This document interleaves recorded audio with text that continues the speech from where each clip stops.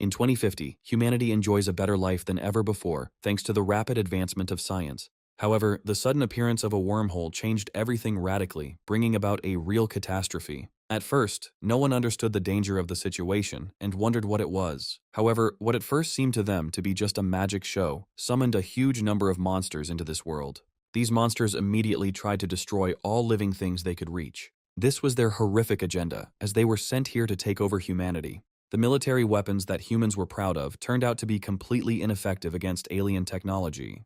Because of this, the people began a rapid retreat, but suddenly a cultivator appeared, bringing a glimmer of hope to humanity. After humanity suffered massive losses, the cultivator finally reversed the course of events by sending the aliens back into the wormhole. The art of cultivation has once again supplanted science and become the subject of study for the entire world. This is how the era of cultivators began, and 50 years later, we are transported to a moment where some hooligans are beating up a boy.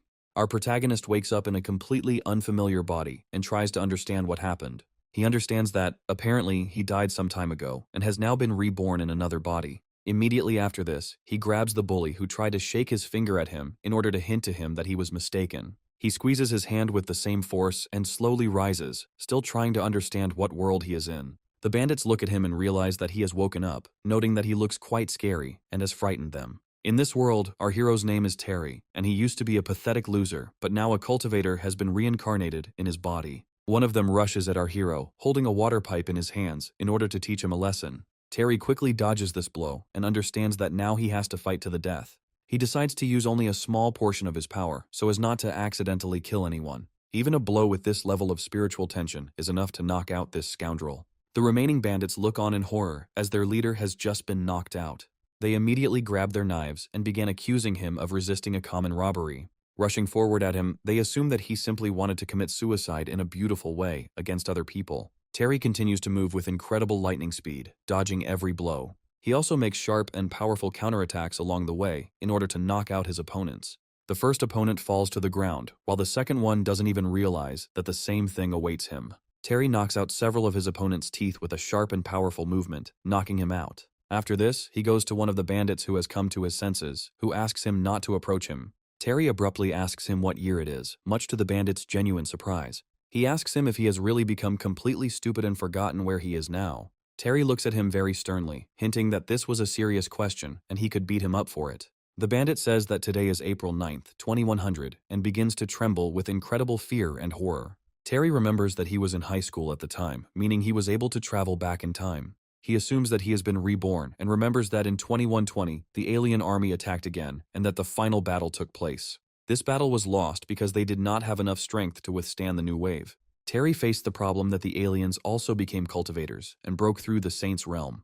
The aliens then stated that technology or cultivation did not matter because they would always be better. After this, the alien decided to use a powerful attack in order to wipe his opponent off the face of the earth. Terry looked at the approaching energy wave in horror, realizing that it would definitely destroy him. After this, there was a bright flash and a powerful explosion, which marked the end of our hero's life. However, now he came to his senses in this gateway, in the body of another person, as if nothing had happened. The bandits look at him in surprise and try to understand what has changed in him so much that he has become so strong. He asks him if everything is okay, hoping that he will take pity on him. Terry orders him to be honest and say that he never wants to see him near the school again. The bandits quickly jump to their feet and run away, saying that they will no longer bother him. Terry suddenly stops them and asks if they want to return some important things to him. Terry remarks after a while that he didn't expect to have so much money taken from him during his year of high school. In his past life, he was an orphan and, thanks to step-by-step enhancements, he broke through the Emperor's realm. He became one of the leaders of the Cultivators Alliance, but he didn't expect to lose on planet Tam. Returning to his high school, he feels a strong sense of nostalgia, realizing that no one knows about him now. However, now he will have to understand how these aliens were able to break through the Kingdom of Saints. He understands that if fate gave him a chance and reborn him, then this time he will definitely destroy them all. We are transported to the early morning of the next day, when a very bright and pleasant sun rises over the city. Terry begins to engage in serious training almost immediately in order to strengthen his body. In one night, he learned all the basic abilities of the High School of Cultivation. In general, he is lucky that he remembers everything from his past life, because this makes it much easier for him to break through to the next levels. However, after the first level, he will have to break through the 9 gates, and then break through again and again. Even though he breaks through faster than in his past life, it will still be difficult because it will be more difficult in the future. He assumes that this time he will have to train even harder in order to reach unprecedented heights. After a while, we are transported to the schoolyard, where the weather is getting better and better. The attention of all the students is riveted on an incomparable beauty named Violet. She is a cultivator from the Great Wang family, and Terry immediately sets his sights on her. In her past life, she was from a family of Taoist cultivators and was an untouchable goddess to him. But this time, he will have to cultivate his power in a different way, and he must help her because he needs strong allies. At midnight near the school, he comes here in order to prevent a serious tragedy that happened in a past life. In a past life, the criminal Violet was pursuing caused her significant injury, which caused her to take a long time to recover. Meanwhile, the bandit says that everyone calls him Tiger, and if she lets him go, he will reward her. Violet tells them that she will destroy him because she will not forgive any criminal. The Tiger says that she is just an ungrateful little girl, and he will definitely punish her. Violet jumps to the side to dodge this incredibly fast and powerful attack. Terry continues to analyze her fighting style and realizes that she lives up to her title and fame. He understands that such cultivators train bones, muscles, fascia, and skin in turn, and the Tiger is stronger here than an ordinary cultivator. Tiger says he didn't expect her to have such impressive skills at such a young age. After this, he smiles and says that unfortunately, he will have to kill her, since she is in his way. Violet rushes forward in a fit of rage, saying that she will never forgive such a bastard. Terry notes that she uses a level 4 skill, which is unique and more suited for women. However, her physical strength is not enough to break through the defense of Tiger, who hit his life point. After this, he guesses the right moment and says that she has finally made a mistake and will pay for it. Violet quickly jumps back and immediately delivers another attack in order to punish him for this prank. Tiger intercepts her blow, feeling that his arms are still able to withstand the powerful onslaught. He says that even if her chi were restored, she still wouldn't be able to break through his hands. Terry realizes it's time to come to the rescue and throws a rock right at the back of his head. Tiger picks up the rock and wonders what it all means, and Terry rushes forward. The Tiger has serious reflexes and immediately turns around to strike the main character. Terry, meanwhile, perfectly predicts this development and blocks the blow. He immediately says that he heard screams, so he came here to help her cope. Violet says that everything is fine, he better leave here because she will be able to stop him. Terry says that she is injured, so they need to fight together, and Violet says that he is an ordinary student. Terry talks about being a cultivator who is determined to fight to the death to save his comrades. Tiger asks them what kind of nonsense they are talking about and promises that they will definitely not leave here alive. Violet tells him that he needs to buy himself some time because she will finish him off in one blow.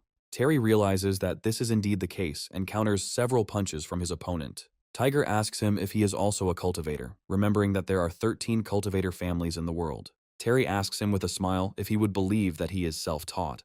The Tiger says that this is a pathetic attempt to deceive him, which is unlikely to give him an advantage in the fight. After this, Terry uses his Tiger Strike skill and recommends that he see how hard he can punch people. The Tiger looks at him in surprise and asks where he got the skills that belong to him. Terry continues to attack him, wanting to keep him in the dark so he can tease him even more. Tiger realizes that this kid's skills are much better than his own, and the situation gets worse. He tries to play the situation back, saying that there are no disagreements between them and they don't have to fight. Terry jumps back and says that he is very sorry that he decided to admit this now. Violet finishes his sentence by saying that he is very sorry, but it is too late for him to change anything. Violet suddenly lunges forward to deliver one powerful and swift blow to the opponent's neck. She states that she does this to become a better person and to be a hope for her family and this world. Terry realizes that only a few people practice this technique and she would have won anyway. Violet thanks him for his help, and Terry advises her to be careful on the main path. Violet turns her head slightly and asks his name in order to find out who did her such a favor. Terry states his name, reflecting that his plan to gain her support is beginning to bear fruit. Violet clearly didn't expect that there was a student in the school who was also involved in cultivation. After some time, the news that Violet killed the bandit spreads throughout the school, and people start talking about her. Terry sits quietly in his seat when he suddenly hears Violet's voice, who declares that she was looking for him. Coming closer to him, she says that she didn't expect that he was only a second-year student. Next to her is Cedric, who is the second highest-ranking member of the school and is her follower. Terry turns seriously towards them and asks if they really want something from him. Violet says that she just came here to thank him because she would not have been able to kill the bandit without his help. Other people are surprised to hear this and say that they can't believe that Terry was there too. Cedric leans over and says that, it turns out, Terry also showed himself to be quite good. He also states that there is no denying that Violet is much stronger than him and was only protecting him. Other people say that the exam will be over very soon and Terry will remain a loser. Cedric advises him not to walk at night in order to avoid getting into trouble. Terry pushes the hand off his shoulder and says that he doesn't need that kind of advice because he can figure it out himself. Cedric notes that the boy rejected him right in public and asks him if he's serious. Violet says that if he needs help, he can turn to her, and she will help him immediately. After that, she leaves to do her business, and Cedric decides to stay for a while to talk to Terry. He says that if Terry doesn't want to die, he should stay away from her and stay out of his sight. After a while, the midterm testing phase begins, and the judge calls Terry. He says that anyone who is not a cultivator will not be able to continue their studies, and Terry demonstrates incredible skills. His skills leave a strong impression on the other students, who didn't know he was so strong. Violet realizes that Terry is trying very hard to hide his power, so as not to attract attention. Cedric doesn't come out of the shadows yet and just watches these two people, trying to understand what he should do. He turns to his comrade and says that he needs to find a moment to fight him. They suggest that a high concentration of chi energy does not mean that he has great strength. The young man immediately challenges Terry, but the teacher protests, saying that no one gave him permission to do so. Terry says he would also like to see the strength of the senior class, so he doesn't have anything against it. Immediately after this, he takes a fighting stance and advises him to attack, as he is already ready. The high school student says that in this case, Terry shouldn't blame him if he gets seriously injured. Violet, meanwhile, remains confident in Terry's victory, saying that he will definitely win this fight. Terry dodges the attacks and says that his strength is good, but he is too slow and wastes his mana. After this, he dodges him again with a sharp jump and leaves him in a very awkward position. Terry talks about how chi should flow throughout the body, but he still hasn't learned to control it. His opponent becomes truly enraged, and his body begins to be enveloped in red energy. The teacher says that he has already exceeded his limit, and this blow could be fatal. However, this has no effect whatsoever on the scoundrel who is rapidly approaching Terry. Terry jumps into the air and says that he is even glad about this development of events because it frees his hands. Immediately after this, he delivers a powerful kick straight to his opponent's back, knocking him off balance. Terry says that he should lie down in the medical center for a couple of days, and after that, he will definitely calm down. The other students immediately run up to him and ask him if he is okay, but he does not answer. People who witnessed this said that they had never seen anyone killed by one blow. Terry turns to Cedric and states that he can fight him himself instead of sending other people. Cedric says that if Terry has such a strong interest in his person, then he will fight him. Entering the combat arena, he prepares to saturate his body with the additional energy floating in the air. He also expresses hope that Terry will not complain if he injures him badly and breaks his bones. Violet realizes that this is his family's technique, which is used to increase the heart's performance. Terry understands that the skills taught at this school are only at a basic level, and no one expects him to win. Cedric advises him not to get cocky and muses that he is willing to use a special drug to make him squirm. He also notes that his father owns the largest stake in the medical equipment business. Terry suddenly starts telling him information about his parents that he remembers from his past life. Cedric says that he could have not bothered him, and then he would have saved his life, but now it's all over. Terry realizes that Cedric's basic movements are exactly the same as those described in the news during the war. After this, he jumps back and realizes that this man is the son of the traitor to Earth. Smiling, he says that he is ready to bet money that he will beat him without any special techniques. Cedric rushes forward, saying he has never seen such arrogance and declares that he will destroy him. Terry suddenly performs a normal attack to interrupt this long energy strike. Terry states that while he increases his physical abilities, he does not increase his motor control, and that this is his fault. Cedric quickly jumps to his feet and says that he will finish him off for such insolence. Terry dodges and says that the fighting skills they teach at school are not developed enough for him either. So it turns out that fighting him is just a stupid training exercise that wastes his energy. Immediately after this, Terry delivers a series of powerful blows to Cedric's face and other vital points. Finally, he delivers the finishing blow, which breaks his concentration and causes him to lose his balance. Other people immediately run to him to find out if everything is okay with him and how he feels. Terry states that Cedric is too weak, so he has no interest in fighting such an opponent. The teacher says that he needs to be taken to the doctor, after which he should return for testing. Terry planted an energy bomb in the man's body so that at some point he would lose his powers. This will be a warning to this family, so that they will be honest with themselves in the future. The teacher says that the cultivator tests are complete and the next step will be a written test. Terry must go first. He is also told that tomorrow he must go to the director for a talk. Violet walks by and says that Cedric will put a spoke in his wheel, but she will help him. Terry thanks her for her concern, promising that he can handle it on his own. After this, a discussion begins about how the test went, and Terry and Violet become the center of this discussion. Violet once again attracts a huge number of glances and an equally large number of compliments with her appearance. However, after a few seconds, a man appears next to her and suddenly takes out a knife. He makes a daring attack right in the back, but Violet manages to turn sharply in order to block it. However, then another enemy appears next to her, who tries to catch her off guard. Violet realizes that weapons are prohibited at school, so she left her blade in the dorm. She also tries to understand why the killers dared to attack her at school, despite having an alliance. The other students immediately say that they are ready to help her deal with these scoundrels. Violet warns them not to rush into trouble, as these killers could actually hurt them. She asks them to call the teachers, and they immediately respond, saying that they will arrive soon. Terry jumps forward, saying that he will help her, remembering that Cedric helped her last time. Now he had another opportunity to get closer to this man. Violet looks at him in surprise and asks what he's doing here, and Terry continues to punch him. They talk about having to take one killer per team in order to free up their combat attention. Violet agrees with this idea, after which they quickly neutralize the opponents. The students watching this are stunned by the incredible fighting skills of these two school stars. Terry considers that he needs to deal with them as quickly as possible to avoid surprise attacks. One of the killers suddenly pulls out a knife and carries out the very attack that Terry would like to avoid. Violet also jumps aside and understands that it is necessary to end this fight in order to save civilians. She understands that this guy is very dangerous. He has not said a word since the beginning of the battle, as if his tongue was cut out. He suggests that it is quite possible that this man belongs to a large family and that his blades are poisoned. Terry suddenly comes to her aid and intercepts the knife, saying that she doesn't have a weapon, so he'll deal with it himself. Immediately after this, he rushes into battle against an enemy superior in weapon power. Violet notes that she hasn't seen him for several days, but his cultivation has improved significantly. She understands that these are clearly extraordinary people who possess first-class martial arts skills. It won't be possible to get any information from them anyway, so you just need to destroy them. Terry neutralizes the enemy with one blow, after which he falls dead, bleeding out. Terry realizes that only a few days have passed, and his striking power is becoming more and more perfect. Violet carefully examines the bodies, realizing that she has been rescued for the second time, and discovers a special mark.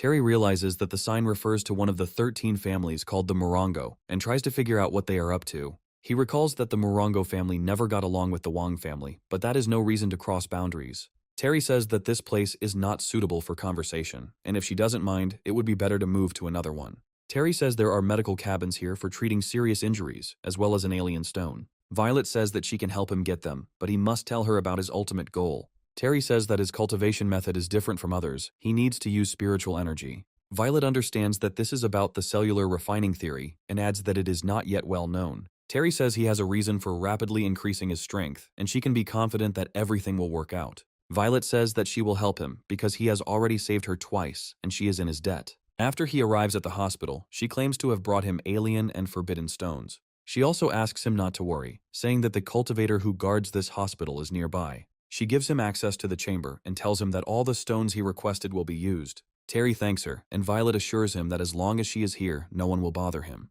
After this, she opens the control panel of this medical camera and configures all the necessary parameters. The door closes, and Terry reflects that time will tell whether he can defeat evolution or not.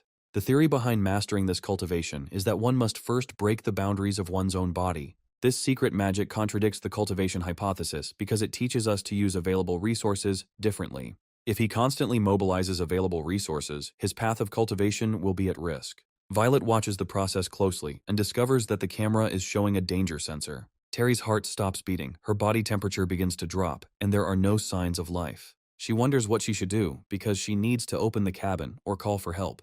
However, after a few seconds, the energy begins to move along a completely different circulation path and attracts Violet's attention. She turns around and sees that the camera opens on its own, as if there is still someone alive in there. Terry understands that the secret of this technique is to enter and exit a state of false death.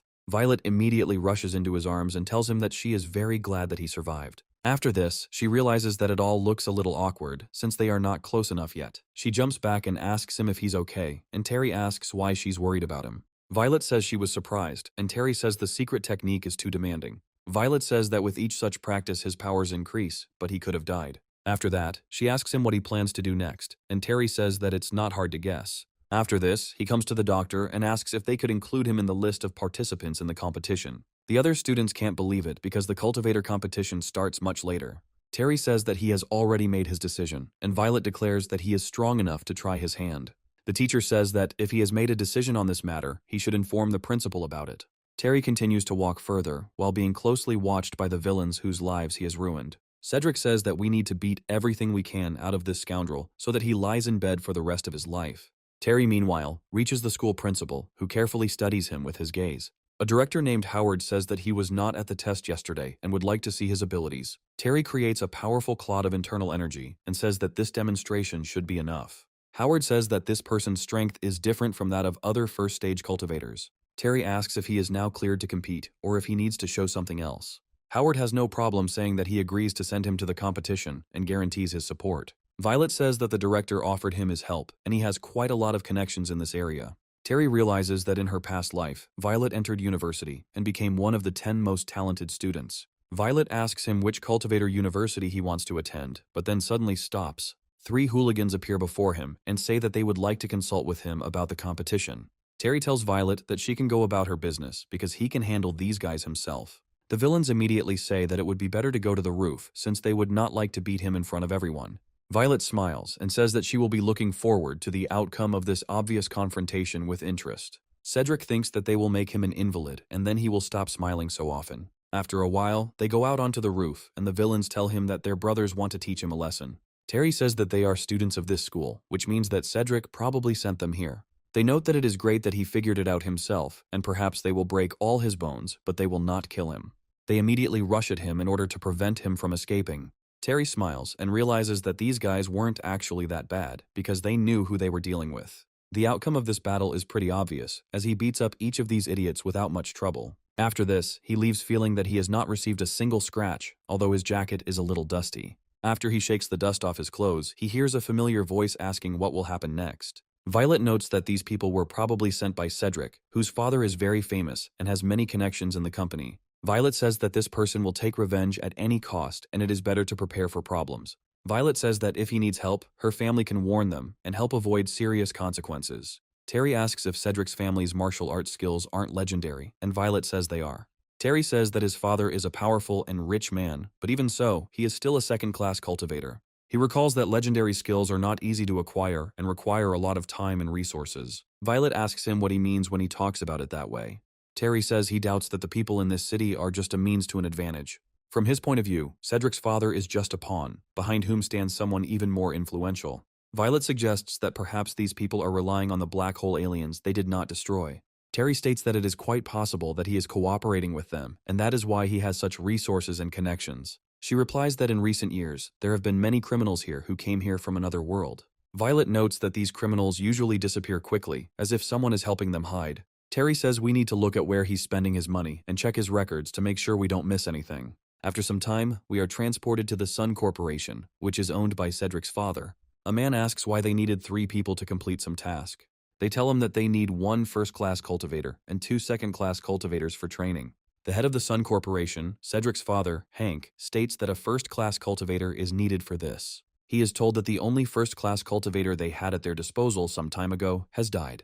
Hank asks who killed him and is told that Violet and Terry had a hand in his murder. Hank remembers that this is the girl his son fell in love with, and he is told that this is indeed true. Hank exhales smoke in irritation, then falls silent for a moment, considering his next steps. He states that it is necessary to send a man to contact his son and ask him not to get into trouble. After this, he puts out his cigarette and says that his son should stop being dramatic, otherwise it will ruin his plan. He states that from now on, everything he does will be like walking on a knife edge, so he needs to be careful. Violet asks Terry what they plan to do now that they've broken through to the next level. Terry says that this needs to be repeated twice more, and then his body will become the same as that of a first-class cultivator. He immediately starts digging in his pocket, saying that he has a small present for her. Without thinking twice, he says that he accidentally stumbled upon a website for cultivators and found an amazing method there. Violet reads this book and learns about the hypothesis of a healing method along with the use of sword art. Smiling, she thanks him, saying that he helped her a lot, and Terry states that it was just mutual help. Violet says that he is a martial arts competitor, so they are now partners. Violet also says that she ordered her people to watch the song company, and they found a couple of leads. Terry understands that this company is not so simple and advises to be careful and keep a low profile. Violet says that there are still 2 days left, and it is better to leave the entire investigation to the Alliance of Cultivators. Violet also mentions that she doesn't know all of his abilities yet, and Terry states that they are very similar in that regard. After a while, we are transported to a cultivator test, where everyone tries to show themselves at their best. Violet defeats her opponent, and the judges give her the highest possible score. After this, she leaves and is replaced by her friend Terry, who is preparing to go through the opening battle. Terry greets his opponent, who states that he must last 3 minutes. Once the fight starts, Terry immediately rushes forward to strike the teacher. He specifically tries to do this in such a way that the blow is not very serious and does not harm an ordinary person. The teacher manages to block this very decisive but soft blow in time when he suddenly finds himself in a different place. Everyone is wondering what it was and why the teacher was suddenly out of bounds when they didn't even see Terry hit him. The teachers, however, don't quite understand how he ended up in this place, since he had never lost so quickly before. Terry bows respectfully to his teacher as he is given an A. After the results are posted, everyone else comes there to check how they passed the entrance program. According to this ranking list, Terry, Violet, and Cedric are in the top 3. Terry and Violet are a little surprised when they see that their direct rival has made it to such a high level. Violet smiles as she says that she trained Terry, but his results have already surpassed her skills. Violet also asks him what university he will go to, and Terry states that he will go to the same university she will go to. Violet notes that the university she is applying to is quite strict in terms of admissions requirements. Terry says that he has already made his decision and hopes that she will enroll there with him. He also says that he can't tell her all of his plans, but she can trust him. He also states that they will both become great fighters, with Violet noting that he is not afraid to use high-level techniques. After this, she says that she trusts him, which means that they will go to this university together. Cedric remembers his father's words about him needing to calm down, but the couple continues to irritate him.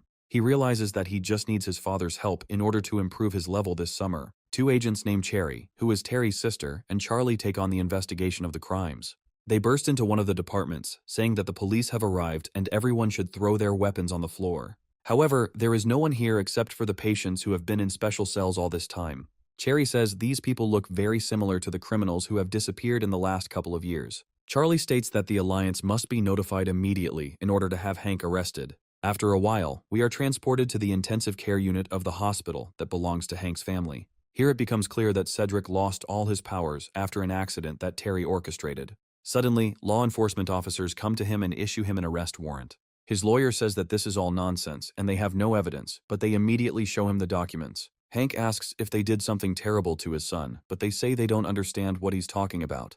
They demand that he come with them, but he suddenly turns around and delivers a powerful blow to the ordinary employee. He is ordered to stop, being told that he has no right to resist arrest by ordinary police officers. Hank says that they can't handle his level, so it will be a lot of fun to kill them one by one.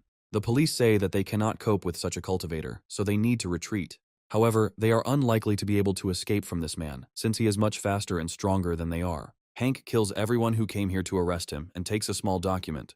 He understands that he has been exposed by 2 rats, with whom he will have to deal for a very long time. He understands that their secret is now out, so he can't let it fall into the hands of the Alliance. After some time, Cherry and Charlie come here and learn that everyone who was here, including Cedric, was killed. Cherry states that Hank has likely escaped, so the Alliance needs to be warned so they can block the exit from the city. She takes out her phone and realizes that she needs to contact them now. However, after looking closely at the documents that are here, she realizes that he has now gone after Violet and Terry. Meanwhile, we are transported to a high-speed train, on which our heroes decided to go to the right place. Terry says he didn't expect her to actually want to go to university with him. Violet says that she was not against it, and her family gave their consent, so she does not see any problems. After a while, the train stops, and an optimistic Cherry quickly flies into the carriage. She immediately grabs her brother and says that she missed him very much and hasn't seen him for a long time. Violet tries to understand why this girl is clinging to him so much and tries to understand who she is to him. Charlie also greets him, saying that he finally saw his colleague's younger brother. He says they have evidence that Hank is connected to aliens and is heading here. After some time, a powerful earthquake occurs, causing the train to shake and people to fall to the ground. Several explosions also occur, and visitors try to flee, claiming that there are terrorists there. Quite quickly, Hank's silhouette appears from the burning cars, having come to take revenge. Hank talks about how he killed his son in cold blood, but he won't even give these freaks the choice of death. Terry immediately covers Violet with his body, realizing that he will have to deal with this on his own. Charlie says that he hardly has any strength left to fight, so he should surrender. Hank says that no matter how everything is revealed, neither Earthlings nor aliens will spare him, and it is better to kill these 2 bastards. Charlie advises him to run away, after which he grabs a weapon, saying that he will stop this monster. Terry says that they have enough power, so there is no need to be a hero now. Violet says that her secret sword technique has improved a lot lately, so there is nothing to worry about. Charlie says that he shouldn't rush into trouble in any case, since this man is very dangerous. Hank takes a few steps forward, saying that he's glad these people are lining up to die. Charlie rushes forward to use his outstanding sword skills. With graceful, yet quick and precise movements, he manages to land several blows on Hank's arms. He claims that this is the radiance of the Emperor's sword, which means he is a 3rd-class cultivator who brought this sword here. Hank jumps back, realizing that fighting the martial arts family members will be quite a hassle. Terry understands that Imperial swords are a rare find, as only a few cultivators have them. Hank tries to launch a powerful attack, but Cherry immediately rushes straight at him in order to knock it down. After landing a few hits on his arm, she uses a special skill to detonate it. Hank realizes that a spirit suppression technique has just been used against him. Charlie jumps forward, realizing this is a great opportunity to punch his opponent through the chest. Hank puts his arm under attack to protect his more vital organs. Hank understands that he needs to kill this girl, and the others do not pose much of a danger to him. Cherry jumps sharply to the side to avoid a powerful counterattack from Hank. She suddenly tries to use the spirit suppression technique in order to significantly reduce its power. Charlie comes to her aid, saying that he is exhausted and therefore cannot fully use his powers. Hank says that if he wants to kill him, he will let him try, and releases his power. Cherry doesn't have time to dodge and is hit by a powerful shockwave, bouncing to the side. Charlie is also caught in the shockwave and hits his back hard against the structure of the train car. Charlie realizes that this is an explosive technique that he used on purpose after pretending to be tired. Hank says that all the cultivators in the city are looking for him now, so escaping would be a stroke of luck. He declares that now he doesn't care what happens to him next, because he just wants to kill everyone in his path. Terry stands calmly in the way of his opponent, realizing that he can deal with him without any problems. The train is moving at increased speed because the driver has clearly panicked after hearing powerful explosions. Terry realizes that this opponent is easy to defeat because he is wounded and just needs a little effort. Hank is clearly taken aback by such a series of powerful blows, which is why he misses another punch. Terry realizes that this martial artist's body is much stronger than he thought. Hank says that Terry doesn't need to waste his energy and that he should just die because that's the right thing to do. After this, he intercepts his hand in order to immediately pull it towards himself and break it. Hank says that he will also rip off his arm first, so that it will be much more painful for him before the end. Cherry looks at her brother in fear as another warrior rushes to his aid. Violet takes out her blade, saying that if Hank lays a finger on him, she will finish him off. She cuts through space with incredible speed, preparing to strike him with her sword. Hank only turns slyly in her direction, realizing that he can intercept her on the fly. Charlie realizes that things are bad because Violet is in too much of a hurry, and if she chooses the wrong moment, nothing will work out for her.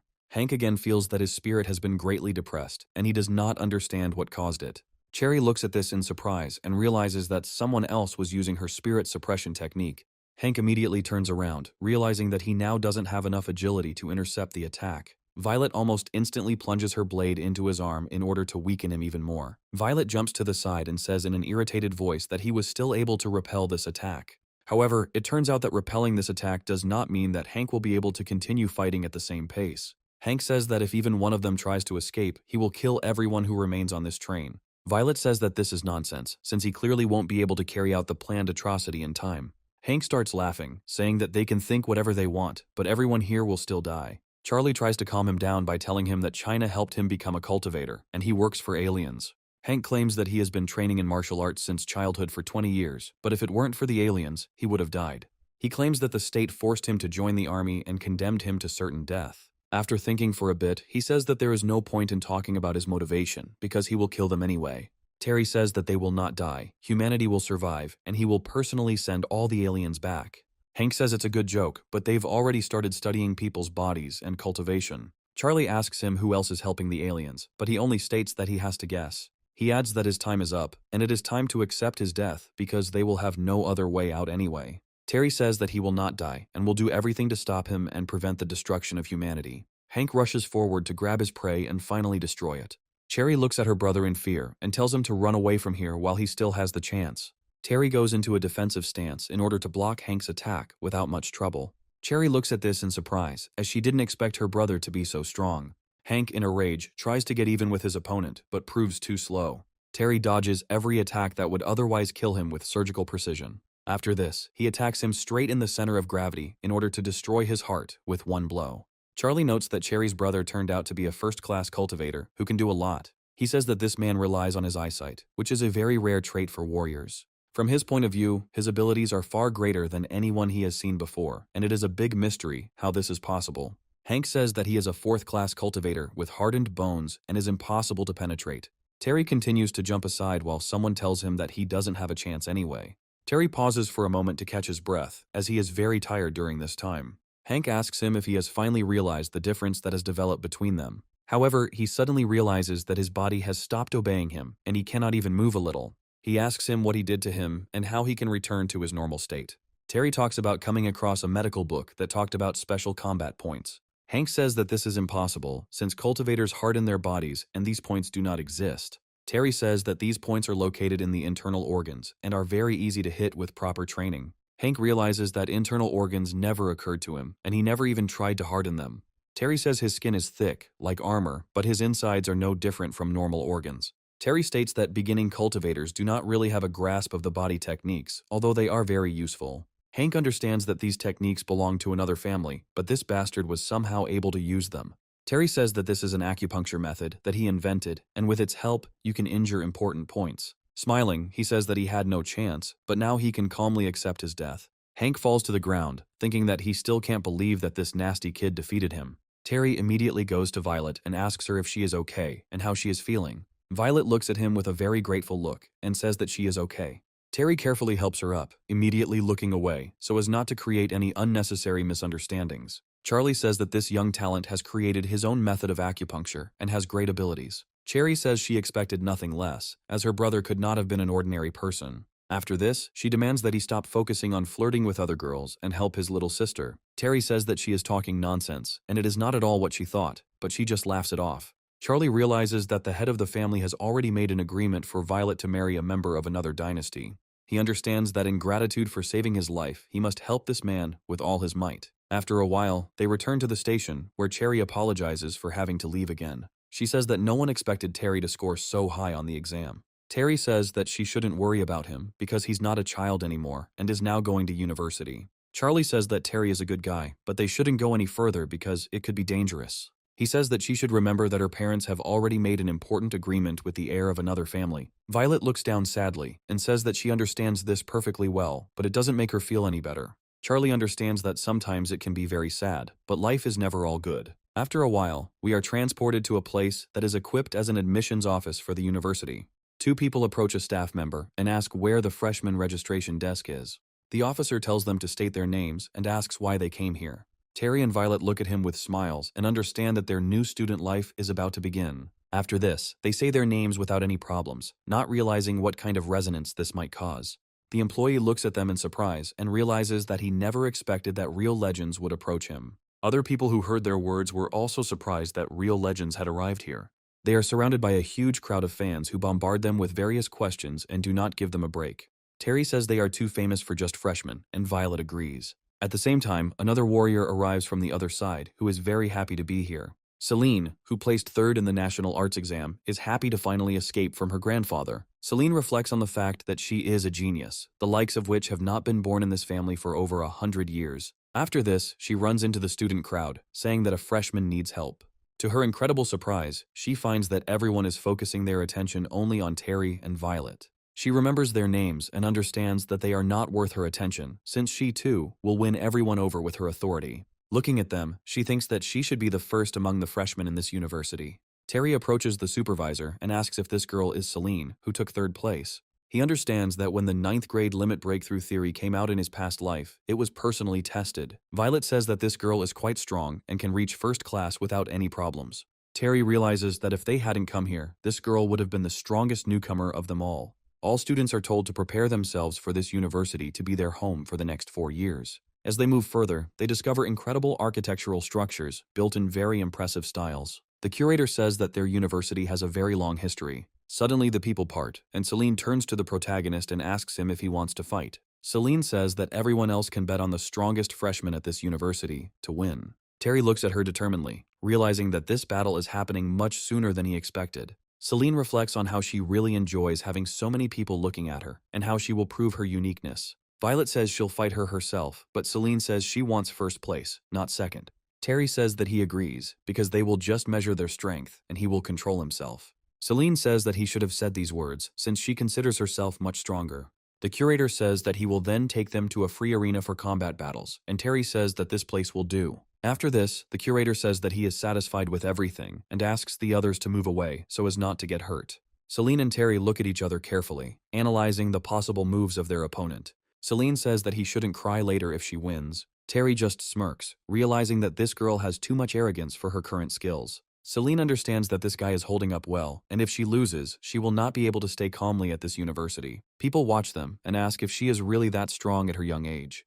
They say that this girl can really destroy any person in 10 blows. Celine rushes forward, realizing that she needs to deal with him quickly so that everyone can see how strong she is. Terry quickly steps aside, as these punches are quite slow and predictable for him. Celine realizes that this guy is acting like a fool, and she needs to be more serious to deal with him. However, further blocked strikes force her to reconsider her tactics, as they are ineffective. Violet reflects that, fortunately, this fighter also doesn't pose much of a threat to her comrade. Celine continues to rain blows directly on Terry's body, but he still relentlessly dodges or blocks them. The students watching this do not understand how this is possible because no one has ever withstood 2 or 3 blows from her before. Terry leans to the side to create distance, carefully analyzing her movements. Smiling, he tries to tease her by saying that there is only 1 hit left out of 10. Celine says that he is very strong, so she puts all her strength into the blow and hopes that she does not kill him. After this, she immediately flies forward, assuming that this blow will definitely be impossible to dodge. Terry smiles and says that in that case, he has no choice but to try to hit back. He calmly thrusts his fist forward to cause Celine's attack to go nowhere and create a powerful shockwave. The blow is almost completely nullified, despite the fact that Celine does not receive any injuries. Celine says that this is simply impossible, since this is her strongest possible blow. Terry says that he used vibration power to reflect her fire fist. Celine says that he withstood her fire fist, so she definitely won't be able to defeat him. Terry remembers that this is her family's technique and says that he can teach her this technique if she wants. Celine immediately falls to her knees and says that from now on, he will be her brother and she will worship him. Terry asks her to behave more decently, and Celine says that one cannot pass on knowledge to someone with whom one does not have a close relationship. Violet sarcastically congratulates her, saying that she has never seen a luckier freeloader in her life. Celine says that she has read the university rules and they can ask her about how things work here. Terry says that he is grateful to her, and Celine, in turn, declares that she is ready to die for him if necessary. Violet says that Celine is much nicer when she doesn't have that arrogance about her. Terry says that she is the same, but Violet states that she cannot be arrogant with someone stronger than her. Terry smiles and realizes that she really is much calmer and more well-mannered than Celine. Celine, in turn, says that now they need to split up, since the boys' dorm is on the right and the girls' is on the left. Waving him goodbye, she tells him that if he has any problems, he can tell them, and they will come. Terry reflects that with such a little sister, he won't have to worry about anything except cultivation. He solemnly says that the time has come to meet his roommates, with whom he will live for 4 years. He climbs several floors higher, thinking that he has finally reached his room. 2 people immediately appear in front of him, looking at him attentively and assessing him with their eyes. They introduce themselves as Hubert and Chester, saying that they will live together throughout their studies. Terry, with a smile on his face, talks about his journey and also gives his name. Chester and Hubert immediately realize that they are looking at the same person who took first place in the exam. Afterwards, they look at each other to realize how hard it must be to live with a legend. A student named Frank runs inside and says that they will be living in the same dorm with the legend Terry. Terry extends his hand to him and tells him that he is the very man he was trying to tell them about. Frank starts shaking his hand at an incredible speed, promising that he can help him in all his endeavors. Terry analyzes him and understands that with such a cheerful guy, he will definitely not have to be bored in the future. The next morning, the first years begin to gather in the square, discussing the upcoming speech that is to be given. Terry and Violet are turning heads, and many people say they look great together. Chester and Hubert reflect on how they feel pretty cool when they're around them. Frank quickly jumps up to them and says that he didn't expect to see Terry's fiancée so quickly. Violet immediately looks down shyly, and Terry says that there was a clear misunderstanding. Frank says that even if he doesn't admit it now, sooner or later he'll have to admit that they're perfect for each other. Celine realizes that this guy is a good suck-up and thinks that she needs to be more careful because her place should not go to him. A calm figure approaches the microphone as the students continue to chatter and talk among themselves. Immediately after this, he takes a deep breath to silence all the students. He loudly orders them to be quiet, and in combination with the microphone and sound amplifiers, this deafens everyone. Everyone except Terry, Violet, and a couple of other students start covering their ears with their hands because of the incredible noise. Terry quickly discovers several teachers who, it seems, will train them in the future. These people look very different, but it is obvious that they are here to make real fighters out of them. Terry understands that they have decided to intimidate them now, so that in the future, the students will obey more willingly. They are told that they are all future cultivators who will contribute to the development of the country, and therefore, they need to be calmer. Some of them discuss that the strongest cultivators who came here were the ones who selected the students. A martial arts teacher named Sheldon says that the power of teacher Larry's sonic attack is not that strong. He understands that too much pressure is undesirable, so he uses only half of his strength. It exudes a powerful aura of suppression that spreads at an incredible speed. Terry understands that this cultivator is literally one step away from breaking through to the 8th level. Terry realizes that Violet's family sword is more likely to break than to bend under anyone's strength. Celine also happens to be an incredibly powerful cultivator, so she doesn't feel the effects of this aura. Sheldon smiles and says that it is rare that this university has managed to acquire 3 cultivation geniuses at once. The teachers say that these 3 are really very good, and they should have tried to recruit them into their class. Sheldon puts an end to this argument by saying that their families are on the same level, so he will teach them at his place. He is advised not to forget this, since the director hired him only to improve the students' fighting abilities. A university professor named Hillary is very sad when she thinks about how no one will pay attention to her. She understands that as long as there is at least one student, research funding will not be cut. Terry immediately spots her and realizes that he must choose her as his teacher. Lambert asks them if the students' legs immediately gave way from the simple show of force. He states that if they are so weak, perhaps they should bring chairs so they can hear him out. He states that a group of scum cannot cope with even a small degree of suppression. However, such methods of communicating with students do not resonate with ordinary fighters who came here simply to learn. Sheldon, in turn, says that without dedication in battle, it is impossible to be a cultivator. He also says that if they don't fight, he will force them to fight against their will. He says that from now on, students must fight each other. Lambert says it's not the best idea, and Sheldon assures him that he can figure it out himself. They also say that if someone can beat those 3, they will get 100 points each. Sheldon also explains that the importance of points is hard to overestimate. They can be used to obtain medicine, weapons, and equipment. He states that he has said everything he wanted to, after which one of the students slowly draws his blade. They stop him, saying that if they speak out against children from large families, they will be in trouble. However, he says that he cannot simply pass up such an opportunity if there are 100 points at stake. Terry overhears these conversations and realizes that the students will try to unite to attack him. Frank, Chester, and Hubert say that they will stand by his side even if disaster strikes. Terry smiles and says that he doesn't need help yet, but they should stay away if something happens. Immediately after this, he turns to Celine and says that he will now show her how to use the spiral technique. He takes a deep breath to activate his internal chakras and prepares to strike. Having saturated his body with new energy, he says that it is time to begin the battle. The battle begins on the university playground, and the freshmen are ready to challenge him. Terry states that if they are not strong enough, they should not stand in his way of greatness. Several fighters immediately attack him, saying that they will defeat him for the sake of points. Terry quickly grabs one of them by the shirt to throw him off balance. After this, he simultaneously dodges the first attack and crushes his opponent with a blow to the ground. The swordsman, who saw this move as a chance to score points, rushes forward and delivers another blow. Terry, in turn, calmly turns around and prepares to parry the blow. The swordsman can't believe that his attack was reflected and realizes that this guy is just crazy. Terry, meanwhile, destroys the sword with one blow and knocks the opponent down. Violet smiles and reflects that, apparently, there is no need to worry about him, no matter what happens. Terry continues to have people wanting to take over his points, so it's too early for him to relax. Sheldon says his courage is commendable, as there are few such selfless students these days. He states that regardless of this, a person will still have to surrender under such serious pressure. Sheldon watches the battle and realizes that this guy really exceeds his expectations. Meanwhile, Terry had already defeated 61 opponents without experiencing any difficulties. Another challenger appears behind him with a knife, saying that he has finally fallen for his trick. Terry whirls around to deliver a counterpunch to his gut, reminding him who's boss. Terry realizes that this is already his 62nd opponent, and he continues to win the championship. Sheldon begins to boil, realizing that this is simply a monster with endless stamina that cannot be defeated. Enemies fall one after another, and Terry realizes that he has already accumulated a lot of points to purchase various resources. A whole crowd starts running towards him, saying that they all need to attack him together. Terry tries to scare them off with a powerful blow to the ground so that they will properly reflect on their luck.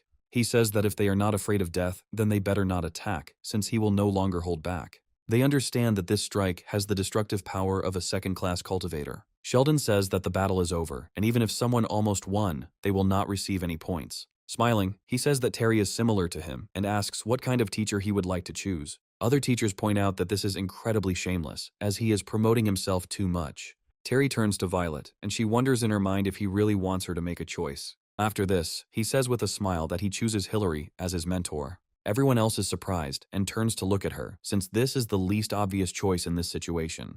Hillary looks at him in surprise and asks him if he really wants to choose her.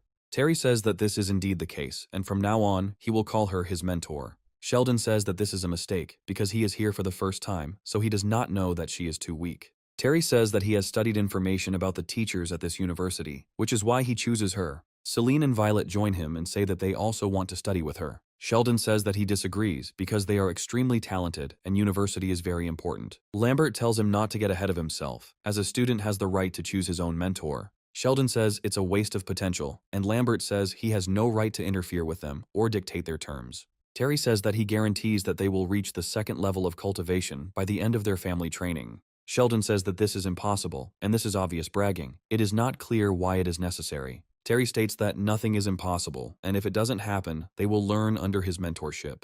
Lambert asks Sheldon what he thinks about this, because in this case, he will not lose anything. Sheldon says that if they only miss one semester with him, he will make up for it in the future. Hillary, meanwhile, is trying to comprehend the news that her top 3 students have chosen her as their mentor. Lambert asks her if she is willing to accept them as her students. Hillary immediately begins to nod her head rapidly, indicating that she agrees and sees nothing wrong with it. Lambert also says that if she provides research results, they will directly increase funding. Hillary is resolute in saying that she will succeed and will be able to achieve maximum results. After this, the rest of the students come to choose their mentors. Meanwhile, Terry, Violet, and Celine reach the research room where Hillary works. Hillary says she doesn't know why they chose her, but she will try to achieve the best results. Terry asks if they could talk about the content of the study and their theory about cultivation. They emphasize that this will help them choose the best direction, and Hillary agrees to share the data. She says that cultivation in China basically follows the path of ancient cultivators with some improvements. She states that 5th and 7th class cultivators temper their bone marrow, organs, and blood. She also adds that cultivators must constantly practice martial arts to increase their lethality. Hillary notes that the secrets of advanced technologies are prohibited from being shared privately. She also says that there are rare, high-level exercises that are passed down only among family members. She states that these exercises are Violet's sword, as well as Celine's fist-fighting technique. Hillary adds that there are many secret techniques, and their effectiveness can vary significantly. Terry says that this is just the most basic theory of cultivation, and it certainly doesn't cover the fundamentals. Hillary realizes that she is dealing with a truly knowledgeable person who wants to get to the bottom of things. Hillary says her research goal is to overcome the barrier of cultivation after 9th grade. She states from this point of view that this is far from a limit that cannot be overcome. Violet suggests that this is why Terry came to this university, to choose her as his mentor. Celine says that going beyond the 9th grade cultivation is a very promising and attractive idea. Hillary says this theory is just her personal assumption without any factual evidence. She claims that in fact everyone is laughing at her because she is supposedly doing useless work. Terry says that modern and ancient cultivators differ, as do their upper limits. He states that once mole norms emerge, it is only a matter of time before Earth is invaded. He suggests that perhaps wormholes are linked to scientific breakthroughs, and Hillary is very surprised by this. Terry says that all modern cultivators have steel bodies and can move mountains. He emphasizes that psychic powers are so limited that one needs to develop spiritual strength in order to break through further. Hillary suggests that there is a way of spiritual cultivation that does not correspond to the classical one. Hillary notes that this species must have been passed down from generation to generation, otherwise it would be strange. Terry states that these techniques are most likely passed down by word of mouth rather than on paper, so nothing is known about them.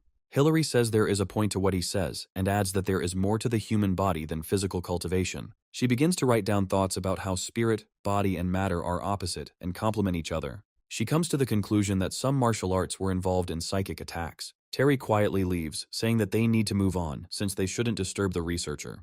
He understands that body and spirit are the 2 highest paths that people can touch after the 9th rank. In his past life, this scientist actually discovered this technique, so now we need to speed up its release. In response to his friend's questions, Terry says that this is only his assumption, which coincides with Hillary's opinion. Celine and Violet say that they will pass the word on to their families so that they will support him. Terry says that Hillary's theory will turn out to be correct, so there will be a need to study in this direction. Violet states that he can rest assured that families who practice different techniques will not be so superficial. Suddenly, a stranger appears behind her, who immediately addresses her and attracts her attention.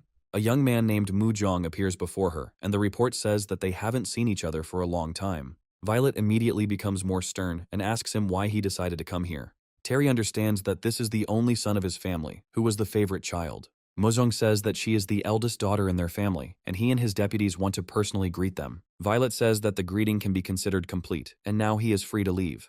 Mu Zhong says he doesn't understand her hostility, and Violet says his family members can't get along with anyone. Mu Zhong passes by and says that he didn't expect that 2 first-class cultivators couldn't kill her. Violet asks him if it was he who sent the assassins that they were able to deal with. Mu Zhong smiles and says nothing, so that everyone understands that he is behind this. Terry listens carefully to this conversation and understands that now they have another enemy. Muzong says that he just wanted to say hello, since they have several years of studying together ahead of them. Muzong also says that the two of them destroyed those murderers, and this is worthy of praise. Violet states that it's best not to get in Terry's way and suggests they leave everything in the past since there's nothing to talk about. She claims that his family had nothing to do with his father's death, but Muzong loses his temper and immediately orders her to shut up. A very ominous silence hangs between them, and it becomes clear that all this time he was just pretending. Muzong says that he only changed because of the damage to Violet's family, and adds that it is all her fault. He turns to his henchman and says that it is necessary to teach these kids a lesson. A third-year student named Sally says that there is no need to worry, since he will feel very bad after the blow. Violet accuses Muzong of trying to carry out his criminal schemes. Muzong, in turn, says that he has done nothing, and the administration will not even do anything to him. He emphasizes that no one will know about this, when suddenly there is a loud bang next to him. Muzong turns around to find out what this all means, and watches the battle unfold. Sally wasn't in the best fighting shape, as he was almost immediately thrown aside. Terry says that if they don't mind, he will hit the stronger enemy with all his might. Muzong looks at the protagonist with irritation and does not understand that this little idiot will cause him a lot of problems. Sally promises to finish off the kid, but Muzong orders him to shut up immediately and not talk nonsense. He says that Terry has quite a lot of power, so he can move to his side. Terry says that he is not used to groveling, but if he acknowledges him as an older brother, he will consider this offer. The husband, of course, immediately begins to get angry, realizing that this scoundrel is taking too much liberty. He turns around and thinks about how he can get rid of these two scoundrels before it's too late.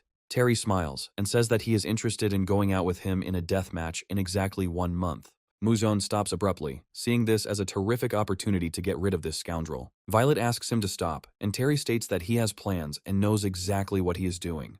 Terry says that they are uncomfortable being in each other's company anyway, and he probably wants to get rid of him. Muzong says that he is really self-confident, and he knows that freshmen are always bragging. Violet says that this is all because of her, so she will also participate in this fight, and Celine also accepts the challenge. Terry asks if he is ready to accept this, and adds that it is 3 against 3, and the loser after losing will not win against anyone. Muzong says that he accepts, and if he is so brave, then he cannot back down and risk the family's reputation. And, turning around, he says that he wishes him not to regret it, since he has great power. Violet tells him that he shouldn't be so impulsive, because such mistakes are unforgivable. Terry says he starts cooking them next week, because he needs them to build up energy. Celine says that he promised to tell her what his powers were, and notes that her grandfather praised her incredible strength. Terry notes that he hasn't gone to the Alliance trials yet, but he should be able to compete with a third class. Terry confidently says that he is going to go to the exchange offices to exchange points for combat techniques. Violet and Celine immediately agree, saying that they will also go there with him and exchange points. At the exchange point, they encounter an attendant who asks them if they are sure of their choice. Terry says that he's probably joking with them, after which he recommends looking at his scores. The manager looks at this man's pass and realizes that he has a colossal number of points. He states that in this case, yellow-level techniques are available to him, but he cannot show techniques for third-year students. He also asks him if he wants to look at the exercises, but Terry says that he doesn't need it yet. Having quickly selected the necessary techniques, he says that he would like to place an order for specific items. He says that it is better to learn one technique than to scatter yourself across 3 at once, because this is greed that will lead to nothing. Terry says that he understands that 100 weak blows are no match for one strong one in his situation, especially. As a demonstration of his exceptional strength, he displays a tiger skill that few can use. The manager is very surprised, realizing that he has never seen this technology brought to such a level. Terry adds that he has special talents and can quickly master martial techniques in a couple of months. The manager says that the mastery of martial techniques is divided into 4 stages, from ordinary to true. He adds that he will show him the technique, and if he can learn it 40%, then he will consider him gifted. Terry accepts the offer, and the master prepares to create a powerful energy flow in his hand. He states that this technique is called intercepted palm, and it is considered excellent in the yellow stage. The essence of this technique is that it is able to cause a flow of air from the hands and even create an air wedge. Immediately after these words, he demonstrates the ability to create several forward-facing aerial attacks. These attacks are so destructive that they were able to destroy the wall, which will now have to be repaired. After this, the manager looks at Terry and asks him if he was able to learn this technique. Terry smiles, then creates exactly the same flow of energy, saying that he has roughly understood the principles. The old man immediately hugs him, saying that he is very talented, and if he has any questions, he can ask him. Terry smiles and realizes that the pressure this master used was stronger than Sheldon's. A month later, we are transported to the training hall, where Celine and Violet are battling before the upcoming tournament. Celine deftly rushes forward to deliver a powerful blow to Violet's weapon. Violet looks at her sword and says that it was definitely an earthquake technique. Celine smiles and says that she can do it again if she wants to so much. After this, he delivers another powerful blow called the spiral technique in order to knock the weapon out of his hands. This attack proves to be very effective, as Celine actually falls to the ground. Celine says that she has completely mastered these two techniques, and now the masters will not be able to stop her. Violet states that her strength has increased rapidly, but she became too proud of herself too early. After this, she reminds him of her sword technique, and Celine discovers that her clothes have been damaged. Violet hands her a towel and tells her that she must remember that in a real fight, it is not only the shirt that will suffer. Violet suddenly thinks about how smoothly things are going for Terry and realizes that she knows nothing about it. Terry retreats to a quiet place outside the university to continue his cultivation. He understands that in future cultivation, it will be enough to nourish and restore the internal chi energy. After this, he decides that it is time to return home, since they have fights in the ring scheduled for tomorrow.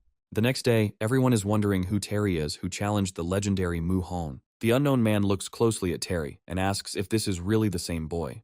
This man is another member of the Muzhong family named Eugene, and he looks very stern. Muzhong says that this guy is very good, and Eugene understands that in this case he must die. He also says that it will not be difficult to send a killer after him, even if it will be cruel to the girl. Eugene warns him that he is responsible for him, and will definitely teach him everything he needs. Frank, meanwhile, says that he is ready to provide Terry with an amazing massage technique. He asks him to calm down, noting that he is ready to do anything for him because a lot depends on the success of this fight. Chester and Hubert lead him away, while he declares that they should all remember about going to the restaurant today. Celine realizes that this man is talented, and now her position as the best sister is under threat.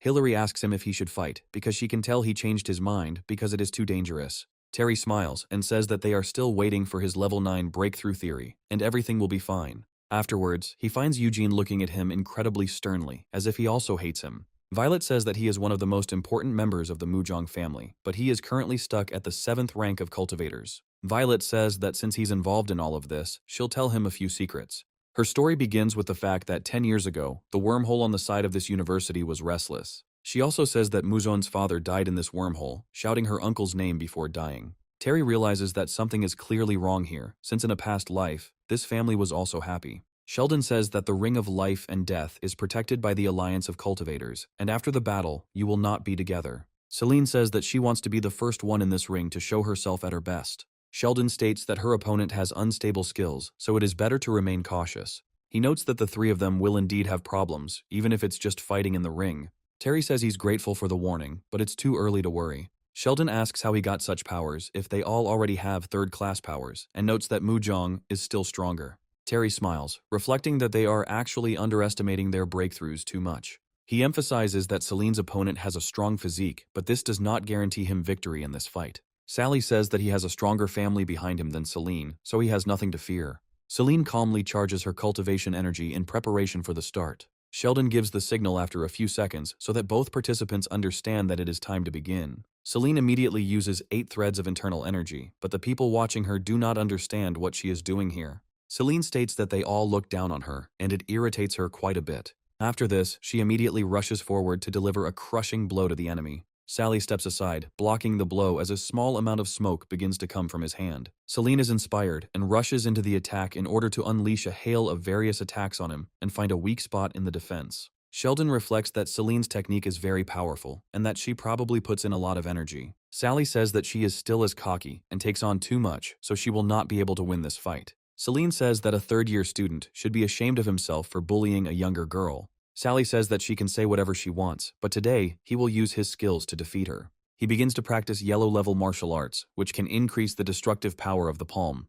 Immediately after this, he launches a quick strike at the ground that breaks part of the arena, but misses. Sally says that she apparently has no idea how destructive his technique is. Violet says that the technique he shared with Celine will likely be useless against this enemy. Celine starts jumping around the enemy, saying that he is a big stupid bear. Sally, in a fit of rage, delivers a powerful blow to the ground in order to disorient her opponent. Celine sways, saying that she didn't expect things to turn out this way, and Sally starts to cheer. However, suddenly she smiles and says that she fooled him and calls him a stupid idiot. Immediately after this, she rushes forward to deliver a powerful blow with her fiery fist. After this, she immediately jumps to the side, feeling the incredible impact of her own attack. Smiling, she says that now the stupid bear must understand what a serious enemy he is dealing with. Sally realizes that this is indeed the heiress of the Fang family, and her power can cause him serious harm. Smiling, he says that he is very sorry that this little blow did not harm him at all. They continue to fight with all their might, but neither of them manages to gain the upper hand in this duel. After some time, part of Celine's dress is damaged due to an accidental blow that landed there. Celine angrily says that it was her favorite dress and declares that she will take full revenge on him for this. Immediately after this, she increases the momentum of her strike by several dozen times due to rage. Sally can't understand how this is even possible because only a moment has passed. Celine uses a double fire fist to increase the radius by several meters. Sally is already feeling incredible pressure that is preventing him from breathing normally and is suppressing him. His heart starts to pound wildly and he loses all will to win and jumps back again. Celine advises him to remain still, saying that she has one more technique she would like to show him. Sally has no choice but to take on the full force of the incredible blow that Celine has prepared. He is thrown back several meters, and his combat ability drops almost instantly. Celine waves her hand happily and says that she won, and everyone is very impressed by this. Terry doesn't share this victorious optimism, saying the battle is not over yet.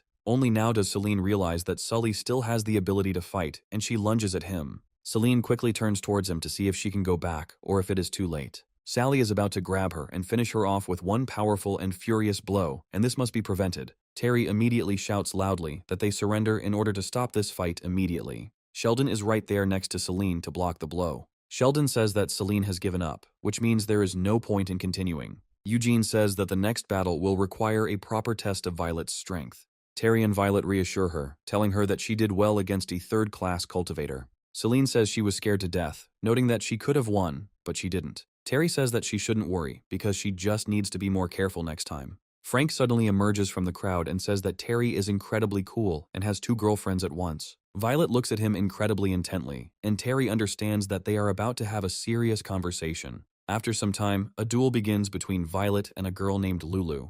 Lulu reveals that Violet is a renowned sword genius whom she has long wanted to fight. Violet states that she is in a bad mood right now, so she doesn't feel like greeting each other for long. She notes that too many words have already been spoken, so she will simply start attacking right away. Eugene watches what is happening and realizes that the Violet family sword also has quite strong internal energy. Lulu, however, is no less persistent and trained, so she also has a chance to win. Even though she has a much more modest weapon, this still does not determine the outcome of the fight. Violet jumps aside after Lulu delivers a powerful slash with her sword, unscathed. Lulu understands that the sword energy is strong, but she has a higher cultivation level, so she needs to reflect the blows. Violet asks her if she continues this fight, sensing that her opponent is weakening. Lulu says that she must fight with all her might and not show pity to her for any reason. She has been training with the sword for over 10 years, and still doesn't have a firm grasp of advanced techniques, but she doesn't give up. Violet says that she doesn't know many techniques, but she is a master of the sword and will show her everything.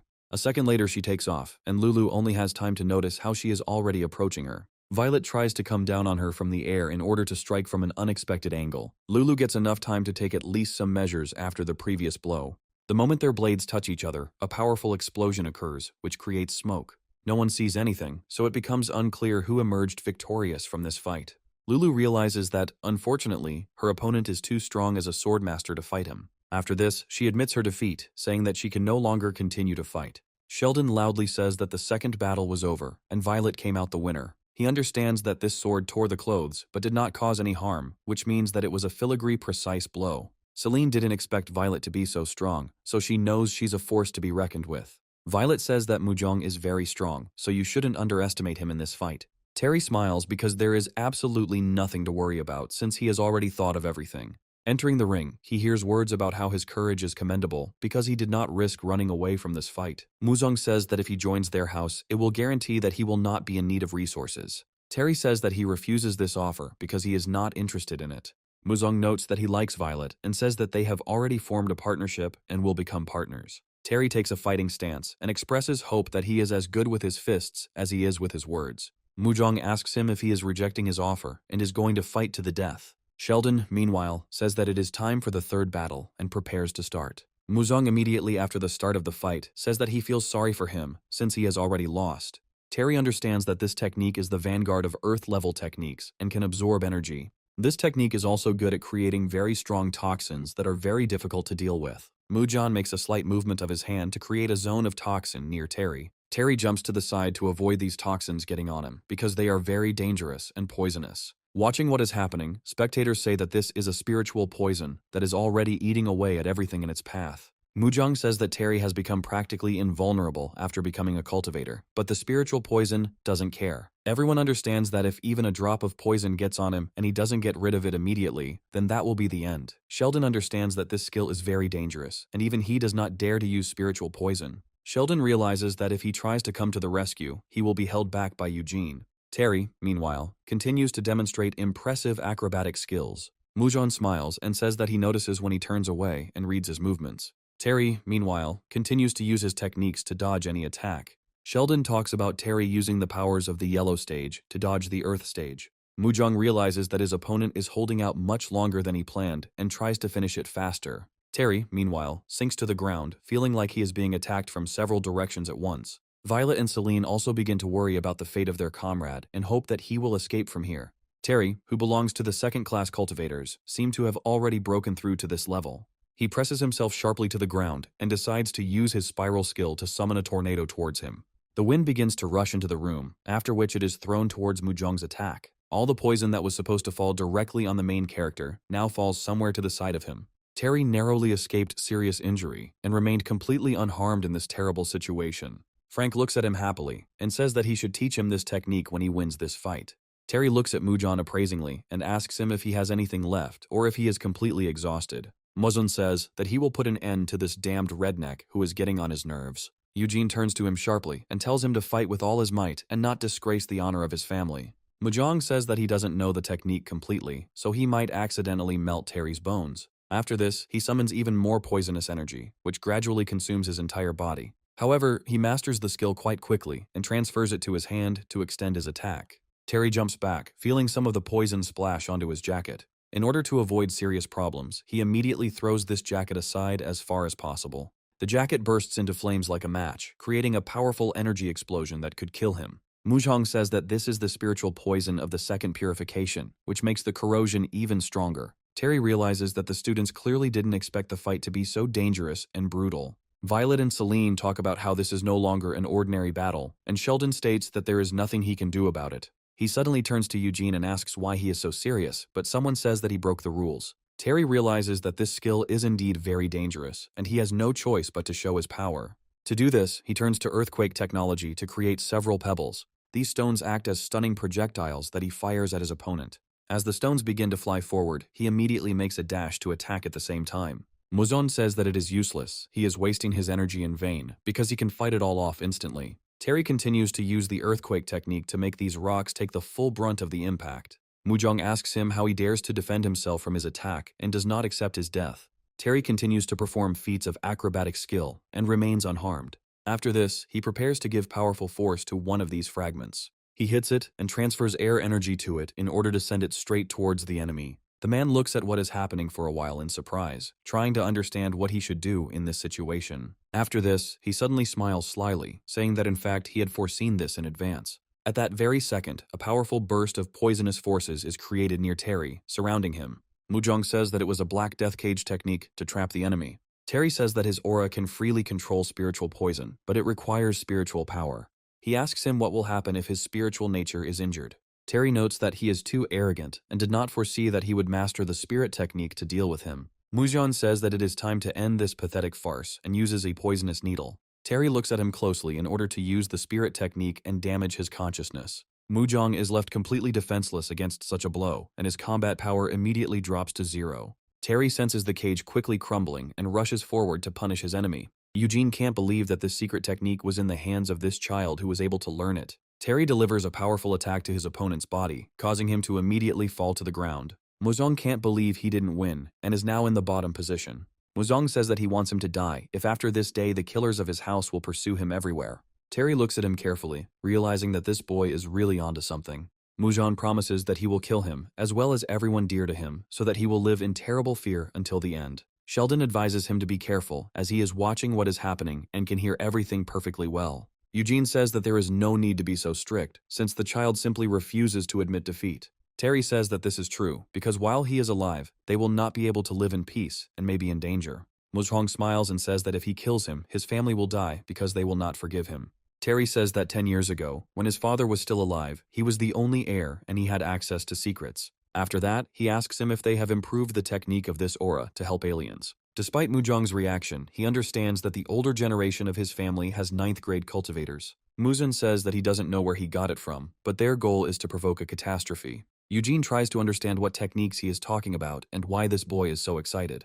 Terry puts his hand towards him abruptly and asks him if he is really so afraid of dying. Sheldon talks about not doing stupid things, and Eugene threatens him with violence if he does something terrible. Muzhong says that he doesn't dare to kill him because he belongs to a family of great cultivators. Terry says that he can't leave peacefully unless he kills him, and he needs to understand his feelings. Sheldon and Eugene rush forward to save the student, unaware that Terry has already calculated everything. Terry creates a small blade of lightning in order to make a sharp move and destroy the enemy. Eugene immediately loses his temper and cannot believe that his nephew has just been killed. Rushing forward, he says that he will definitely destroy this scoundrel who allowed himself to do this. Sheldon suddenly steps in his way and uses his firepower to block his blow. Eugene asks him how he dares to try to obstruct justice and absolution. Sheldon says that this is a life and death ring, and after it, revenge is unacceptable, and this is a law that must be followed. He asks Eugene if he really wants to go against the Cultivator Alliance, and he begins to become enraged. His angry energy is so strong that it destroys part of the dome of the building.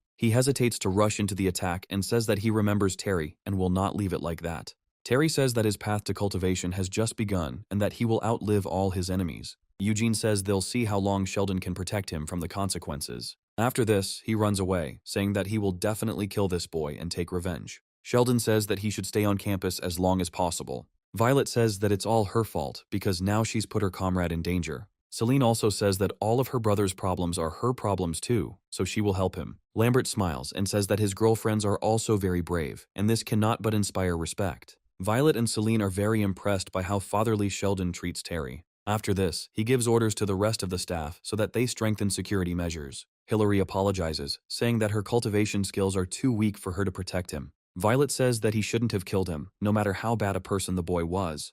Terry says that Muzhen was going to kill them anyway, no matter what decision was made. He also says that he did this in order to divert their family's attention from her and to keep her safe. Violet says that she has a way to solve the problem with this family, and she would like to discuss it. After some time, evening comes and Terry carefully returns home to prepare for the meeting.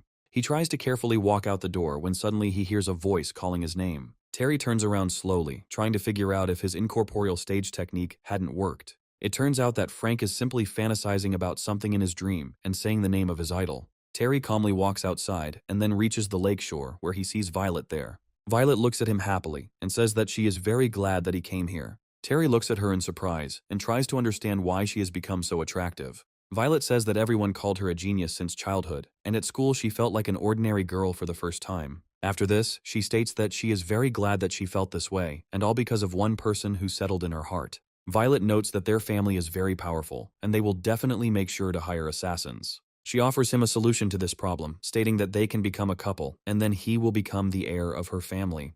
Terry asks if she didn't make a contract with another heir from a wealthy family. Violet says that the family made this decision without her knowledge, and her heart is set only on him. She asks him if he really doesn't care, but Terry says he only cares about her true thoughts. Violet smiles and says that he probably already knows her thoughts without any further explanation. Terry smiles and then hugs her tighter to cement his feelings for this girl. Terry asks her if she is ready to be with him, even though her family will judge him. Violet says that she doesn't care at all about other people's judgment because she devotes herself to him. After that, they kiss, and we can wish this couple a good time on this warm summer night. The next morning, Violet looks happily at her lover and is glad that he woke up. Terry says he has a way to deal with his enemies without revealing their relationship. Violet says that she believes him, but he shouldn't have to face difficulties alone. Terry says something you know very well, then kisses her again. Meanwhile, we are transported to the company of Eugene's family, who are still thinking about what to do with Terry. Eugene came here to tell the story of how it all happened and to receive a guarantee of retribution. The head of the family says that he will report everything to the head when he returns to them. Eugene protests at such slowness, but is told not to create problems and to behave decently. Eugene says that they are all sitting in their places thanks to the help of other people, including him. Deputy Chief Tyler says he too is saddened by the boy's death. Eugene says that this kid was always an outcast in the family, otherwise he wouldn't have gotten into this damn university. Tyler stands up abruptly from his seat and says that he will not tolerate any further raising of his voice. Eugene asks him if he wants a fight and prepares to fight his brother. Tyler releases energy from his hand to calm an angry Eugene and show him his strength. Eugene doesn't have time to do anything before he is suddenly bound hand and foot by aggressive energy. After that, he looks at him and asks him if he really decided to remove the witness. Tyler says that he can easily kill him if he continues to talk nonsense, but he can also make him beg for death. Eugene goes silent for a moment, after which Tyler removes his energy shackles and lets him go. Tyler says that what happened will be reported to the head, but not now, since it is not in their interests. Eugene says that he will avenge him himself, and he is told not to involve the family in this and to act secretly. One of the brothers says that Eugene is acting too dangerously, but Tyler says that it is not their problem. He expresses concern that the aliens are up to something and that they need to be on guard. He also demands that no one disclose experimental data, drug data, or human anatomy data. He states that if the government has some strange idea, they better not get in their way. Tyler understands that China is hungry to cultivate genius cultivators outside of powerful families. After a while, we are transported to the university training ground, where our heroes are now present. Chester, Hubert, and Frank are racking their brains to figure out why they were called here in the first place. Frank asks them if he really wants the three of them to attack him. Terry says that this is exactly what he would like, and that it is necessary for them to become stronger. Frank says that in that case, they really won't hold back, and will attack with all their might. Terry says he's joking around again, but in a fight you need to use more than just a sharp tongue. Chester and Hubert prove to be more combative and rush forward earlier than their comrades. Terry calmly lets them get as close to him as possible and doesn't even try to use both hands. Hubert takes careful aim and prepares to strike with his nunchaku and sturdy staff. Terry intercepts the attack without any problems and looks at his comrade with a smile. Chester also tries to attack him with a sword, but Terry skillfully parries this blow with Hubert's weapon. Frank quickly rushes forward, but Terry immediately realizes that this is a feint. Frank says that he is too strong, so attacking him this way will be impossible. Terry sharply dodges the real attack that was hidden behind a feint. Immediately after this, he turns around, quickly hits Frank, and declares that he talks too much. The attack proves incredibly effective, immediately sending him flying straight into Chester, stunning him. Celine and Violet watch calmly, knowing that no one stands a chance against him. Violet emphasizes that they need to improve their teamwork, and Celine states that she would have won without any problems. Hubert still remains on his feet, despite the fact that his other two comrades were already defeated within a second. Terry understands that Hubert's technique uses internal energy as fuel for explosive power, and that's interesting. Hubert continues to make successive lunges and punches towards Terry, but he only dodges them. At a certain point, he dodges again, but now he pushes the staff away with his palm to throw it off balance. He also pulls this staff towards himself with force in order to knock his opponent off balance and pull him towards himself. Hubert reacts surprisingly quickly to such changes in the situation and tries to block the attack. However, the momentum from the blow was too strong, and Hubert was sent flying into the wall while Chester gathered his strength. He creates a ring of fire around himself and imbues his blade with fiery flashes. After this, he makes a sharp lunge towards his comrade in arms and hopes to knock the wind out of him. Violet realizes that Chester is successfully borrowing his mentor's techniques using cutting energy. Terry says that he has learned this technique from Mystery and states that he will show him something new. After this, he makes several strikes with his palm in order to neutralize this cut. Chester cowers in fear as the wind blades fly straight at him, receiving minor scratches. Chester says he didn't expect to be neutralized so suddenly and quickly. Hubert says it was all very powerful, but he only used one hand. Terry understands that this couple will complement each other very well thanks to their inner qualities. Frank is a true Laurent who still needs a lot of training to become better. Frank understands that he is a real joker and the life of the party, but his muscles and bones need to be strengthened. Frank asks him why he didn't go to the club to celebrate, but Terry understands that he has no time for women. Sheldon greets them kindly, then comes closer to introduce the new student. He says that he would like to introduce someone very important and points to the person who came with him. The young man raises his hand and greets him, clearly showing no hostile intentions. He states that they have not met before, but he is the chairman of the Cultivators Association named Chuck.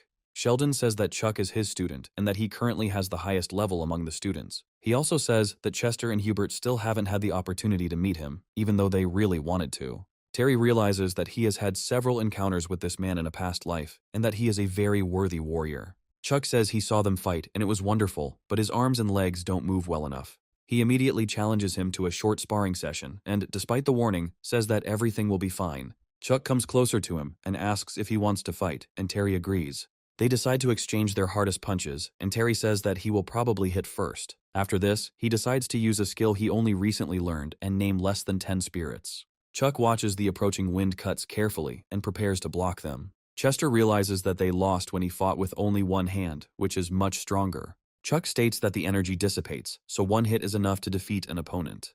He uses his special skills and aura to push through this blow in the blink of an eye. Terry smiles before attacking him straight from behind to catch him off guard. However, Chuck, despite the surprise, quickly grows spiritual arms from his back and blocks it. Terry understands that this is the 8 Hands Dao technique, whose power increases with each level. Chuck says it's time to start some real sparring to hone his skills. Terry manages to discover that his opponent is moving incredibly fast and therefore has absolutely no time to react. Chuck continues to deliver powerful blows one after another, and our hero can only retreat. He makes several bounces to avoid losing his balance and taking unnecessary damage. Terry realizes that the power this man possesses is truly amazing and a force to be reckoned with. Chuck doesn't let up for a second, as if his stamina is at its peak. Terry continues to try to get back, but at a certain point he is intercepted by one of these hands. After this, he makes a dash towards Terry, and this indicates that it is time to strike third. Terry realizes it's time to counterattack and uses his agility and spiritual powers. Chuck is surprised that this boy uses internal energy to avoid his attack. After this, they decide to combine their strongest blows to find out who will be stronger. Sheldon yells at them to stop immediately, and they immediately comply. Violet, Celine, Hubert, and Chester watch the scene and say they have never seen anything like it. Sheldon says that Terry is simply incredible if he can fight on equal terms with someone like Chuck. Chuck praises his skills, saying that he is wrong to focus only on defense and not attack. He also says that he would like to ask him to represent this university in the competition. He also offers him the position of chairman of the Cultivators Association, which surprises everyone else present. Frank happily says that he still can't believe it, but for him this post is logical. Chester says that only the most talented students take part in the competition between 10 universities. Terry asks why he should be the one to participate with the team in this competition. Chuck talks about how his father is currently at war in the Southwest and he is cultivating to help him. Terry asks why they decided to choose him as chairman, and Sheldon states that it was Chuck's decision. He emphasizes that when he becomes chairman, he will be the face of the university, and the Mujong family will think twice. Terry realizes that in his past life, the wormhole was definitely calm at this time, but now suddenly, there are problems. Terry asks how bad the situation is in the Southwest, but Chuck says there's nothing to worry about yet. He notes that the army that was still there had not yet been exposed to biochemical contamination. Terry realizes that the wormhole is more dangerous than he thought, so he can't just leave it like that. After this, he agrees and says that it is the duty of every citizen to help the great side. After this, he looks at his friends, who immediately nod in a sign of their sincere support for his aspirations. Terry smiles and says that in that case, he certainly doesn't see any reason to refuse. Frank happily talks about how his unshakable boss, as always, is demonstrating his incredible power. Sheldon expresses hope that Chuck made the right decision, and Chuck asks him not to worry about it. Chuck assumes that this boy will definitely lead their association to great success. Sheldon says that if he decided to do this, he must know something about the specific situation. Chuck states that he trains outside. The association was usually run by Mao Han, but now Terry must take his place. Meanwhile, Muzong's former friends continue to try to hatch plans with their enemy. Sally is more furious than the others and hopes that she can deal with Terry. Lulu asks Sally not to waste time, as the chairman will be arriving very soon. Sally says that she should be much more mean to this scoundrel and suggests that she has fallen in love with him. Sally takes out her sword and asks him if he is completely tired of his mouth. Sally is saying that he wouldn't mind fighting her when suddenly the door opens loudly and attracts their attention. Chuck and Terry, along with their friends, go inside and say that this association looks quite ordinary. Chuck says the association's functions are no different from those of regular student councils. Sally asks him why he brought here an enemy of the association who killed the former chairman. Sally adds that the association members consider him an incompetent chairman and are protesting against him. Immediately after this, he exchanges glances with another person who is clearly not there for no reason. After this, he states that they want to elect Sally as chairman, so they ask him to resign. Chuck asks if they all think that way or if this is some kind of ploy to change the results. Students say that he does not advise him to waste his energy, since everyone does not like him very much anyway. A few seconds later, he is dealt a powerful blow that immediately knocks him to the ground and knocks all the breath out of him. Chuck asks if anyone else has anything to say about him being incompetent. After this, he lifts him into the air and says that they should come forward if they are not afraid. Sally wonders when this villain managed to become so strong. Chuck says he didn't think that if he was gone for a while, the association would change so much. Terry suddenly puts pressure on his shoulder and tells him that he must show strength in order to defeat the crowd. Chuck asks him if he can really do it, but he tells him to calm down a little. Terry says that he is not an authority here yet, but a bad warrior will never become a general. After that, he says that if Sally also wants to become the chairman, then he must fight with him. Sally asks him if he really thinks he can become chairman. He reminds him that he killed Mujong, so he will most likely be tracked down and killed fairly quickly. Terry says it doesn't matter because if they want another chairman, they have to beat him. Chuck says that his words are completely consistent with what Terry just said. Sally looks at him in confusion and understands that he will hardly be able to fight them for the title fairly. Immediately after this, he orders his men to pounce on him in order to sit behind the chairman. They understand that if this man killed Mujan, then sooner or later it will happen to each of them. Terry quickly intercepts his attack to demonstrate how much faster and stronger he is. Another 15 people immediately pounce on him, but they don't have time to hit him. Terry skillfully fights them off while Chuck ponders his need to help. Violet smiles and says that there is no need for that, since he can definitely handle them. Celine says that her older brother is so good at dealing with these fighters that you can just watch. Lulu says that if he wants to become chairman, he has no room to retreat. Sally angrily orders her to shut up, then goes into full rage mode. His clothes begin to tear right off his body as he becomes stronger and stronger. Terry doesn't give him a chance to finish his words and immediately punches him in the face, instantly stunning and disorienting him. Terry says that he has the final say, and if anyone disagrees, they can continue. Chuck congratulates him and tells him that from now on he is officially the chairman of the association. Terry says that as chairman he is expelling from the association everyone who has now attacked him. Lulu immediately turns to him to get his attention and talk to him a little. She says that it doesn't matter whether he is the chairman or not, but he shouldn't leave them alone later, otherwise they won't cope. Violet says that she also wants to stay in the association, and Celine supports her in her desire.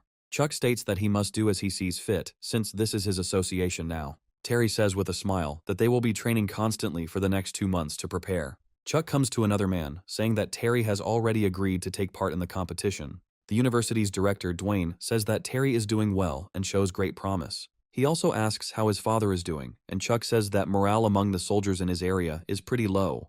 Dwayne states that his father was his student, and his talent is not in intelligence, but in heroic courage. Sheldon says that at a national conference, there was a proposal to allow students to go into a wormhole. Chuck says he supports the proposal because many students are now ready to fight. They note that after a decision is made, it is necessary to understand who will bear responsibility for the deaths of the students. Sheldon says that the wormhole has been stable for the past few years, but has now become active. He notes that it is necessary to select geniuses for a future state war and only then send them there. Dwayne states that during this period, aliens often move from one place to another, and this can be dangerous. They all come to the conclusion that now is indeed a very troubled time, and they need to be on guard. Frank, meanwhile, continues doing push-ups, saying that he has already done 330 push-ups. Frank says he should keep doing push-ups and get to at least 500. Chester and Hubert continue to spar to hone their skills and remove their fear of getting hit. Terry and Violet watch this training and realize that they expected much less from these people. Terry smiles and says that Celine is a pretty serious coach for Frank, so he is very lucky. Frank also says that he lacks tenacity, but his physique is the best among the three. Violet asks him if he's not going to let the other students he kicked out participate. Terry says that he has everything thought out, so there is no need to worry, and Violet exhales tensely. Lulu brings him a list of association members who participated in the competitions of 10 universities. Terry asks her if she is unhappy with staying, and Lulu says that he has no reason to be unhappy.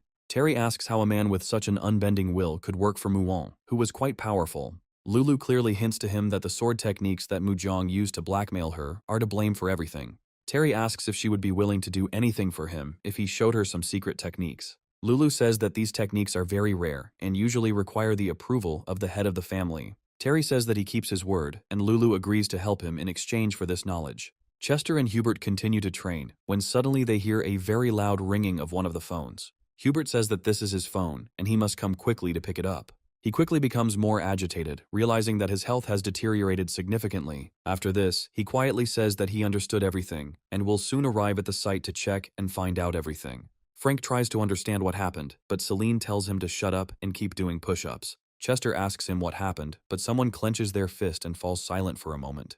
He says that everything is fine, and there is no need to worry, noting that he will need to leave for a while. Terry wishes him a good journey, after which he immediately runs away, with difficulty containing a strong tremor in his voice. He runs to the hospital and almost immediately runs to the right floor, where his closest relative is located. The doctor says that his mother's condition is gradually worsening and her body's resistance is growing. He learns that because of this, the cost of treatment will increase exponentially, and he will hardly be able to afford it. Hubert says he went to university to qualify for special medical subsidies. He is told that even with these subsidies, he will have to pay a significant additional amount. Hubert goes out into the street to find out what he needs to do to get money. He understands that if he calculates at the new rate, he will need to get a whole 500,000. He slams his fist on the wall and says that he hates this damned life. He immediately sees a leaflet that says, "The boxing champion will receive a whole million." He tears it down almost immediately, after which he goes to the place referred to by the leaflet. This place is a primary boxing club with a lot of spectators. The fighters here fight quite harshly, so each winner receives a huge amount of glory. One of the fighters falls to the ground and stops showing signs of combat readiness, and a conversation about this begins. After this, the referee says that the lone wolf wins this difficult fight and receives his title. Hubert goes to the manager of this establishment, saying that he would like to take part in the fights. One of the fighters says that it is too early for the boy to get involved in such skirmishes, because it is dangerous. Hubert says he is ready to go even 3 rounds against this opponent if necessary. They tell him that this is not a place to throw words around, promising that they will throw him out. However, suddenly their boss tells them to wait and let this boy try. The boss, nicknamed Iago, says that he doesn't want to hear tears later if he suddenly doesn't succeed. He also states that he must sign a life and death contract, but first he will need to prove himself. Hubert steps into the ring and the fighter looks at him in surprise, trying to figure out if he really is a student. He takes it without a single scratch, but this will soon change as it destroys him. Hubert says that he can win in the catet for a few more seconds, and then he will not have such an opportunity. Once the fight starts, the fighter immediately pounces on him, saying that he will send him to the hospital. Hubert draws on his inner strengths, as well as the skills he acquired during sparring. He overwhelms his opponent almost instantly with a series of powerful punches and breaks through his blocking stance. The fighter is thrown to the side, unable to cope with the powerful momentum of the blow, and lands right on the ropes. It turned out that this fighter was very easy to defeat, and it took Hubert no more than a couple of punches. Hubert looks at Iago and asks if Leon can now become their fighter or if something else is needed. Iago says that it is necessary to immediately introduce the manager to him because he is a future genius. After that, he says that this guy will take the money and leave, so they will never see him again. Iago says that such a young man should be made a star, and in the end he must lose so that the money stays here. Iago says that no one will be able to get this million, because one would have to be too stupid to believe it. Iago also talks about sending him to boxing matches and promoting him. Frank, meanwhile, continues his intense training, while Celine tells him to be faster. Terry is surprised that Hubert hasn't shown up for training again, which is a pretty bad sign. Meanwhile, the manager hands Hubert a special period, saying that he should accept it. The manager says that this is a useful medicine that increases the pain threshold and reduces pain. Hubert leaves, saying that he does not need doping and that he will cope with all his problems on his own. The manager tries to stop him, but he calmly leaves the locker room and closes the door behind him. The manager angrily says that if this idiot continues to behave like this, things will get more difficult. After some time, King Sampa, who is a rather strong champion, enters the ring. Sampa asks why his parents approve of his hobby, since it is deadly. Hubert ignores this prodding and asks if they can begin or if they need some more time. The referee says they can begin, and Sampa doesn't understand why the boy dares to ignore him. He delivers several blows in order to confuse his opponent and throw him off guard. Hubert continues to dodge every attack, although it becomes more and more difficult for him. Jumping aside, he realizes that the man has a hardened bone structure, and this can be taken advantage of. Sampa asks him if he has realized his incredible power and calls him a pathetic fool. Terry realizes that this man has never been in a black box before, which means he was sent there on purpose. Hubert thinks that there is no point in thinking about it now, and that he just needs to finish off this scoundrel. Sampa throws a sharp kick, saying it is his famous technique that never fails. Hubert realizes that the situation is going badly as they start aiming at his head. He continues to try to block it, but this creates a serious risk of damaging his limbs. Hubert feels his bones begin to crack as a foot slams into them at high speed. After that, he tells him to go to hell and delivers a quick punch straight to his head to knock him out. This blow is enough to not only knock out this fighter, but also break his neck. Sampa is defeated, and Hubert calmly leaves, thinking that another victory will be his. However, this does not change the fact that his bones were damaged and are now corrupted. The manager asks him if everything is okay, but he replies that everything is fine with him, and there is no need to worry. The manager says that if he loses, he will be disqualified and will not receive a penny. He claims that he is being paid to win the tournament, and therefore he wants to offer him a serious cure. Hubert asks him where the medicine is, adding that he is ready to inject himself with it. The manager says that he should have said this earlier and avoided these unnecessary whims. Hubert takes out a small syringe from this package and gives himself this injection. The manager states that he was told that the medicine helps with pain and has some degree of healing. After this, he happily reflects that now this boy will certainly become addicted. Hubert paid 100,000 yuan, and so the doctors agreed to continue his mother's treatment. Hubert asks them how she is feeling and is told that she has mostly stabilized. Hubert says that he will pay the rest of the money later, so now they must fulfill their part of the deal. Chester, meanwhile, says that he is ready to start the fight and asks Terry to be careful. Terry once again dodges this blow and declares that he must talk less and work more. Right there, just a few seconds later, he intercepts the blow and throws it into the ring. Smiling, he says that it's time for the next fighter and tries to figure out who is ready to fight. Hubert immediately enters the ring and says that he is already on his way and ready to have this friendly fight. Terry asks him where he got these wounds, which are quite non-specific to their training. Hubert reassures him that he has practiced a lot on his own, so there is no need to worry about it. He almost immediately rushes forward, saying that he would like to have another fight. Terry accepts the challenge, then abruptly blocks the blow of the staff with his hands, trying to analyze the situation. Hubert realizes that his internal energy is starting to leave his body, and this is not the best outcome. Terry turns to the next attack and says that he was able to reach the stage of true intentions. Hubert looks closely at his opponent and feels that his emotional state has begun to become unstable. He makes several strikes at his opponent, but the latter continues to block him. Terry is trying to figure out where he learned these moves, since they are definitely not taught in school. Hubert suddenly becomes even more angry, and his eyes begin to fill with red energy. He resolutely rushes towards his opponent in the hopes of destroying him once and for all. Terry blocks the kick and realizes that it has become much more powerful than he had before. It still didn't hit him, but it was starting to sow some lingering doubts in him about what had happened. Looking at him, he understands that something is wrong with him, so it needs to be dealt with urgently. Hubert feels very tired, while his friends say that he has made great progress. Violet and Celine try to figure out why he suddenly became so strong, because it is impossible. Terry approaches him and asks him if he has used any substances that enhance the body. Chester and Frank look at him in surprise and ask if this is really true and demand an answer. Hubert feels incredibly ashamed and tired, after which he closes his eyes, unable to give the correct answer. Terry says the steroid market is currently growing by leaps and bounds, but it is not safe. Chester and Frank demand an honest answer from him, saying that now is not the time to pretend to be strong. Terry says that if this continues, his journey as a fighter could be crippled and cut short. Hubert states that he didn't know it was harmful because his mother was seriously ill and he had no choice. He admits that he did this because he needed to get a lot of money for her treatment. Terry listens to him attentively, after which he demands a more detailed explanation of what happened. Hubert tells them how he got to this point in his life, feeling that they would hardly look at him the same way. Tears start streaming down his face, and he says that he had no choice because his mother needed help. Celine claims that this is some kind of shady boxing tournament where fighters are given deadly drugs. Terry says that he shouldn't have kept his friends in the dark because they could have helped him too. Violet says there is one problem that really bothers her about this story. He talks about how there is one influential family that is responsible for casinos and other gambling in the country. Terry says he doesn't know how many people will be hurt, which means it needs to stop. He understands that the family in question is very insidious and is no less than the Mujong family. After a while, this fool comes in, saying that he would like to play for Hubert. Terry says that Hubert is seriously injured now, and he definitely won't be able to win the championship.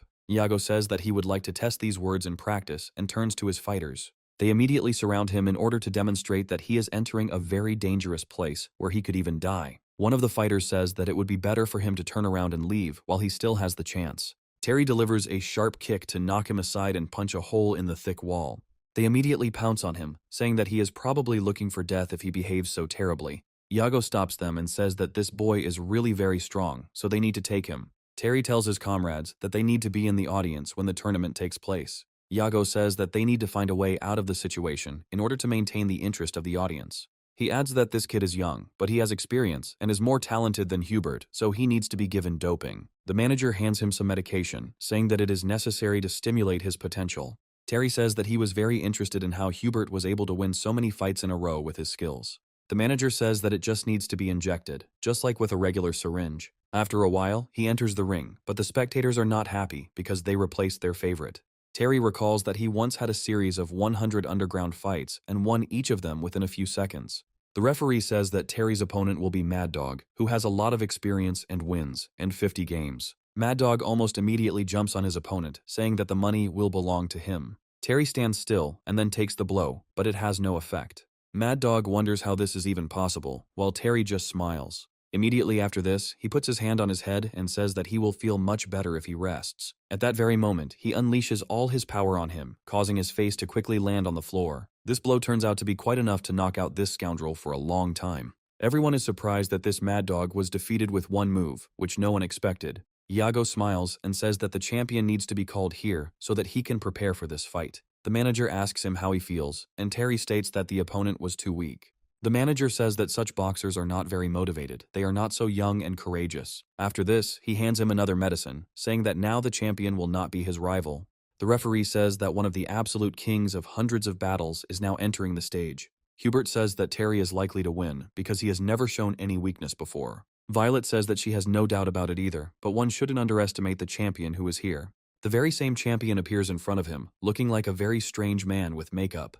The champion immediately makes several quick moves, and Terry pays tribute to his incredible agility.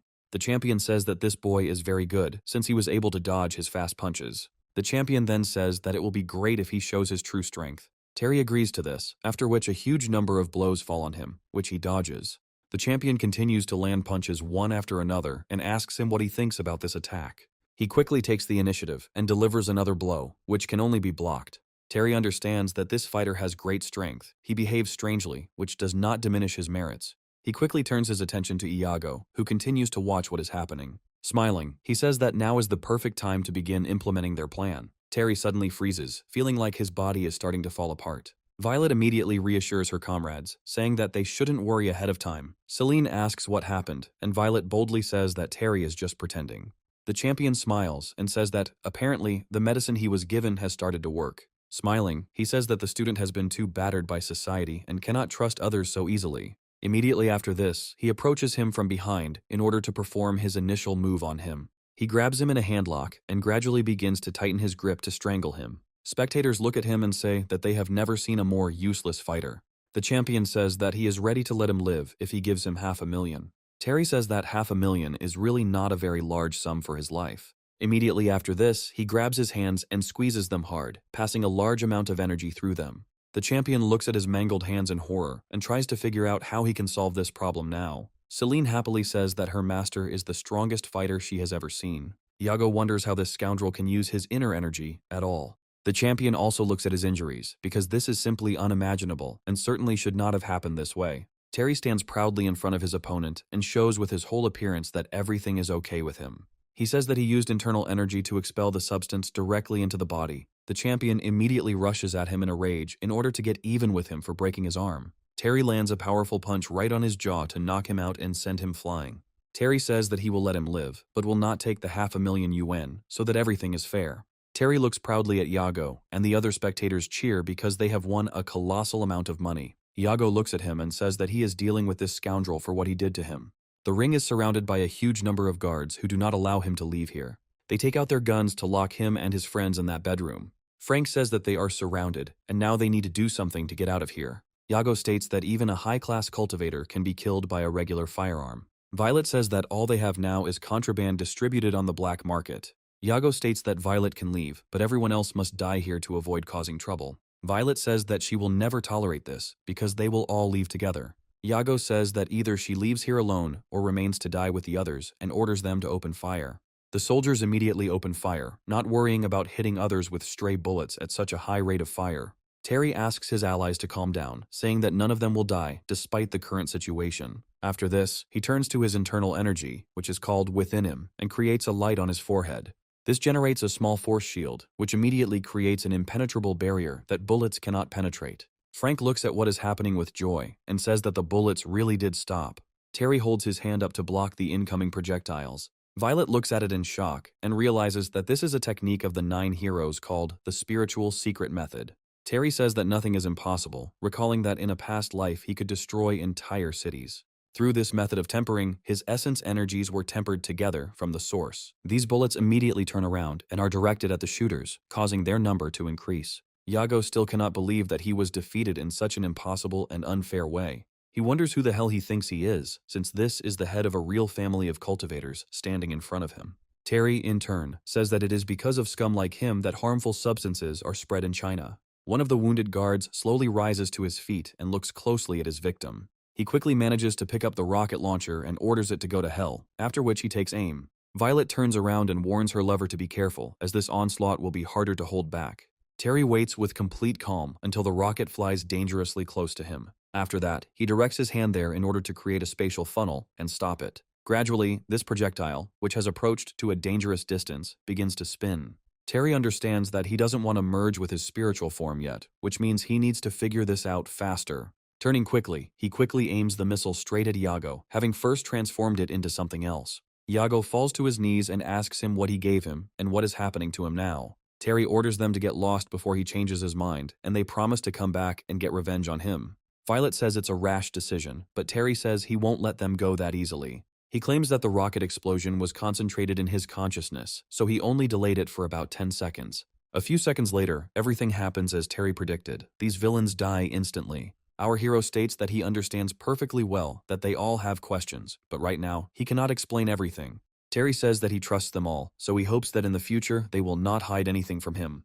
They all say as one that they agree to these conditions and will no longer hide anything from him. Terry says that the most important thing now is to go to the hospital and visit Hubert's mother. They get there fairly quickly to find out how much the situation has worsened in the meantime. Hubert says his mother suffers from a strange illness, the explanation for which has not yet been found. Terry listens carefully to all the symptoms and asks how long the illness has been going on. Hubert says that his mother cultivated a lot, so she should not be such an easy prey for the disease. Terry realizes that the disease is actually widespread. Frank says they have no choice, and his family is in the information business, but even he can't help.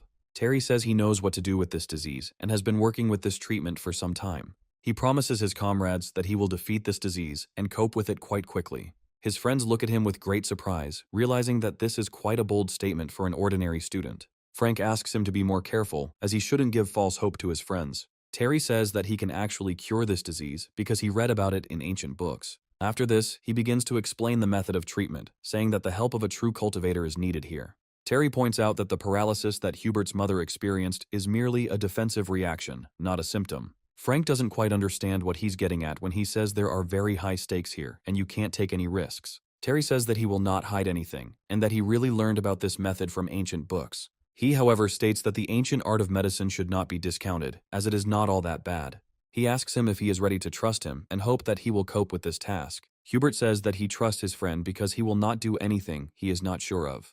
Terry says that his consent is enough for him, because if he cannot cure her, then he will give his life instead of hers. Immediately after this, he approaches this woman to begin the process of energy transfer and healing. He understands that the poison has been in her body for a long time, so it is not surprising that more effort will be required. After some time, he says that they have found the right frequency, and now all that remains is to remove the spiritual poison. Frank asks if the spiritual poison that was in her body was the cause of everything. Terry quickly draws the negative energy from the girl's body and synthesizes it in his hands. Terry says that this is just a part of what is there, because the spiritual poison has been in the body for a very long time. And the doctor says that this is amazing, and states that the cultivator's methods can be used in medicine. Terry says that if he is interested, he can explain how it works, but a little later. Terry understands that it will take more than 10 years before internal qi is widely used in medicine. While he was pondering the next medical breakthrough, Hubert's mother began to emerge from her coma. She carefully opened her eyes, then wondered where she was and what had happened to her. Hubert immediately almost loses his composure with joy and says that his mother has finally woken up. Terry says that they all need to get out of here in order to give her some time. Frank asks him if he would like to be the chief medical officer or a consultant for his father's company. Terry turns around and asks him what specific company Frank represents. Frank replies that the company is small, but it has invested heavily in drug research. Terry says he can help if he takes him to a place where he can get acquainted with the new data. Hubert leaves the room, saying that his mother's condition is much better and her bodily functions are being restored. Hubert also states that all this is thanks to Terry's help, without which everything would have been very sad. Terry says that brothers should always help each other, no matter what, because that's the essence of friendship. After a fight at an underground boxing match, Terry decided to spend a week in isolation in the lab. He collected various medicinal samples, the research of which took more than 20 years of his previous life. The week flew by, after which he returned to the university again to exchange goods. The door to the exchange office was closed, but he heard someone rustling around there and immediately went inside. He immediately turns to the manager, Mr. Ming, who greets him politely. Terry says he would like to learn a few skills and gain knowledge in martial arts. Ming says it will cost quite a lot, and Terry says he is ready to pass on valuable knowledge to him. He says that he offers a method that strengthens the flexibility and strength of the human body to incredible heights. One of these techniques is like a fired bullet that makes a person simply unstoppable. The second technique is another hardening method that increases the cultivator's lethality. Ming understands that these techniques appear simple, but in reality, they are incredibly mysterious and effective. Ming studies them carefully and realizes that even he wanted to try these techniques on himself. Ming says that these skills are really good, and he can exchange them for valuable martial arts skills. Terry chooses several techniques, one of which involves practicing sword fighting, which surprises Ming. After some time, he invites Lulu to a meeting, who says that she has training soon. Terry says that he remembers their promise and states that he gave her very important information. Lulu looks at her phone in surprise and realizes that she has just been sent some valuable skills. Lulu immediately runs up to him and asks him how much he paid for this equipment. Terry tells her not to worry about it, but she states that she is shocked by his kindness. She also says that she is not one to remain in debt, so she will definitely return this favor to him. Terry encourages her to go home and practice, promising that they will see each other next time at the practice facility. A week later, Lulu and Violet have another duel to find out who is stronger. Terry watches them, realizing that Lulu's swordsmanship has improved significantly.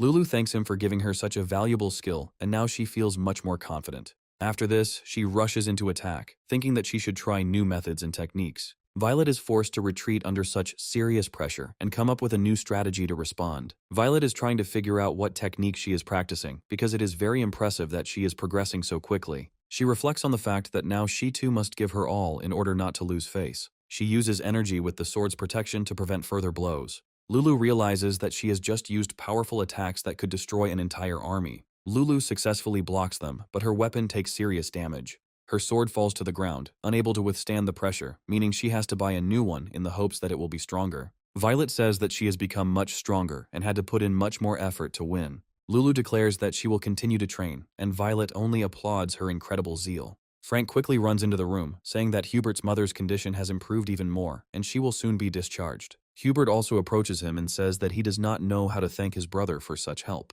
Frank tells his father how he heals people and states that his father wants to meet him as soon as possible. Terry says he's interested in drug development, so they can only meet in the lab. Terry approaches Violet and asks her if she can prepare something very important for him. Violet asks him what he needs, and he states that he would like to refine a special formula. Frank says that this company belongs to his family, and his father and the others are already waiting for him. They are met by Frank's father and a very important scientist named Sun, who states that he does not have much time. Frank's father says he is grateful to Terry for choosing to come here. He also introduces Mr. Sun to him, saying that he is the main employee of their scientific laboratory. Sun says that if he came here to help, then it would be better for him not to interfere with their work. After some time, scientists come to him and say that all 104 batches of mice exploded and died. Sun asks them what he means and demands that they take him there immediately. They wonder how this could have happened, since all the formulas had been changed to suit their designs. Terry realizes that this kind of medicine shouldn't have been released before 2120. He realizes that they don't have enough data right now, so he decides to give them more knowledge. Scientists ask why he allows himself to state that no one dares to change Mr. Song's formula.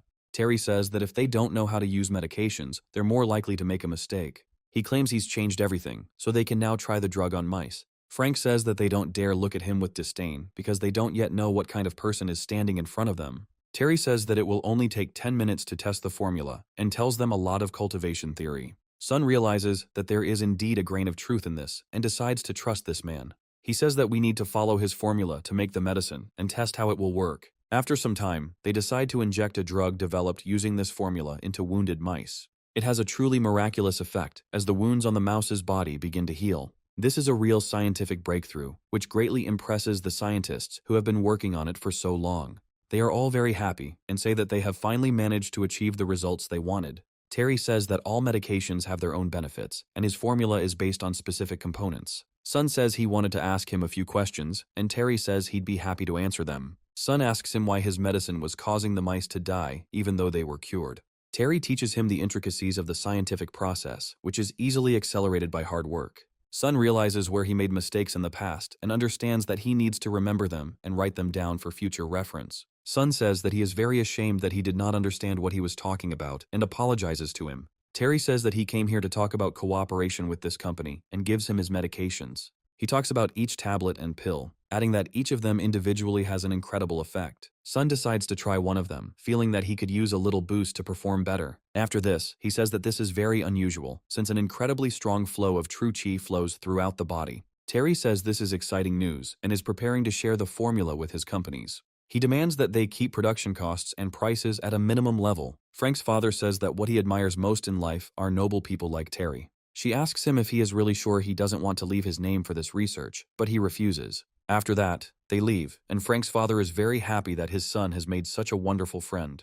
He states that they must quickly bring this medicine to market and prevent the evil machinations of the aliens. Sun says that with this drug, they will develop much faster and receive new contracts. Frank says his teammates are truly amazing, and he helped their company solve all of its problems right away. Terry reflects that what they are doing is just the first steps in increasing the overall strength of humanity. After a while, we move to the capital, where major competitions are currently taking place. Terry's application is being closely scrutinized by some who say they didn't expect him to become the club's president. Cherry says that her younger brother could not be an ordinary person, and they will meet in just a week. Charlie states that this is the beginning of the competition, and they must master the first techniques of the 9 words of truth. Cherry understands that it is impossible to become an expert in everything, but if she doesn't try, she won't see her brother. She declares that she will definitely try to give her best, and will never lose to him. Meanwhile, Terry learns that the pills he brought have proven incredibly effective. Sun states that their effects are particularly noticeable on lower-grade cultivators. Terry asks if everything is ready for mass production, and is told that the price will only be slightly higher than cost. Terry says that this medicine needs to be named, considering that it is supposed to help defeat the aliens. After thinking for a while, he says that this series will be called Bennett Nash, part of a star in the constellation Ursa Major. His interlocutors nod, saying that this is an interesting solution, and understand that they are clearly dealing with an educated person. Terry says that if that's all they wanted to tell him, then he'll probably go, because he needs to get ready. Frank's father says he has an idea to make their product a huge hit in this country. He notes that competitions are currently taking place that annually attract the attention of cultivators from all over the country. It offers the Big Ten competition series free of charge for participants to use without cost. He also says it's a bit surprising that Mujong's company has no new products this year. Terry is surprised by this and understands that something is wrong with this family, and it is necessary to find out urgently. We are transported to the very company where the leaders come to the conclusion that they need to do something better. Tyler says their goal is to select the best cultivators for the country, and they can't afford to miss out on this opportunity. He also talks about paying attention to Terry, as he killed one of them. Tyler's son says he is not a loser who lacks the strength to fight, and that he will definitely win. Smiling, he says that his cousin was not as good as the others, but he will still avenge his fallen comrade. Tyler advises him to be careful, after which he receives a phone call from another line. Tyler says he's in a hurry and needs to hang up to talk to others. He is notified of the loss of the last alien potion they tested the day before yesterday. Tyler tells him to calm down, saying that he will take care of it, realizing that Eugene used him. He also states that if Eugene was unwilling to act wisely, then he had no choice but to take it upon himself. Meanwhile, we are transported to the university, where a student is called to the roof. Eugene hands the student a potion and tells him that he must use it to get rid of Terry. He also states that this student has no right to lose, and after that, he will make him his disciple. Eugene understands that he cannot kill him under the protection of the university, but he will make sure that he dies in another way. He orders his subordinate to make sure that everything is done correctly, and not to let him down under any circumstances. After a while, another student comes out and asks what the hell is going on here. This student is the vice president of the society named Sylvia Inna, and is responsible for security on the university campus. She doesn't immediately recognize who this person is, but she understands that the person standing next to her is a student who studies in their club.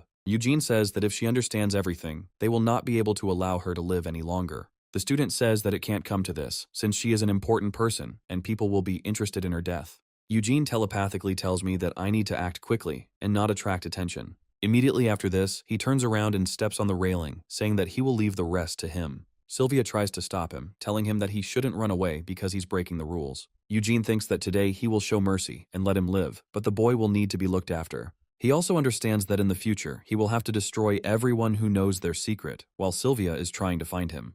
Looking around, she notes that the man has suddenly disappeared, and the student is glad that he prevented an unnecessary death. Sylvia asks who it was, and he tells her that she should forget about it and thank him later. Sylvia knows something is definitely wrong here, and she has a bad feeling about it, as her intuition tells her so too. She wonders what she should do in this difficult situation, when intrigues are woven around her. Frank feels scared because he is Sylvia's brother, and their mental connection has always been strong. Chester asks him what happened to him, assuming he felt unwell. Terry says that a big competition is approaching, and they have already decided on the main candidates. Their team's main lineup will be Violet, Lulu, and Celine. Frank says that it is very strange, because for some reason their leader is not on the list. Chester and Hubert ask if they are really that bad that they weren't included in the first team. Lulu says they need to stop talking because the president isn't done talking about the rules yet. Violet asks what he plans to do with the remaining replacement spots. Frank says that she is offering everyone a chance to fight, and whoever wins will be the replacement.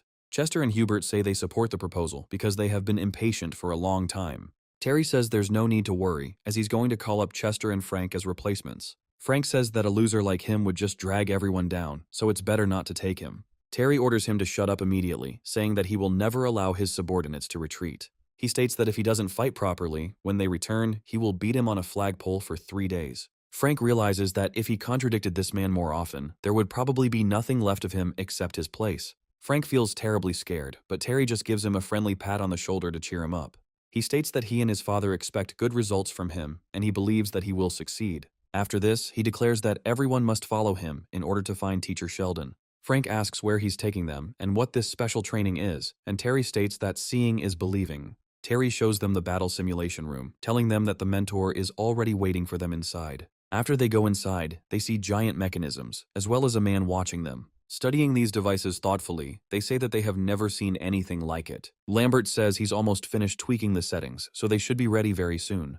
Terry realizes that this type of simulated training is a required discipline in the army of his past life. After long practice, a cultivator's spiritual powers can develop into a more powerful, almost divine consciousness. Terry shows an example of his training and asks if they have any more questions. Lambert says few students are eligible to apply for simulation training. He advises them to take it seriously, as he only did it because of Terry's authority. Chester, Hubert, and Frank say that they will complete tasks to the maximum and will not slack off at any cost. Frank sits down in a special capsule and wonders how he can defeat a second-tier cultivator. After this, Terry approaches his colleague and begins monitoring the vital signs of the other students. Chester and Hubert are initialized, while the virtual reality continues to load parameters into them. Hubert shows quite good results when fighting an opponent who has taken the form of water. Hubert realizes that his hand is a little numb after fighting such a strong opponent. As he continues to fight him, he says that the strength level indicates that he is a fake second-class cultivator. Chester states that this monster's attacks are too predictable, unlike Terry's. Dodging, he delivers another crushing blow and states that this only makes him try harder. He encounters other techniques that Terry had previously shown them and easily defeats his opponents. Once the simulation is over, they can only breathe a sigh of relief after achieving very good results. Terry praises them, saying they did a great job, and they say it's all thanks to his training. After this, they turn around and look at Frank, trying to figure out why he was still there. Terry says that the simulation needs to be stopped immediately, because some kind of error has occurred. Lambert says that Frank's analog spiritual consciousness signals were intertwined, and therefore it will take time. Terry realizes he must turn to his secret techniques to save his friend's life. He decides to use the skill of spiritual liberation to penetrate Frank's mind. Lambert immediately notices this and understands that this technique has long been lost and is practically never found anywhere. Meanwhile, Terry pulls his friend out and tells him that he will need to adjust his training. After some time, the next meeting of the Alliance of Cultivators begins. A 9th grade cultivator named Lin turns to his comrades and asks them not to worry, assuring them that everything is fine. His colleagues say they have already resolved issues related to the top 10 universities. Cultivator Han says they needed to follow his methodology to avoid problems.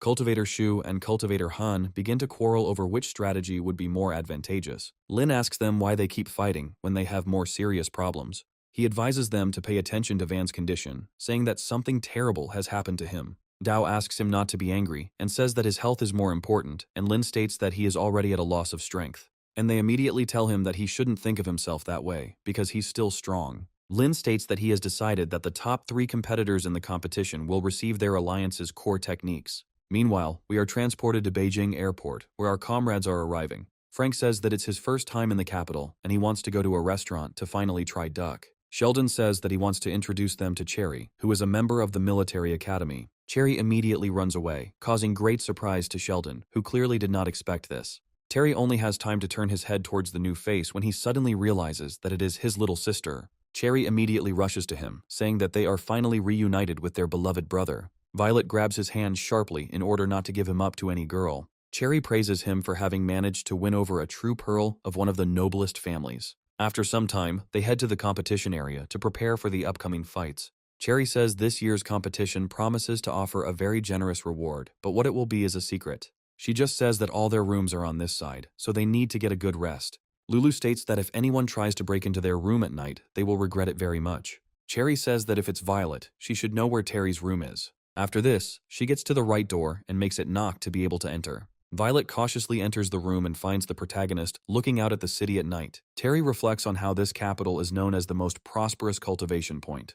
He also recalls that no one could have imagined that such a powerful capital would be conquered so quickly. Violet tells him that he shouldn't overwork himself, and Terry responds by saying that this is an exception. Meanwhile, something strange begins to happen on the street, and the police decide to investigate the anomalies. They encounter giant energy tornadoes that constantly move from side to side. And after some time, it becomes clear that there are new people inside this tornado.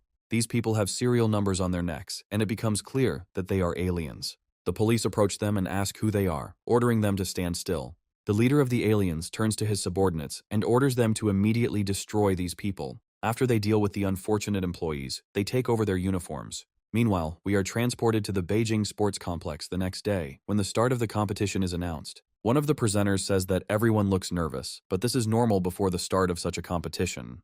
They also claim that the prizes this time will be incredibly generous, as they will be in the form of knowledge. Frank says that they will be able to go to the library and choose the techniques they need. Frank notes that it's no wonder Cherry's faces didn't say anything, since they were so exhausted that they wouldn't have slept.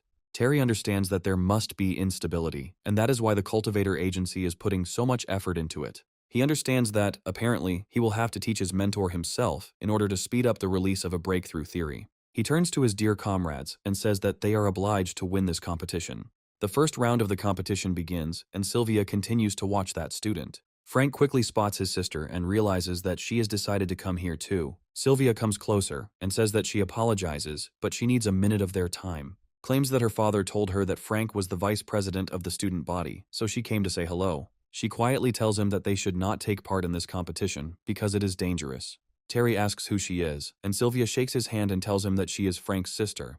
The student sent by Eugene turns out to be in love with Sylvia and understands that this is now a personal matter. Terry says that even though they are rivals, they are Chinese, which means they should help each other. Terry turns to Frank and says that he can't believe he has such a good sister. Chester says that Frank is afraid of his sister, so he ran away, after saying that he went to the toilet. Terry, meanwhile, looks at his hand and discovers that there is a note there that needs to be read. Frank hums some upbeat noodle songs and heads towards the restroom to wait it out. All this time he is being watched by a student who understands that this is the perfect moment to attack. After a while, Terry's phone starts ringing as a message arrives. Terry realizes he has received a message from Frank and tries to understand why he decided to contact him. The message contains a photograph of a captive Frank and a caption stating that he should come to a designated location. Chester wonders where Frank went, and Terry states that he will bring him back quickly. Chester states that the round will start in 5 minutes, and Terry says that he will be back quickly. Terry read a note about being wary of a man named Chamber, who most likely kidnapped Frank. Frank hopes that the boss will come here soon to save him and get him out of this trap. Terry says that if he runs away again, he will punish him with tens of thousands of push-ups. Coming closer, he says that he has already arrived, so Chamber can release the prisoner and go out. Chamber reflects on the fact that there are only 4 minutes left until the competition, and there is no time to waste. Terry calls him by name and demands that he be released immediately because he will not repeat it. Chamber quickly rushes past him, leaving a strange ampule with a needle stuck into it on the floor. Terry is trying to figure out what this all means when suddenly a transformed Chamber appears behind him. Terry quickly intercepts his blow, realizing that the man had taken an alien potion to enhance his powers. Terry says it's much more interesting than fighting Malhon's pathetic simpletons. Chamber says that if he wants to save this guy, he will have to sacrifice his life. He realizes that if he kills him, he will become Eugene's personal student and then the president of martial arts. Terry quickly gets behind him, saying that he doesn't want to waste his time on such a weakling. Terry also says that he clearly overestimated his strength and attacked a cultivator who had recently broken through. Terry says that even a true 4th-grade cultivator is a challenge for him. He then delivers an incredibly light blow that nonetheless sends the opponent flying. Chamber crashes into a wall and loses his fighting ability, saying that such a breakthrough is simply impossible. Terry says that his results are impossible for others, but that doesn't mean they are impossible for him. After a while, the police arrive here, and Sylvia thanks him for saving her brother. Sylvia recalls her brother describing the man as incredibly polite and charming. After a while, the official website of the fight starts, and everyone prepares the arena. Frank's father and son came to support their favorite in this competition. Terry comes out to fight Sylvia and says that they need to start right away and not give each other any breaks. Celine faces off against another opponent, and the crowd tries to figure out who will be the stronger one. Celine remembers that it is better to provoke opponents and tries to mock her opponent. Her opponent says that he is not a coward if she talks to him like that, but he will make her regret it. Celine realizes that the brothers were right, and now after her words, this big fool became very angry. After the referee announces the start of the round, she throws quick and sharp punches, stunning her opponent and throwing him off balance. Just one attack was enough to knock him out of the arena and force him to surrender. The next opponent is a 3rd-class cultivator who has spent a lot of time training. Unfortunately, his fate would be sealed almost immediately as he turned against Violet. As the round begins, this man rushes forward, feeling as if he had been pumped full of a new drug before the fight began. Violet analyzes his movements and realizes that everything turned out exactly as Terry predicted. Violet makes a very sharp move in order to force her opponent into an awkward trap. The enemy immediately admits his defeat, realizing that one more move and he will simply die. Meanwhile, they are trying to understand how great Terry's strength is if his comrades are so strong. Sylvia is preparing to enter the arena after additional training events. Terry passes by Violet and tells her that she did a great job and gave it her all. Frank's father continues to support both fighters because he has warm feelings for both of them. Chester turns to Frank and tells him to hurry up as the round is about to start. Chester asks him why their sister is fighting against them, and Frank states that he didn't know about it. Sheldon muses that it's not worth mentioning now that many students were injured in the wormhole. Sylvia tells him not to worry, and Terry promises he'll give it his all. After this, they both take their positions, and the referee says that the third round begins. Sylvia immediately begins to strike with incredible speed, but this is not enough. Terry counters these attacks and says they are too slow, too rough, or too weak. Sylvia realizes that the gap between them and this man is a real abyss, and she has already spent her energy. Terry walks up to her and puts his finger to her forehead, telling her that this fight is not over yet. He encourages her to use her hips to more actively release bodily energy. Sylvia follows his advice and feels her inner chakras being released quite quickly. Terry invites her to attack him, and she carries out this command immediately. He says that her speed has become much better, but there is still one drawback. After this, he throws her off balance, saying that her center of gravity was unstable. Sylvia says that she admits defeat, and he is just terrible because she is not his equal. Terry laughs because she has good body control and needs to work harder to get even stronger. It is said that Terry's team won a convincing victory over their opponents without losing a single duel. The cultivators are watching the proceedings closely and even placing their bets on who will win. Khan states that it is too early for them to rejoice since there is nothing funny about it yet. He also says that he cannot guarantee that these guys will not betray their radical desires. He notes that he has to cherry-pick talent from the program's pool in order to utilize the bright, outstanding kids. Lin emphasizes that they need to monitor what is happening more closely to prevent mistakes. He also states that it is important to remember that a fighter's origin does not matter. Meanwhile, the aliens say that the alliance of cultivators is becoming weaker every year. They capture some military facility and say that it is time to put on a real show. The alien says that they are finally ready to show these little people what fear is. After this, he declares that we need to go higher in order to see how these children will play. The announcer says that another round of competition between the two universities is now underway. Terry moves forward to meet his opponent, hoping that he will give him a good warm-up.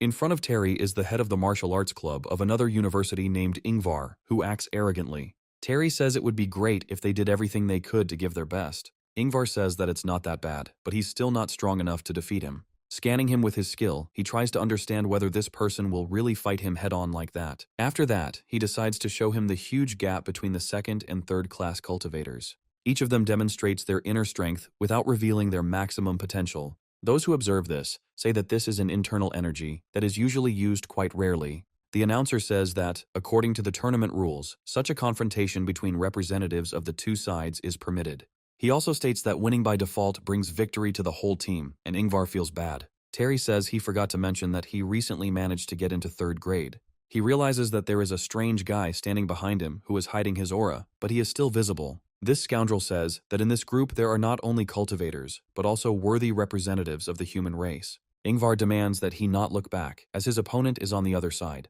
Terry says he's in a big hurry, so it would be great if they could finish the match quickly. After this, he begins to increase his pressure, and Ingvar can only try to respond to this. Ingvar says that he should have been the one to say that it was all over, so it was too early to give up, and his spiritual energy takes the form of a shark in order to try to absorb Terry's energy. Ingvar happily says that he could have easily done this at the very beginning and managed to cope with it. Terry recommends that he look at the shape of his internal energy and chuckles, saying that nothing is over yet. Ingvar immediately turns around to find out what is happening to his inner energy beast. His energy is really starting to crack at an incredible speed, and Ingvar doesn't understand how this is possible. Terry says that he has a lot of internal energy, but it is not completely pure, so he cannot destroy other energy. Ingvar begins to feel simply disgusting as his body gives in under the onslaught and pressure. He falls to the ground and loses all his armor, feeling that this is a clear sign that he has lost. Ingvar understands that this is a shameful departure and he is destroyed since he was defeated by some newcomer that no one knows about yet. Lambert approaches Terry and says that he didn't expect him to be able to get to third grade so quickly. He also states that the military sent a message asking Master Sheldon to return to his team. Terry understands that such an urgent replacement is due to serious fluctuations in the wormhole's behavior. Meanwhile, we move to the women's locker room, where at the moment there is practically no one. Celine sits down on the bench and says that the boss really did finish the match instantly. She is sad that he did not have the opportunity to fight his opponents and show his best side. Lulu says that this is actually the right move, since the opponents are too weak right now. Violet states that now it's time to focus on the next match and prepare for it. Lulu says 3 elite martial arts schools entered last year's second qualifier. Violet understands what kind of schools these are and hopes that they will be ready to meet these fighters. Lulu and Celine continue to discuss potential rivals, trying to figure out who would be more beneficial for them. Violet, meanwhile, reflects on the fact that among her opponents there are those who may represent the family to which she is engaged. Celine comes up behind her and tells her that it's time for them to take a shower to prepare for the fight. Violet immediately uses the sword's energy to wean Celine away from such indecent conclusions. After this, they head to the shower to freshen up and gain strength before the next match. Violet says there's nothing better than a hot bath right before a fight to help you unwind. She realizes that since she and Terry are already engaged, she needs to cancel the prenuptial agreement at any cost. She says she is ready to act decisively and even give up her name if necessary. However, after a few seconds, she feels the heavens begin to shake with incredible intensity. The alarm starts and a siren sounds from all speakers, recommending evacuation immediately. Celine, Violet, and Lulu simultaneously come to the conclusion that they are under some kind of external attack. Terry immediately calls Violet to give her some very important information about what happened. He asks them if everything is okay, and then decides to get straight to the point about the situation. Terry states that unknown enemies have invaded here, and the enemy is targeting a specific location, so they cannot leave. Violet says it's very dangerous, but Terry says she should trust him because everything will be okay. He also recommends that she get dressed next time before answering a call while in the bathroom. After that, he immediately turns around and hangs up, realizing that he has more important problems right now. Looking at him, he realizes that this guy really doesn't read anything and was able to pull it off quickly. Teachers Godric and Imran come to the defense of the graduates, recommending that everyone leave immediately. Citrine also joins them, demanding that the students not panic and leave here to see the teacher. The alien says that he came here to take these nobodies with him. Godric orders him to shut up immediately, as the enemy must be killed quickly and not be treated with ceremony. Godric and Lambert immediately rush to the attack, but this villain, hopefully, is very quickly crushed. The alien delivers quick and precise energy strikes to deal with them. After that, he flies into the air and asks how the pathetic 6th grade cultivators dare to shout in front of him. Citrine understands that if this creature can fly, then he is at the level of an 8th class cultivator. Terry realizes that this enemy will be far more serious than all the other enemies he has faced. Citrine casts healing spells on her allies to help them recover quickly. Lambert says there is a huge gap between 6th and 8th grade that cannot be bridged. The alien wonders if this is all that teachers at famous universities are capable of. Raising his hand, he says that they are all trash who should burn in hell for their weakness. A few seconds later, a very bright flash appears behind him, which distracts his attention. Fargo always arrives and unleashes a powerful attack that only narrowly fails to penetrate the alien's defenses. The soldier states that he is a lieutenant colonel of the Cultivation League named Fargo. The alien says that he has finally met someone worthy among all the other fighters. He takes aim and says that he must fight one-on-one so that he can finish him off without effort. Fargo avoids these attacks with his incredible speed and clone creation technique. Citrine wonders if anyone else from the Imperial Military Academy is here today. Godric and Imran talk about how they need to join this fight as soon as possible to help him. Fargo orders them to put the conversation aside and heal up before attempting to re-enter the fray. Citrine is trying her best to speed up their recovery before the battle. Lambert comes to his senses faster than the others and, together with the other fighters, surrounds this scoundrel. Fargo says that you just need to block all his escape routes and stay out of his way so that he doesn't hurt anyone. The alien starts laughing, saying that this is a rather funny development of events, and he becomes a little interested. Fargo attacks him, saying that he will make him regret those words and destroy him in a second. The alien twists sharply from the powerful blow and dives down to deliver another blow. He then unleashes an incredible counterattack that even a fighter like Fargo can't dodge. He is thrown to the side by the strong momentum his body receives and crashes into the wall, breaking through part of it. A contented alien suggests that a pathetic person thinks too much about himself and his powers. Godric understands that knocking out such a fighter with one blow is an incredibly difficult task. The alien smiles and says that he is actually a 9th grade cultivator. Looking at them, he states that they should feel despair and stop trying to resist. Terry quickly changes his clothes and says that he needs to stop making jokes like that. He shakes off the policeman's hat, which has been lying on the ground all this time and is quite dusty. After this, he appears behind him, saying that he could not even detect the enemy's breath. He calls him a weakling and forcefully kicks him forward, saying that he brazenly lies in front of other people. Having decided to test how this is possible, since he does not feel the movement of this person even with a strong desire, he assumes he was simply inattentive and turns around to launch a powerful counterattack. Their battle turns out to be so fast that it is almost impossible to follow from the sidelines. Terry and the alien continue to exchange blows, and our hero says that the trash needs to be cleaned up on time. He also says that he needs to finish this business quickly in order to get these clothes back. Immediately after this, he takes aim and delivers several very precise blows to vital organs. The fighter says that all of this does not correspond to the information provided about his alien brothers. After this, he desperately says that if this is so, then they must all die together because he will blow up the central boiler. This information has a very serious impact on everyone present, as it is a real terrorist attack. Everyone is wondering what the hell this means and hoping that the worst can be avoided. The alien realizes that his energy was blocked and he was unable to detonate the explosive device. Terry says he doesn't understand how they managed to get through to ninth grade, but the energy inside them is very unstable. He states that it is quite difficult to control such unstable energy, so this can be taken advantage of. He also states that his levitation is maintained solely by his will, and that this has now come to an end. After this, he turns off this ability, and the alien begins to fall like a stone at full speed. He claims to take him with him, but Terry claims he won't be able to trigger the bomb. The alien realizes too late that his abilities have also been blocked, and he will not be able to achieve the desired result. After this, it lands incredibly accurately in the trash with a special mark indicating that it cannot be recycled. Everyone else looks at this fighter in surprise, saying what kind of warrior is this who came here to save them all? They immediately bow before him, saying that they can at least thank him for his timely help. Terry says he's been a great help and emphasizes that his work is pathetic trash that expresses humanity. After this, they state that they must remember that their cultivation has no limit and that the ninth grade is not the limit. He claims that there are people outside of all dimensions, and there their power goes into infinity, which has no limit. After he delivers such a fiery speech, he leaves, saying that that is all. The teachers watch him, trying to figure out how seriously he had just discussed the topic of infinity of power. Fargo says that if the realm of infinity really exists, then it is salvation for humanity. Meanwhile, we are transported to one of the stadium's offices, which is now absolutely empty. Terry quickly gets here, realizing that everything is finally over, and he has time to heal. He realizes that he has risked too much to temporarily raise his combat condition to the ninth grade. Fortunately, the microscopic hardening technique he practices sublimates cells and strengthens the body. In this way, he was able to prevent irreversible changes and quickly heal his wounds. He also realizes that, apparently, the aliens have already begun their infiltration with the help of these minions. Terry speculates that his revival somehow altered the world's timeline and sped up the process. This means that the breakthrough theory will inevitably be discovered in the near future, and all that is needed is to help Hillary.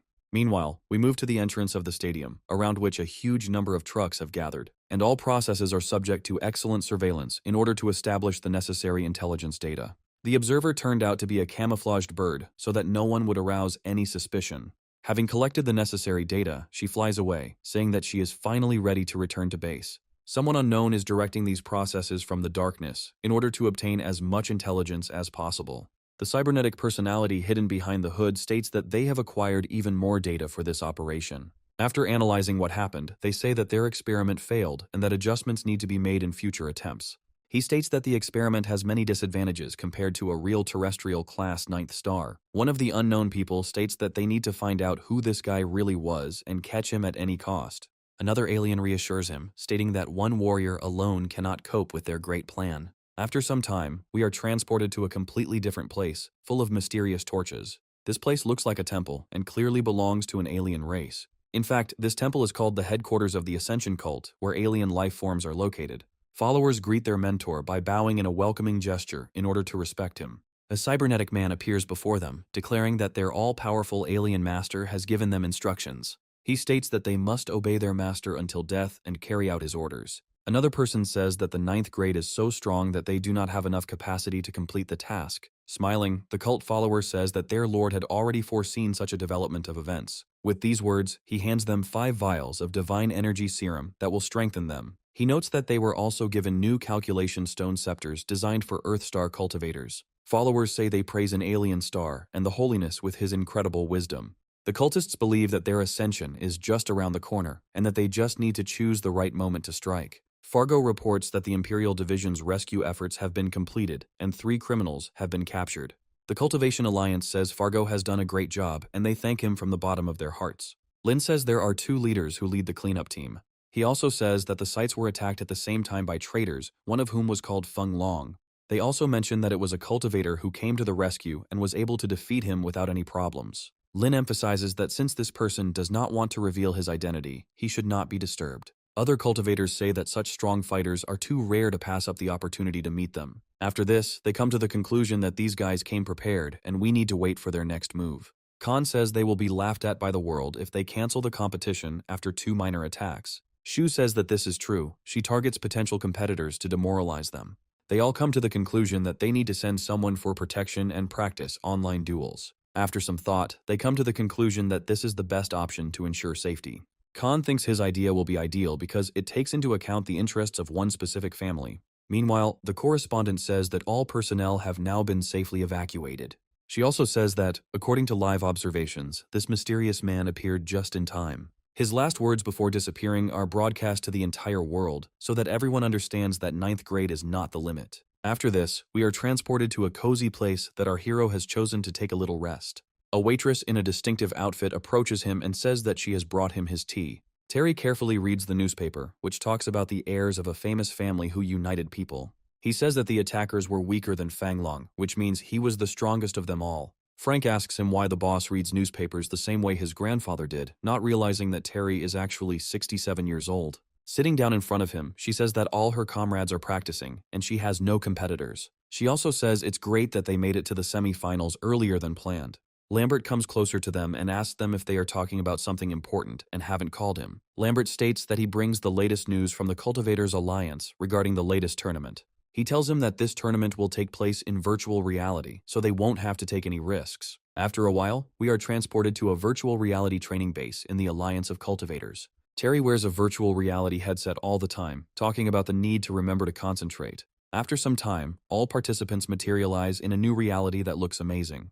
Terry realizes that keeping Frank out was the right decision because he has serious problems. One of the people says that new rules need to be discussed because this training is not normal. The head of the martial arts club, Sanchin, immediately starts being rude to him and asks him to get out of the way. Everyone starts looking at the three of them in surprise and trying to figure out what they were up to. Some of them say that Chompy and Brandon also came here, along with Sanshin. Sanchin asks where the winner of the martial arts exam they are looking for is. Brandon smiles and says that it's just funny, since they are unlikely to have any problems with him. However, he immediately points to him from the crowd, also noting that Violet is standing next to him. Brandon claims to be the president of martial arts at one of the universities and has heard a lot about the young talent. He immediately approaches Violet and says that they haven't seen each other for a long time, but she reacts to him coldly. Sanchin states that he wanted to talk to Terry right before the competition started, and Terry offers to meet him after the fight. Sanchin smiles and says that it's a waste of time, and Chompy says that he doesn't quite understand what needs to be done. Terry smiles and says that Mujon was as polite as his relatives and greeted him when they met. These words have an incredible impact on his opponents, who cannot leave them unanswered. Chompy and Sanchin immediately stop, after which the tension between the three begins to rise. Chompy says that in this case they will have a future couple from two wonderful families. Chompy reflects that his life is worth nothing to him and that death would be a blessing for him. Terry realizes that Chompy brought Sanchin here on purpose to pit them against each other. Brandon, apparently, is the same son who is now engaged to Violet. Violet says that she would like to talk to him about what will happen next between them.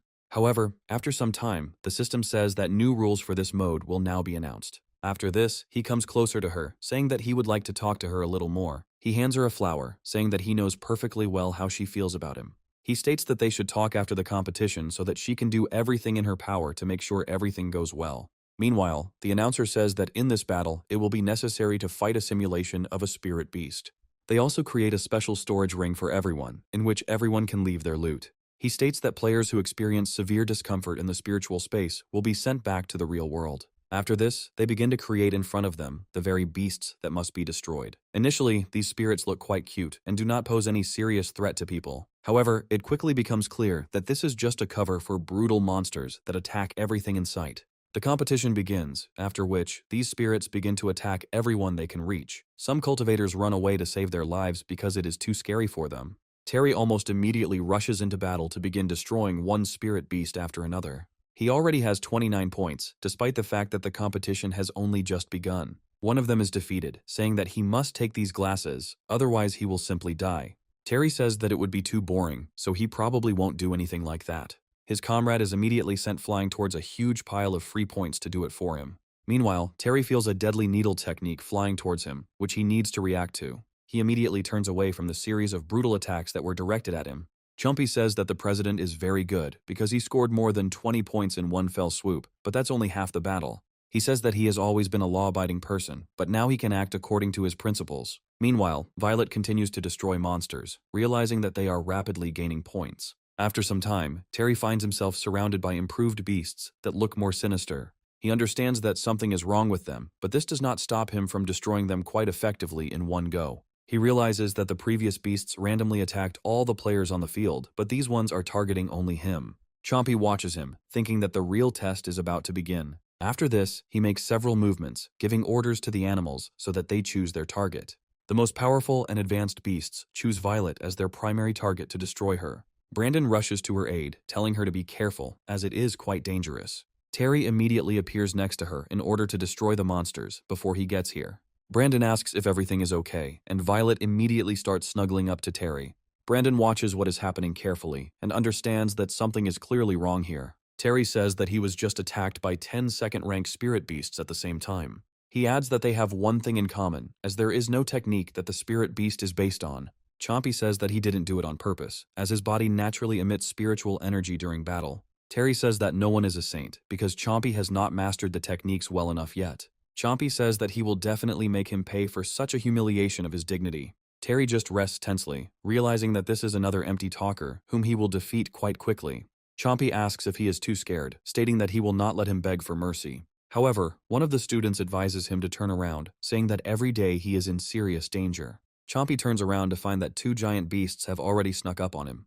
He doesn't have time to do anything, because they quickly destroy him with their sharp teeth. These beasts turn out to be even more powerful, and this begins to worry the students who ended up here. Terry understands that these naive boys are still too young to compete with him. Brandon says that spirit animals can become stronger by eating the spiritual energy of their victims, so you shouldn't expose yourself to that. Everyone else raises their fists and says that this is the right idea, and they need to build on it in the future. After some time, they decide to take a little rest in order to regain their strength before the next dash. Terry takes first place with a whopping 121 points, with Brandon just 1 kill behind him. Senshin follows them with a score of 93 points, but the competition is not over yet. The winner is unknown. Brandon enjoys incredible attention from girls who look at him almost constantly. After the final stage of the competition, Terry still holds the lead and wins. Violet is waiting for the moment when she can have a normal conversation with Brandon, who still doesn't understand anything. She tells him seriously that she would like him to ask to call off their engagement and tell her. Brandon looks at her with a slightly surprised look, trying to understand why she decided to refuse this. After this, he says that the contract was made by the elders, and it is not in his power to cancel it. Terry states that there is no need for this, since he is already engaged to Violet, and no one in the world can separate them. Brandon says that he understands everything perfectly, and if they are so sincere, then he will respect their decisions. He notes that the marriage contract involves 2 families, and he fears that he alone will not be enough to convince them. Violet accepts the yellow rose he hands her, and tells him that she will try her best too. Terry says that he doesn't need to defend him too much, and that he should just report the situation truthfully. After this, he ends his conversation, and begins to slowly walk away to do his business. Brandon watches him go, and starts waving his hand to show that he doesn't care. After this, she turns to the one standing behind him and asks him what he needs. Chompy says that he wanted to ask him something, but the 2 got ahead of him and spoke to him.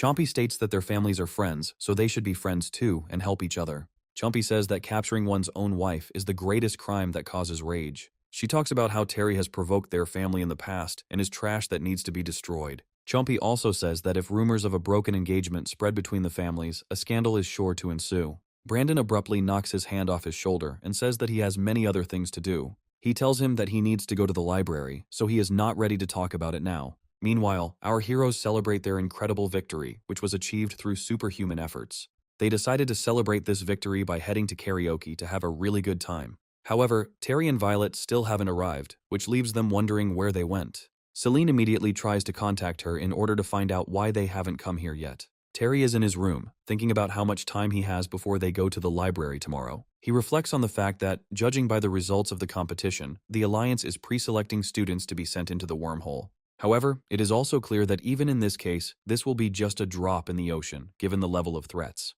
He realizes that the only way to stop the alien forces is to break through with the kingdom theory. After this, he looks at the internal energy of the spiritual stone and realizes that it has been exhausted. Spiritual stones are no longer enough to satisfy his need for rapid advancement. He will have to urgently look for alternative ways to increase the speed of his cultivation. Once they receive the remnants of the Kingdom Breakthrough Theory book, it will be available in a couple of months at most. Meanwhile, Violet is fighting Charlie, but the reason for this fight is still unclear. Charlie tells her not to get involved with Terry, adding that she should have listened to him. Violet says that she hid it from him because she was afraid that he would try to stop her. She states that this marriage contract will be annulled even if she is kicked out of the family because she doesn't care. Charlie feels that his sister is incredibly strong and he cannot cope with her no matter how hard he tries. He realizes that she has a questionable talent for fencing and he simply has no chance of defeating her. Violet says that the winner of the duel has been determined, which means he no longer has to worry about this issue. Charlie says that their marriage is a pact between the two most powerful families in China, and they are simply insignificant in front of them. Violet says that she doesn't care at all because she believes in her lover and his strength. Charlie tries to stop her, but she simply turns around and walks away, ignoring him. Charlie understands that these are futile attempts, since only a fool would separate lovers. However, he understands that he needs to help them somehow, since he is her brother. After some time, he calls Brandon and says that they haven't seen each other for a long time. He also apologizes for Violet insulting him, and he states that he needs to say a few words about it. After some time, Sanshin, Terry, and Brandon head to meet with one of the cultivators. They greet him, and he reveals that he is a master alchemist who is responsible for the translation in the library. He gives them a secret medicine that was given as a small gift for their success. Terry is surprised that Master Shu, who was always so careful, offered him these medicines. Shu declares that now that they are all here, he will not waste their time anymore and will transport them to the library. Sanshin asks if they need to enter virtual reality again. They reassure him that it is a teleportation spell, and so there is nothing to worry about. Terry muses that this library is top secret, after which they dissolve into space. Shu says they have 30 minutes to choose any book from the library and return to this place. He also says that the projection beneath their feet is a plan of the pavilion that needs to be quickly studied. Brandon says that these entrances must correspond to the 8 trigrams and the 8 doors that are hidden behind them. Brandon notes that they need to solve the puzzle, as it is unclear which door they will need. Terry remembers that in a past life he found the remains of ancient books, and now he still has to try. He knows where these fragments are, but he doesn't have much time to collect them. Terry moves forward and is immediately bombarded with a huge number of arrows and swords. Terry smiles and realizes that he is already well prepared for such tests and knows what to do. The giant guillotine blocking the way is just a pathetic attempt to throw him off the right track. The thing is that he has already passed through these traps, so he knows perfectly well where they are located. He runs quickly forward, then stops, trying to figure out what he should do next. Suddenly turns around and asks the person who was watching him to come into the light and not spy on him. Brandon comes out from around the corner and says that Terry's technique and movements are truly inimitable. Terry says he's not as good as his stalking skills, and Brandon says he also found this book. After this, he smiles and says that, apparently, they are looking for the same book. Terry says that the structure of the Alliance Library is very well thought out and mysterious. Brandon passes by, saying that in that case their goals are different, so he apologizes to him. As he walks further, he smiles a little, and Terry realizes that this man is not as simple as he seems. After this, he decides that he shouldn't get carried away in thinking about this topic, because he doesn't have much time. Luckily, he knows the location of the library because the Elder divided the library into 8 gates. The section he has now found himself in is a collection of books devoted to the theory of celestial dimensions. After this, he uses his spiritual energy to scan these books and find what he needs. After some time, he does not find a single fragment and tries to understand whether he was mistaken. A few seconds later, he hears a strange noise and turns around, trying to understand what happened. An unknown figure runs out of the secret door and says that she did not expect to see Terry here. Terry quickly looks at this silhouette to figure out who is talking to him. He asks him to stop, saying that there is poisonous gas behind him that prevents him from speaking normally. Terry guesses that he must be trapped in one of the library's countless corridors. Immediately after this, he grabs him and slams him into the wall so that he can come to his senses a little and catch his breath. Sanshin asks him how he dares to attack him, and Terry states that he has a problem because of the poison. Sanshin says that he had already taken this medicine beforehand, but it did not help him much. Terry tosses him his medicine, telling him he can take it since he doesn't need it right now. Sanshin thanks him, saying that he didn't think he would be so generous to his partners. The cultivators continue to watch this test, saying that Terry is a good fighter and a righteous man. Han tries to draw attention to Brandon's achievement, who has already taken the book and emerged unharmed. Sanshin says that if it weren't for his medicine, he would already be dead or would remain half disabled. Immediately after this, he begins to dig through a pile of books, trying to figure out which one will suit him best. After some time, his attempts reach their logical conclusion, given the nature of this library. One of the books turns out to be a trap, which opens a giant hatch right under their feet and plunges them down. Terry jumps from side to side to avoid getting seriously injured or bruised. He lands softly on the wooden floor and finds himself in a secret room surrounded by many cabinets. Sanshin lands less softly and tries to figure out what this place is and why it is so dark. Terry realizes that if there isn't a single fragment of a book in the library, it means they are all here. Terry says that this library must contain books that have been classified but not yet shelved. He understands that the energy fluctuations of the black box make it impossible to break it without a fifth-class system. Sanshin asks him not to be sad, saying that he can get any book he is looking for. After this, he uses the 24 kill technique to bury himself in a huge pile of books. A few seconds later, he takes out the special notebook that Terry had been looking for all this time, declaring that he had completed the task. Han says that this is against the rules, and Dao reminds him that there are no rules governing such actions. Lin advises them both to remain silent, because if they were able to obtain this book, then it is their destiny. Meanwhile, Terry helps Sanshin stop the bleeding that he is experiencing due to his injury. In their past life, they joined the Alliance at the same time and were together in many battles. Sanshin looks closely at the fragments he collected, saying that this is an Earth-class technique. Terry says that this is not the book he wanted to find and hands it over to him to memorize. After this, he realizes that they have 1 minute left, so he must hurry. He thinks for a long time about what he should do and how to find that very fragment that he has been looking for all this time. After a while, a brilliant idea strikes him, and he immediately runs towards one of the cabinets. He realizes that the unnamed fragments were written by ancient masters, and he was looking in the wrong place. Sanshin looks around carefully and says that the book they need simply isn't here. Terry realizes that he must have missed something if he hasn't been able to find the book yet. After a while, he realizes that perhaps this book is a support for the leg of a table or some cabinet. The library regularly got rid of books it didn't consider worthwhile, and this was one of those cases.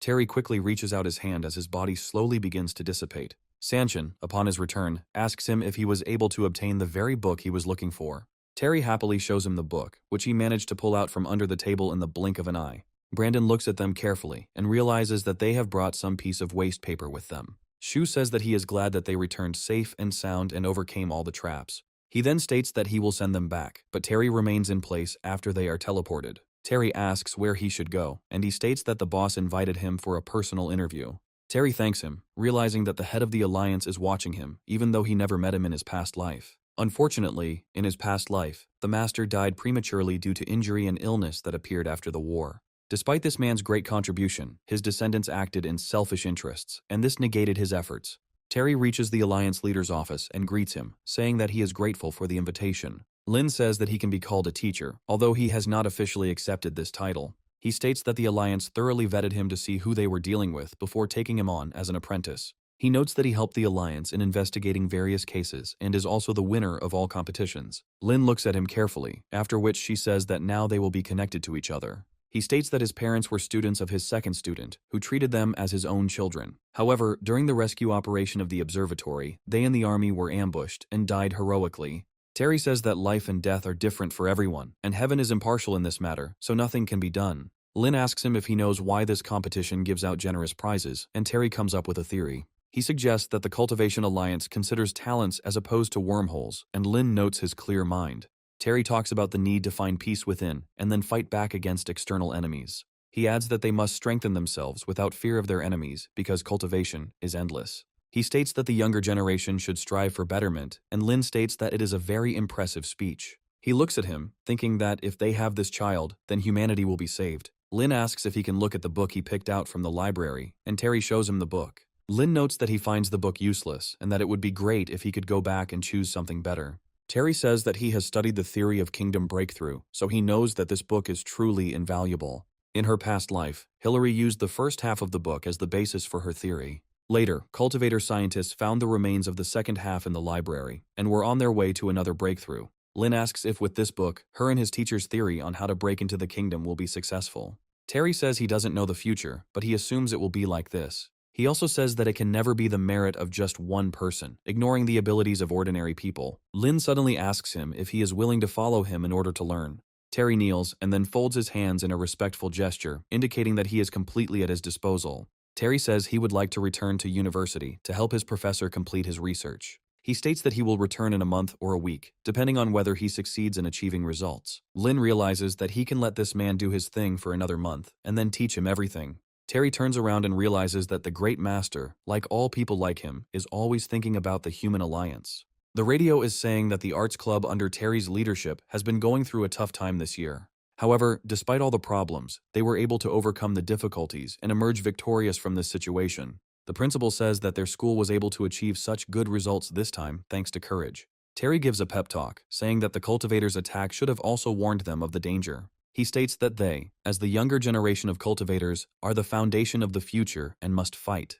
The girls watching him say that they will train hard from tomorrow. The director says that his speech was quite good, and the university gives them victory points and awards. Terry says that Celine will be in charge of the interview, but he has urgent matters and will not participate. Celine immediately takes Dwayne aside, telling him that he doesn't have to worry because she knows what she's doing. Dwayne understands that they are not trying for the sake of reputation, but for the sake of the fate of humanity, and this is very respectful. Terry hopes that he will now have no distractions and will return to the teacher. After some time, he gets to a specialized research laboratory to visit Hillary. He quickly looks inside and asks how the teacher is doing, hoping that everything is fine. However, he discovers a rather disturbing sight as Hillary has lost consciousness and fallen to the ground. Terry quickly approaches her and feels her body burning as she is ill with something quite serious. Terry knows she needs to relieve the symptoms of fatigue or the consequences will be dire. He decides to take care of her internal energy in order to cleanse the meridians and correct everything that was disturbed. Terry realizes that with such a determined character, it's no wonder she became a master of theory in her past life. After some time, Hillary gradually comes to her senses, slowly opens her eyes and looks around. She wonders where she is, what is most important, not understanding where her glasses have gone. Terry hands her the glasses, saying that he had been helplessly waiting for her to finally come to her senses after fainting. Hillary asks him why he is here, because he was supposed to go to this competition. Terry says that the competition was over, and he came back, saw her on the floor, so he healed her. He also asks her to drink the decoction even if she is busy, as she cares about her health. Hillary is very impressed by such incredible care from her student. Terry asks her what happened to her because she looks like she's thinking about something. Hillary looks on and says that she is just thinking about the next step in her research. Terry happily says that he has brought her a real find and shows her this book. Terry says that ancient techniques are not necessarily passed down orally, and sometimes they may even be written down. Hillary says that this could very well be the half of the book they have been looking for 100 years. Terry says that this is indeed the case, and Hillary happily declares that this makes a big difference. She talks about how her family has been dedicated to studying this theory for generations. She also says that one of her ancestors accidentally received a strange book without a cover and was amazed. After studying the materials that were there, he creates his own description of these things in order to convey it to others. Hillary states that in his final moments, he instructs his descendants to study this book in order to break through further. She also thanks him, saying that this at least proves that her theory is viable. Hillary looks down sadly and says that there is still something she cannot do. She states that at her current level, she will not be able to penetrate the knowledge contained in this book. However, she says that she will still try in the hope of finding the right way. Terry says he can take her to the virtual reality room to help her progress faster. Terry says the combination of spiritual energy and virtual reality can produce incredible results. Hillary happily hugs him, saying that this is indeed a very interesting assumption. After this, she gets to her feet and says that it is necessary to come to an agreement with Mr. Lambert. Terry reflects that when it comes to research, she becomes excited like a child. 3 days later, he greets her again, and she asks him if he managed to break through. Terry asks how she knew this, and Hillary states that she practices the skill Golden Eye. Lambert says he is willing to lend her the equipment for 4 days, given its value. Lambert realizes that Terry is just entering the 3rd grade of cultivation in competition. Terry and Hillary say they are ready to continue their immersion in virtual reality. Lambert says the data transfer has begun and then uploads it to a new location. Terry says that they must go through the forest to the sacred mountain and find the answer to this mystery. Lambert asks what the situation is, as he cannot see what is going on there. The information contained in the celestial book is so vast that it is difficult to download into virtual reality. Hillary says that the ancient book contains many useful elixirs that can be studied. Terry says they don't have much time to just go for walks now. Hillary states that she must write down their appearance and personality because they will definitely come in handy. Terry realizes that she has forgotten the purpose of this trip and says that she needs to destroy her illusions. It disperses all these flowers quite quickly since they were created here artificially. Hillary looks around in surprise, trying to understand why these plants have scattered. Terry says that this virtual reality only shows what a person wants to see. Hillary says she must remain conscious at all times and not be deceived by illusions. Terry expresses confidence that she can do it because she is a great master. After some time, they decide to move on in order to continue their path to great knowledge. Terry asks if it is worth going to the sacred mountain, but receives the answer that it is an illusion that should not be deceived. Terry states that if they go the other way, then they will actually get to her. After 3 hours of walking in the opposite direction, they are already approaching the foot of the sacred mountain. Hillary falls to her knees and says that she is very tired, and Terry asks her not to relax. He states that they need to hurry as he has a very bad feeling about this. Hillary hides behind him and asks about that suspicious noise that came out of nowhere. Terry tells her not to worry, while several wolves come out of nowhere. These wolves form a pack that surrounds our heroes and does not allow them to escape. Hillary starts to cling to him, trying to figure out what she should do because she has absolutely no fighting skills. One of the wolves takes a few steps towards them and then makes a sharp jump. Terry gathers his strength and punches him in the face, only to immediately throw him aside. At that very moment, other wolves pounce on him, and Hillary warns him to be careful. Terry uses the Storm Spiral skill to deal powerful area damage. He understands that these wolves are not that strong, but there are a lot of them, so it is better not to drag out this fight. Having concentrated his forces, he decides to finish everything quickly so as not to run out of steam. He makes a sharp movement to create multiple wind blades that injure animals. This technique doesn't require much effort, but it brings amazing results for the investment. Hillary realizes that Terry's inner energy has just flared up and increased many times over. After this, he calms down and tries to restore his breathing in order to continue his journey. However, another wolf materializes in front of him again, and another pack comes after it. Terry watches this process closely and realizes that he needs to stop fighting them in order to win. Hillary says that these wolves are part of the illusion of a heavenly book filled with divine meaning. Terry understands that cultivators are different from normal people. Most of them are self-confident. Meanwhile, the wolves are slowly approaching them, getting ready to strike. Terry grabs Hillary roughly, telling her to hold on to him as tightly as possible. After this, he immediately rushes forward with the help of wind forces in order to escape from the wolves. In a few decisive, quick leaps, she finds herself on a high stone bridge where there are no wolves. Terry understands that the teacher is only in the 4th grade of cultivation and is having a hard time coping. Hillary suddenly comes to her senses and says that they have lost a lot of time, so they need to move on. Terry realizes that despite her weakness, her mind's strength still remains mature. After a while, they begin to climb higher, although this turns out to be a rather dubious task. Hillary says she simply doesn't have the strength to continue moving up. Terry asks if she needs his help, but she says she has to handle it.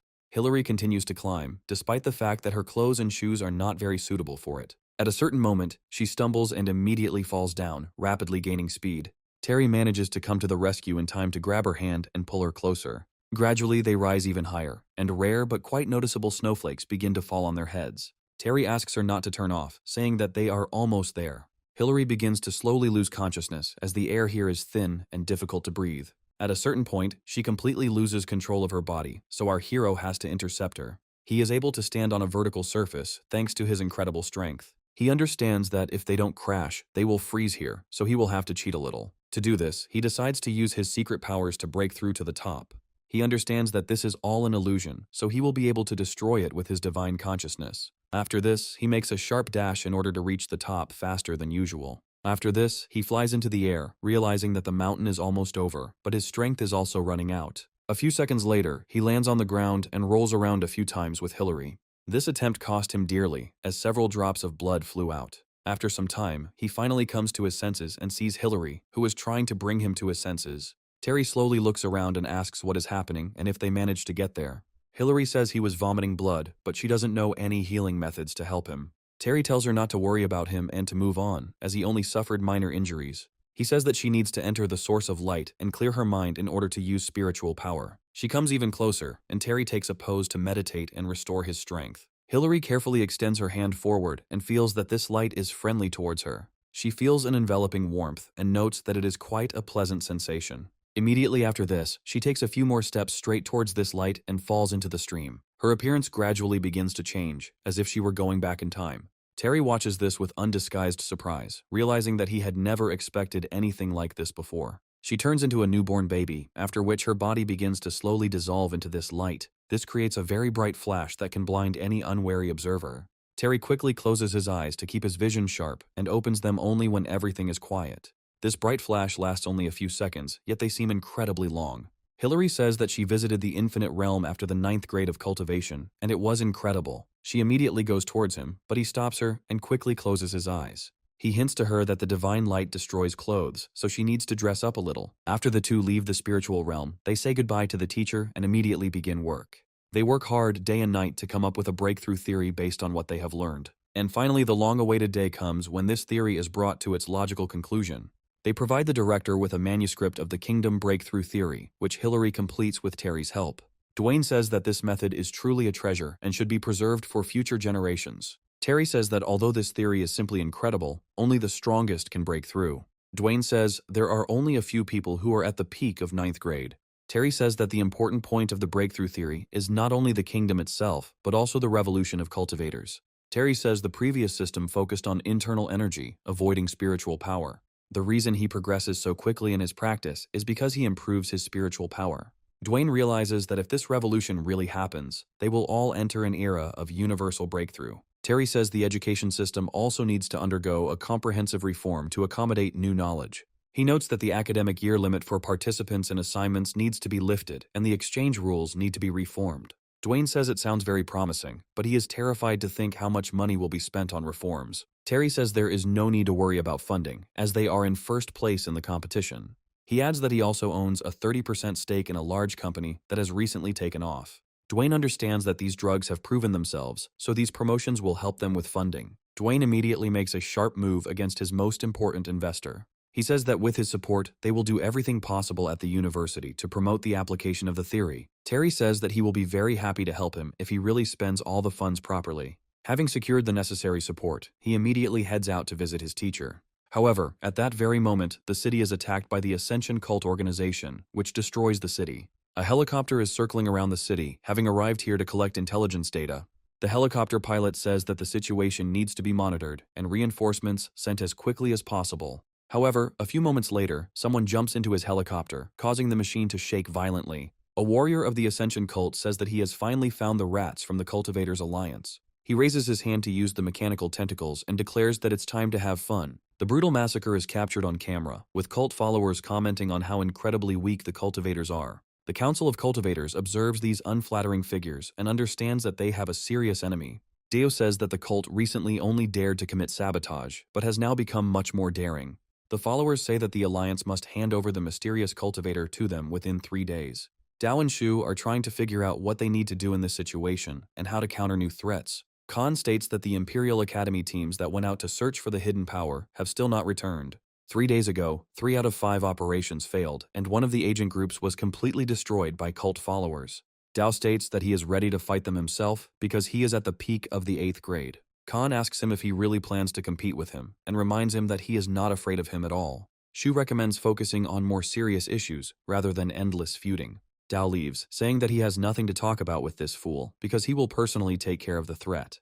Khan leaves with him, and they continue to figure out which of them is the stronger opponent. Meanwhile, Wen turns to Shu and says that it's time to play some fun games. Meanwhile, Lin spends time in the Cultivation Alliance's healing room to maintain his condition. After being in 2 vessels of purifying essence, he manages to maintain the cultivation of the teacher at the peak of his form. Thus, using modern technologies of the spiritual world, it is possible to monitor the integration process at the moment of breakthrough. Lin is in the space of the spiritual world and meditates in order to gain more strength. After some time, he moves into the middle stage of spiritual liberation, and this is a good sign. After the middle stage comes the advanced stage of spiritual fusion, which is also key. Once all the preparatory stages are completed, it is time to move on to the stage of spiritual distribution. At this stage, progress reaches 80%, and the purity of internal energy is below 98%. Terry realizes that the mentor's spiritual energy is not purified enough to make a breakthrough, and decides to help him. He places his hand on the capsule containing his teacher and tries to transfer his energy to him.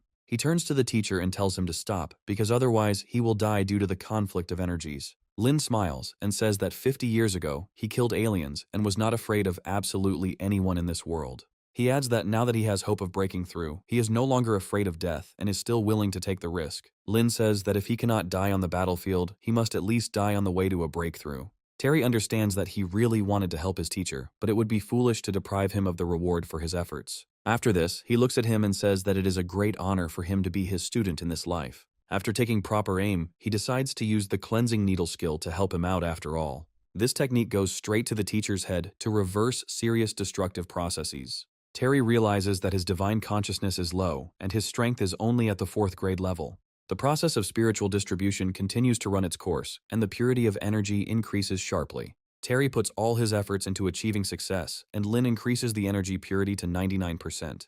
At a certain point, he manages to achieve absolute purity of internal energy, and this accelerates the breakthrough. Terry feels that he can no longer help the teacher, and his future fate depends only on him. After some time, the system indicates that the danger index has dropped to 0 and the breakthrough process is complete. Terry looks at him happily and says that they have finally managed to achieve the desired result. Lin feels very unusual, and now his chi has become invisible, like that of an ordinary person. And yet he has an indescribable feeling of freedom and completeness that he could not achieve before. With one easy movement, he manages to destroy entire stone statues. Terry congratulates his teacher, saying that he has finally broken through to the infinity realm. On the path of a cultivator, the first stage is to purify the body and then absorb the spiritual energy of heaven and earth. One who has broken through the kingdoms becomes one with the nature of heaven and earth, and therefore his energy is not so noticeable. With just one thought, such a person can change the natural chi in an endless flow and create unprecedented things. According to the theories of Teacher Hillary, there are 5 levels of kingdom breakthrough, from infinite to holy. Terry understands that at the infinite level, divine consciousness can reach 1,000 meters. Lin says that it now makes sense why he feels so full of energy, even though his chi is gone. Terry happily says that now the Alliance will not be in danger of being overthrown and will definitely not fall apart. Lin says he can never thank him enough. Terry managed to break through with the help of the spiritual realm, and they improved their bodies in reality at the same time. Terry reflects on what he was told, that after the attack at the last tournament, the Alliance sent out scouts to search. He also recalls that there is something like obsidian on another planet that could help in further breakthroughs. Shu quickly contacts him and asks about Lin's status, and Terry shares the good news. Shu says that they received a message from the Ascension cult, which demands the surrender of the cultivator. Terry understands that the teacher's condition has stabilized and there shouldn't be any more problems. He decides that it is time to help his other comrades, while this problem, at first glance, seems to be solved. After some time, we are transported to a completely different place, which is located very far from the city.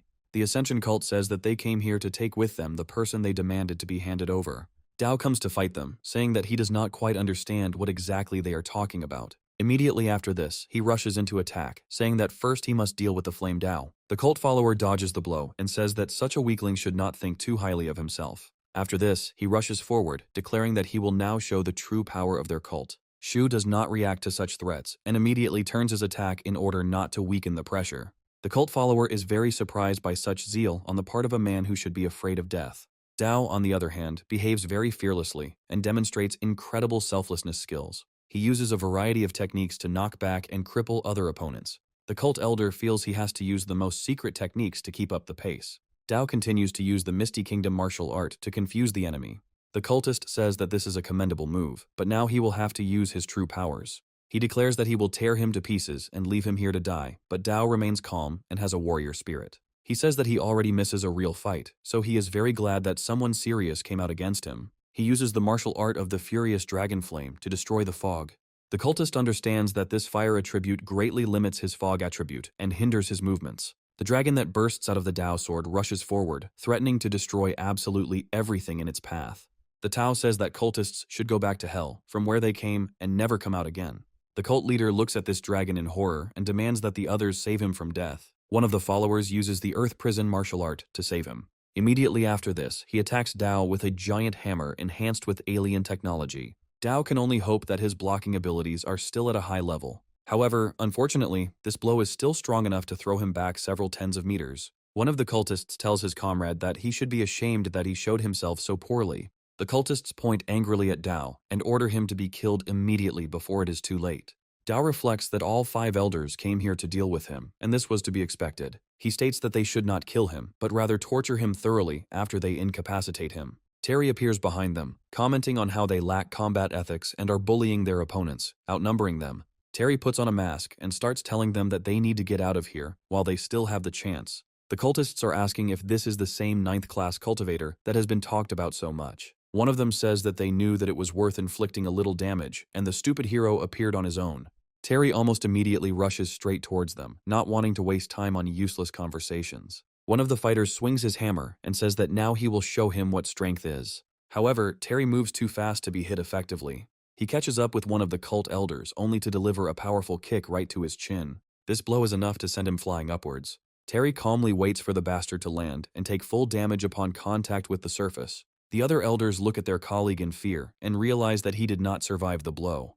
Terry says that they should try to stop him if they have the strength to do so. Another fighter, armed with a hammer, rushes forward, saying that his hand will not tremble to finish him off. Other cult followers say they should not be impulsive and should use the serum first. The hammer fighter uses the earth prison skill to restrict Terry's movements. However, he suddenly breaks away from the spot and does not allow him to finish using the skill, breaking through his defense. This blow turns out to be unimaginably powerful and knocks the opponent into the rock with incredible speed. Dao understands that his ally destroyed an 8th grade cultivator in a second, which he himself could not handle.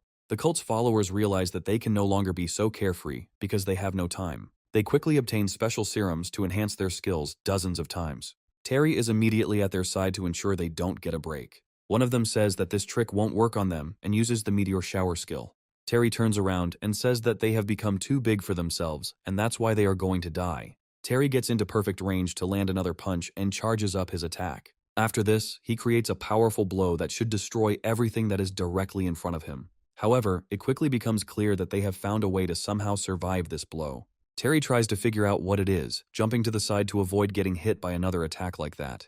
The cult elders say he is very experienced, but that doesn't mean they came unprepared. He says that the owner of the planetary base never ordered that he be captured unharmed. Terry says he didn't expect people to prefer being obedient dogs to aliens. Cult followers say that this cultivator makes dangerous statements even before his death. They demand that he apologize for his words, while Terry prepares for a serious confrontation. They try to attack him at the same time, but he stands there and does nothing, as if he was waiting for this. After a few seconds, he uses a spirit attack technique to freeze them and interrupt their attacks. After this, he resolutely rushes forward, saying that they simply have nowhere to run from his wrath. He attacks them with rapid attacks, forcing them to constantly dodge and change positions. Terry realizes that his two opponents are in their 9th grade prime and should not be underestimated. Meanwhile, Dao relaxes too much due to the fact that no one is attacking him and exposes himself to attack. Terry uses the 9 true word skill to gain the speed of the wind dragon. However, it seems that one of them was counting on exactly this in order to catch Terry off guard.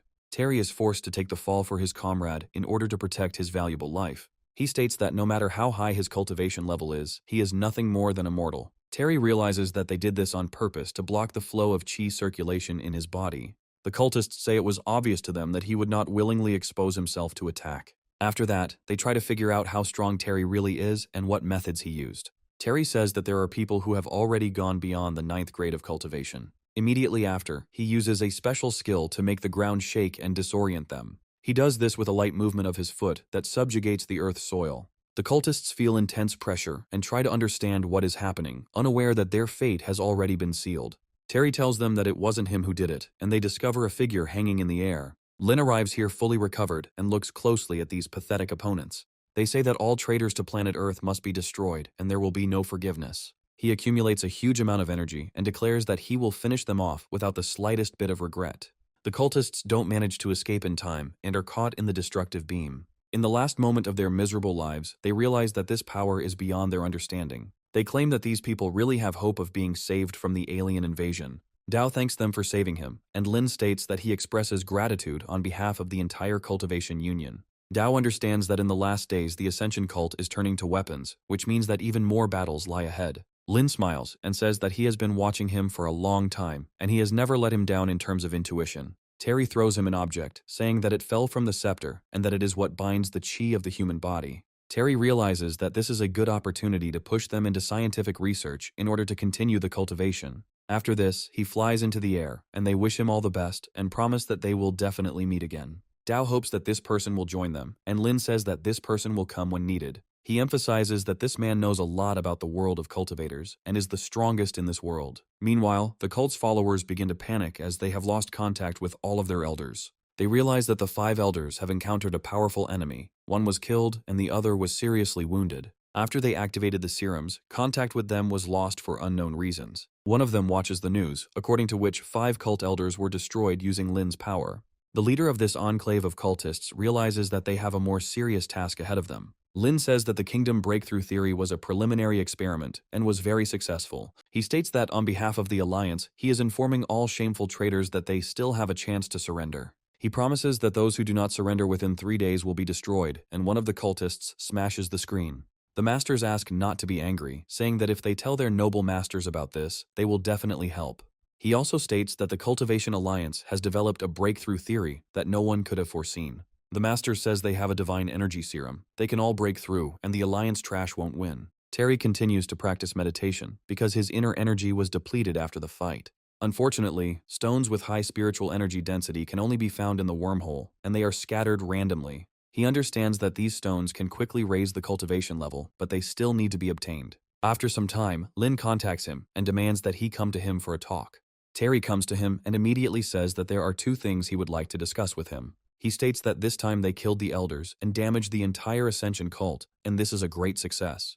He also says that the situation on the planet is tense and the Alliance needs fresh blood. Lin gives permission for the tournament's top competitors to go into the wormhole, and Terry says he's ready for it. Lin also says that he wanted to show him something very important and unusual. He hands him alien obsidian captured from the Ascension cult, claiming it will aid cultivation. Terry says that, according to Hillary's theory, this stone may indeed be very important. He suggests focusing the newcomer's mission on finding obsidian veins and spirit stone veins. Lin thinks about this proposal for a while, and then says that he thinks it is rational and good. Dao says that he almost forgot that he saw that black and hard thing in the wormhole of indefinite rank. Terry asks him if he is sure about this, and he states that it is, since it is a volcanic environment. Lin asks if the safety of the 18 newcomers who are their treasure can be guaranteed. Everyone comes to the conclusion that they will definitely be able to do this, since their future depends on it.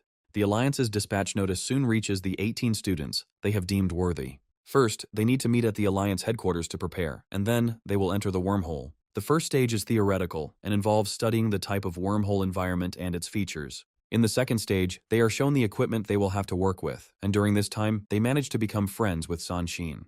The other fighters also treat him with respect, although they are shy about getting even closer. Brandon is the only exception. He keeps his distance at all times and appears quite angry. All this time, a huge number of girls are spinning around him, looking at him with loving eyes. Brandon turns around in irritation and realizes that all those words were supposed to be his in the first place. He understands that the position of the headman's apprentice, Violet's fiancé, and the admiration of the people were meant to be his alone. Terry looks at him happily and says that they finally met again. Brandon greets him, then turns abruptly and goes about his business. Sanshin wonders what's going on with him, and Terry suggests that he's just worried. Fargo comes to them with a detailed briefing on the situation in the wormhole they are traveling into. He claims that it is a volcanic planet with unique life, which is densely covered with lava and rich in materials. Some students wonder whether life even exists in such a place. Fargo claims that there is more than one species there, and these creatures feed on fire and heat, which is how they live. He also says that they have prepared combat suits for them to help them acclimatize. On top of that, this suit perfectly follows the contours of the body, so you don't have to worry about the size. Lulu also decides to try on the suit and says that it looks absolutely amazing, and flatters her figure. Violet states that it is simply an amazing battlesuit, which she also liked. Lulu and Celine look at their friend and say that she looks absolutely amazing. They are also given special communication and positioning devices to communicate. Violet asks if they will really be spied on, and Terry says that this is all speculation. After this, all the cadets gather for formation to listen to the next stage of the report. Some girls are saying that this suit, being so tight, seems humiliating to them. Terry says that in reality, there will be no time for jokes there, since they are going on a real combat operation. He tells them about all the features of the suit that might come in handy in an emergency. After he tells them what awaits them, everyone immediately says loudly that they understood him perfectly. Fargo reflects on the fact that Chief Lin has taken on such an amazing person as his apprentice, someone who possesses such qualities. Brandon reflects on how those who constantly talk cannot see the real truth. 3 days later, the group undergoes a pre-combat simulation in virtual reality and is sent on a combat mission. 18 new recruits are sent into the wormhole on a small transport that should quickly get them there. After some time, they reach the advanced frontline fortress, which blocks the wormhole. This fortress is a real colossus and has amazing weaponry to hold back the onslaught.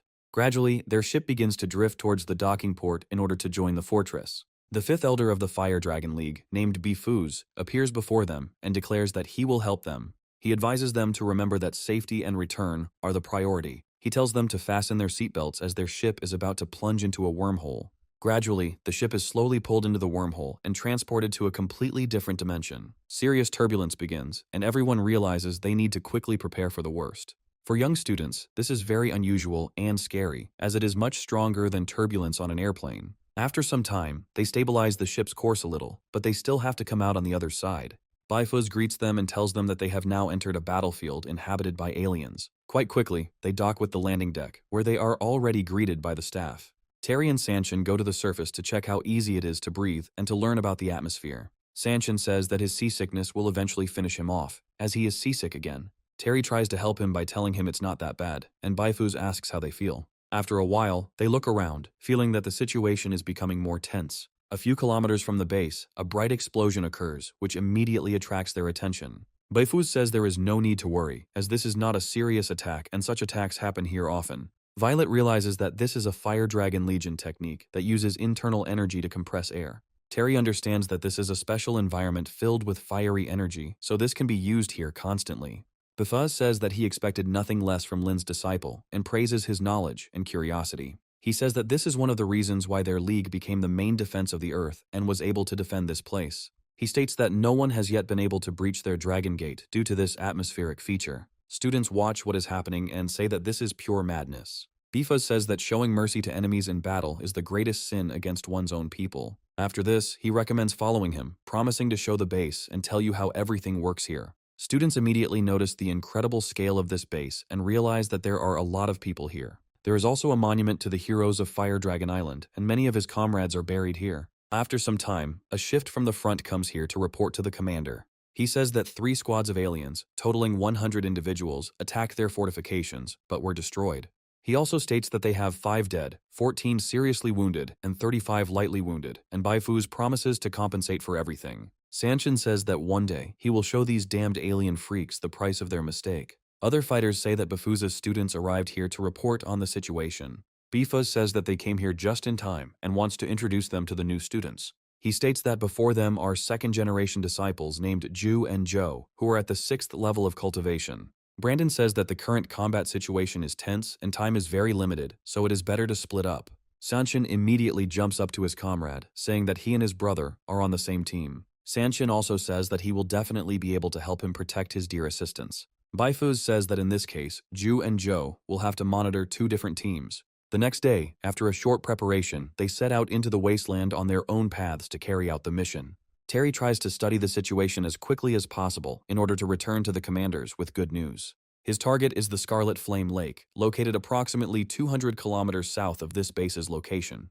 From the base, he heads straight south to find the place he found in his past life. After this, he crosses 2 checkpoints where he does not have any particular problems. He also encounters 2 patrols of 5 people to find out if they are okay. He continues to delve into the alien lands to the south in search of the very artifact he needs. Quite quickly, he manages to reach the desert area where everything he needs is stored. However, this time something is not as usual as before, as he notices a strange movement and decides to follow it. Something gigantic and aggressive jumps out from underground to devour him before he comes to his senses. Terry turns out to be quite an agile fighter, so he manages to dodge and avoid injury. He quickly lands on his feet and looks at the monster, which has been lying in wait all this time. Terry realizes it is a scarlet fire snake, which likes to hide in gravel, has no eyes, but relies on its sense of smell. Taking aim at its intended victim, it lunges forward, baring its giant fangs. Terry says that, unfortunately, such a ferocious fire snake without eyes has a fatal weakness. This weakness lies in the fact that she is a representative of the element of fire, which means her fate is predetermined. Terry has mastered ice magic, which is an incredibly effective method of destroying such creatures. Terry delivers a powerful blow to the monster, then calmly shakes himself off as the monster dies. This attack is enough to completely destroy such a large and dangerous monster. Terry collects some of the snake's venom, realizing that it is not dangerous, but can paralyze the body. Looking around, he realizes that he needs to hurry in order to have time to do what he has planned. After some time, he continues his journey through the deserted area, but finally stops. He notices people approaching him and assumes that they may be patrolmen. The patrolman introduces himself as Captain Luo, and Terry calmly states his name. Luo says that he recently defeated everyone in the tournament and became the headmaster's disciple, and rumors about him have spread even here. He also says that he heard that 18 newcomers came here to help other people. Terry says that the Alliance has given him a special mission, and he can't afford to pass it by. Luo says that in this case he can go further, but that area is very dangerous, and he needs to be careful. Terry thanks them for their help, and then moves on, trying to figure out what the patrol is doing here. Luo gives a quick hand signal for his subordinates to immediately carry out what he ordered. They grab their weapons and rush at Terry, hoping that he is not looking at them and is unlikely to be able to fight back. The blows touch his body almost instantly and pierce through it, after which he falls to the ground. However, they suddenly stop after hearing Terry's surprised voice from the other side. Terry asks them what they are doing, as it is completely against military regulations. Luo realizes that he is able to maintain a visual projection for a second. After this, they say that the recruit is suspected of collaborating with the enemy, so he must be killed. Terry uses the 9 true words technique to suppress his opponents. Terry says that they are quite far from the Dragon Island base, so their presence has raised suspicions. He also realizes that one of them has a jammer since his signal was perfectly picked up until the moment they approached. Luo understands that this bastard knows too much, so he must not be left alive under any circumstances. He prepares to concentrate his power for the finishing blow, and Terry simply watches him. He states that he doesn't care that he is facing a 5th-class fighter, as he is equal in strength to a 6th-class fighter. Terry says that his technique is indeed not bad, but he still needs to work a lot to hone his skills. Luo looks at him in surprise and doesn't understand how this man learned their own techniques so well. Terry states that if he blocked the signal, then he has no reason to hide, so he will give it his all. Terry says that those who follow the path of Tao will always be righteous and will triumph over evil. After this, he creates powerful lightning bolts that fly in different directions, striking their targets. Luo ends up being one of these targets and loses consciousness due to the damage he sustained. Terry realizes that this is one of the fighting techniques called Thunderbolt, which transforms natural energy. After he knocks out all of his opponents, he ties them up securely for interrogation. After a while, some of them begin to come to their senses and try to understand what he is going to do with them. Terry says the snake venom will be needed pretty quickly, as they won't be able to move for a couple of days after ingesting that much. He realizes that this family is actually the master of the underground world. After some time, he reaches the Scarlet Flame Gorge, where lies the goal he has been heading towards all this time. Hearing strange sounds, he decides to use the technique of merging with the landscape in order not to arouse suspicion. Moving further, he realizes that the Luo family is covering for the aliens, meaning that traitors to Earth have even infiltrated here. The aliens say that it is necessary to search all the obsidian veins in order to destroy them. Terry realizes that these aliens are first-class warriors who keep the untouchables in slavery. Terry realizes that there are 10 warriors in total here, and the leader is responsible for controlling the entire situation. After quickly counting all the opponents, he realizes that he needs to act stealthily and quickly. One of the aliens starts beating a worker, but one of the guards tells him to calm down. Terry quickly appears right behind him, delivering a powerful attack straight to the head to kill him. Afterwards, he uses the Constellation Family Touch technique to deal with the other enemies. The guards quickly look around and try to understand what is happening and who their enemy is. Terry suddenly moves behind them, and now the outcome of this fight can be considered a foregone conclusion. The guards are only now mortally wounded and fall lifeless to the ground, leaving everyone else safe. Terry moves faster than lightning, so no one even has time to raise the alarm because of his incredible speed. Terry realizes that these slaves did not stand up for the old man because they were following the rules that were imposed on them. He suggests that for them, submitting to stronger warriors is a habit they cannot break. However, he now sees in them the potential to be forged into true warriors and declares that they can leave. He approaches the mine when suddenly one of the slaves asks him if this is what he has been looking for all this time. Terry turns around and sees a small girl handing him large pieces of obsidian. She states that her name is Einar and that 10 years ago these aliens destroyed their home and made them slaves. Grandfather tells her that Earthlings cannot be trusted because they secretly collaborated with these aliens. Terry realizes that he is looking at one of the few representatives of the races that were enslaved by aliens because of their short stature. Einar says that she is grateful that he saved them and that she would like to accompany him to the obsidian deposits. Terry asks her what she wants in return for this, and she states that she needs his help. Terry knows he could help find it himself, but now there's no reason not to help these creatures. Terry says he is willing to listen to their request, and Einar states that she needs to find a relative named Emitada. Terry states that she will do everything she can to help, and Einar invites him to follow her. Her assistant asks if Einar is really ready to take the Earthling wherever he wants. Einar says that when communicating near a benefactor, it is better to use sound waves. Terry continues walking, reflecting on the fact that at first glance, there is nothing special about these walls. However, after some time, he feels that his internal energy begins to be subject to an inexplicable influence. He quickly discovers the source of this influence and uses the dissection skill. After he creates a small hole, it is discovered that there is a lot of obsidian there.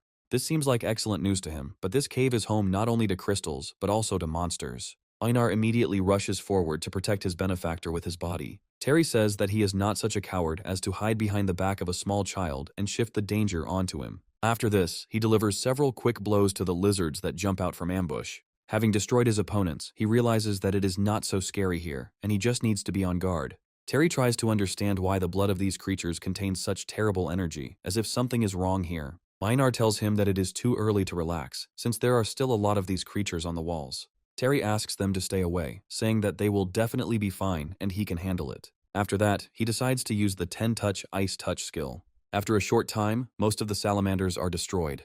Those who did not manage to die in the brutal battle simply run away and leave these places forever. Terry is pretty exhausted after such a long battle and realizes that he won't be able to use some of his skills for a couple of days. Einar thanks him, saying that he saved them again because otherwise they simply would not have gotten out of here. Terry says that there is something strange behind these crevices, so they better not follow him. Terry moves on, thinking that there must be a very important obsidian vein here. He also senses that there are no more salamanders here, so it looks like he won't have to fight anymore. Thus, he had already walked more than 100 meters, but still did not understand where this passage led. After some time, he sees a light at the end of the tunnel. He tries to understand if this is the way out. He moves further and peers cautiously into the glowing room to see what is there. In this room, there is a special altar on which a powerful spiritual flame burns. This flame is blocked, and over the years, this huge energetic entity has formed. Terry realizes that the environment here is simply an exact replica of the medical cabin he used.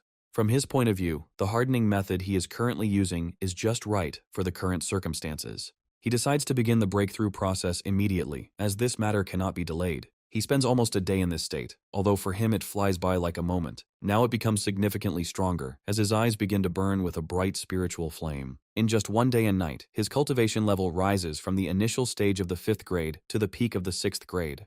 This is amazing news because, among other things, he also gains a new skill. Terry realizes that before the breakthrough, people only knew that martial arts were divided into 4 stages. In his past life, he realized through the breakthrough theory that there are more steps. His current technique, which he has mastered now, belongs to an unknown stage. However, one cannot stay here for long, since the fire attribute will be destructive if one takes too much of it.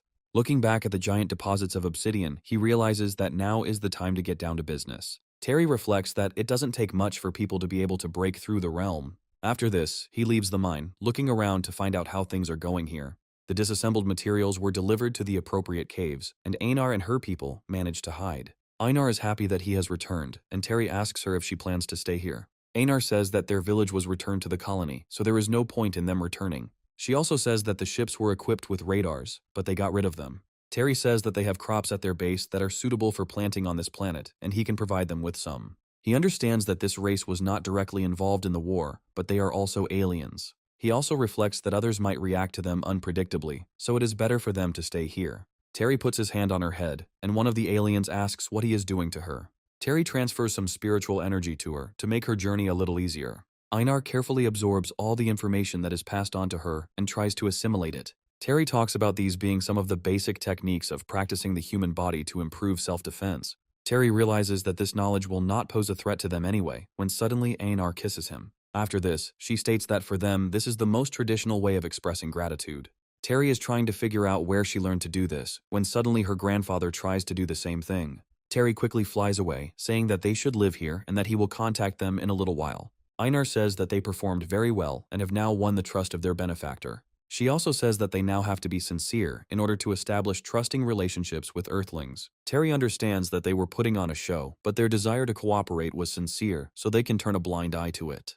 They are now truly determined to form an alliance with the planet, so it would be a sin to refuse it. After this, he returns to the cave where he chained the captives to continue interrogating them. However, he discovers that their bodies have been drained, meaning they used poison to keep the information from leaking. Terry understands that they are dead, but after a day and a night, it is quite possible to bite through this poison. After this, we are transported to the Fire Dragon's base, where unknown people are talking to each other. A certain underground organization is discussing the fact that their plans to cooperate with the Luo family have been disrupted. The leader learns that a bunch of kids from the Alliance who came here on a training mission are to blame for everything. They also say that it is quite possible that Terry is involved and that we need to prepare for the worst. The leader says that even if the patrol team is caught, they will kill themselves for the sake of their families. He states that their priority now is to eliminate any threat and increase the stealth of their operations. He also orders that Terry's movements be monitored and that he continue to operate in the shadows to avoid revealing himself prematurely. Terry returns to base and is asked how his sortie went, but he refuses to comment. Brandon's henchman, Koenig, says that this means he hasn't achieved anything, unlike them. Brandon smiles and realizes that even a hero like Terry has moments when he is completely useless. Bifos comes out of the door and happily addresses Terry directly, declaring that he has returned just in time. He says that his comrades are in trouble because the signal disappeared a few minutes ago after reporting the battle. Terry asks to send the coordinates of the place where the signal was last received, as he will go there immediately. Bifuz gives the coordinates to Brandon and Terry, and we are transported to 3 hours before the second group's signal was lost. Sanshin leads his group forward, saying that they have been searching for the necessary things for about 2 days. Someone is saying that the detector is showing some movement 50 meters to the right, and they are trying to figure out what it all means. Violet immediately turns to Charlie, asking if this means they might have any problems. Sylvia says that the signal is moving, which brings a smile to the faces of other fighters who are already more aware. Sanshin happily says that we need to dig lower and lower to get to this artifact. After a few seconds, they manage to dig a giant hole, but it causes a powerful earthquake. After some time, huge worms burst out from behind this hole and head towards our heroes. Along with these worms, a giant lake of lava begins to appear from the surface, which is best not to fall into. Joe says that it is an alien creature, which, however, is not particularly dangerous. He also says that they secrete a high-temperature mucus that can be quite scalding. Sanshin says that they could have told them about it earlier, but they reply that then the surprise would have been ruined. He also suggests that they leave here as it might be dangerous, but they refuse. Violet says that according to the map, Leather Ridge is ahead and there is probably the ore needed there. One of them says that he didn't expect the newcomers to be so motivated, so they might still go with them. The group continues to move forward and finally receives a signal that they have found the right path. Sanshin asks if this is really the case, and everyone else confirms his suspicions. However, Joe says that something is wrong here since they haven't met any monsters yet. Celine climbs a small mountain and says that she has finally found a deposit that needs to be opened. Joe realizes that all of this is nothing more than bait that they have just been lured into. A powerful electromagnetic pulse begins to cut through the air, flying towards the students. Joe immediately finds himself at the place where this impulse is supposed to end its flight and prepares to use the spell. He creates a flame shield technique to block any damage. This shield cannot withstand damage and will shatter, but will still block damage from a shot. Joe says that they need to be careful because there are aliens here. He explains that they need to load the gun before each shot, so they need to move quickly. His comrade says that he is fine, but they have lost contact with the base and need to return on their own. Joe analyzes the terrain, saying that there is a magnetic gun and 30 enemies in the hills ahead. It turns out that they are surrounded, and now the students understand that they will have to fight to the death. Sanshin says that cowardice won't help them, so they should just fight these scoundrels. Joe notes that they are holding off 2 teams despite them having no idea what's coming. He says that even if they have to sacrifice something, they will do it with dignity. Joe creates an energy shield to block the shot while the others run away. Gradually, they continue to find their way, dodging or blocking the shots of this magnetic cannon. However, after a few seconds they stop because a very serious obstacle appears in their path. It turns out that all this time, they were driven into a dead end from which they now cannot escape. Joe says he can't believe they led their comrades into a trap. Violet says that there is no need to panic and that we need to act calmly in order to survive this attack. Everyone agrees with her, and Joe says that he will organize the first line of defense, while they will be the second. Joe turns to his comrade and tells him that he should turn on the portable defense array. His comrade obeys the order of his elder and lays out a special panel with spiritual energy. He states that it is a special alliance spell that can effectively defend against this planetary beam. He warns that it is not infinite, and alien rays immediately begin to fly towards it. The aliens run into the gorge to deal with those they have just cornered. Joe takes out 2 blades and says that he will try to destroy these aliens as quickly as possible. He uses the cross-decapitation skill to deal with these destroyers. The aliens, meanwhile, continue to try to attack remotely in order to take advantage. They do not seek to approach the defender's position, because this would be a very big mistake. Celine points into the distance, saying that it is from there that the massive shelling is taking place. The fact is that the aliens placed their electromagnetic guns on mobile platforms, turning them into tanks. Thanks to this, they can pursue their opponents for quite a long time and increase their potential area of destruction. Sanshin discovers that these shots are causing rocks to fall, killing some of the aliens. However, there is not much reason to rejoice, since the protective barrier also suffers from this. The alien fighters rush forward, saying that their barrier has been destroyed, so they need to kill the defenders. Joe refuses to give up and says that they must fight with maximum fury. He uses fire techniques to create an uncontrollable dance of flames and destroy everyone. Sanshin and the other students demonstrate miracles of combat training, destroying the enemy who outnumbered them. Celine and Violet also cannot afford to lose face because they must set an example for others. Everyone is doing their best to avoid dying and to return for reinforcements. The aliens are gradually beginning to retreat, despite the fact that their numbers are not decreasing much. Joe realizes what their plan really is and decides that he needs to warn his comrades. He returns to them and tells them to retreat immediately as quickly as possible.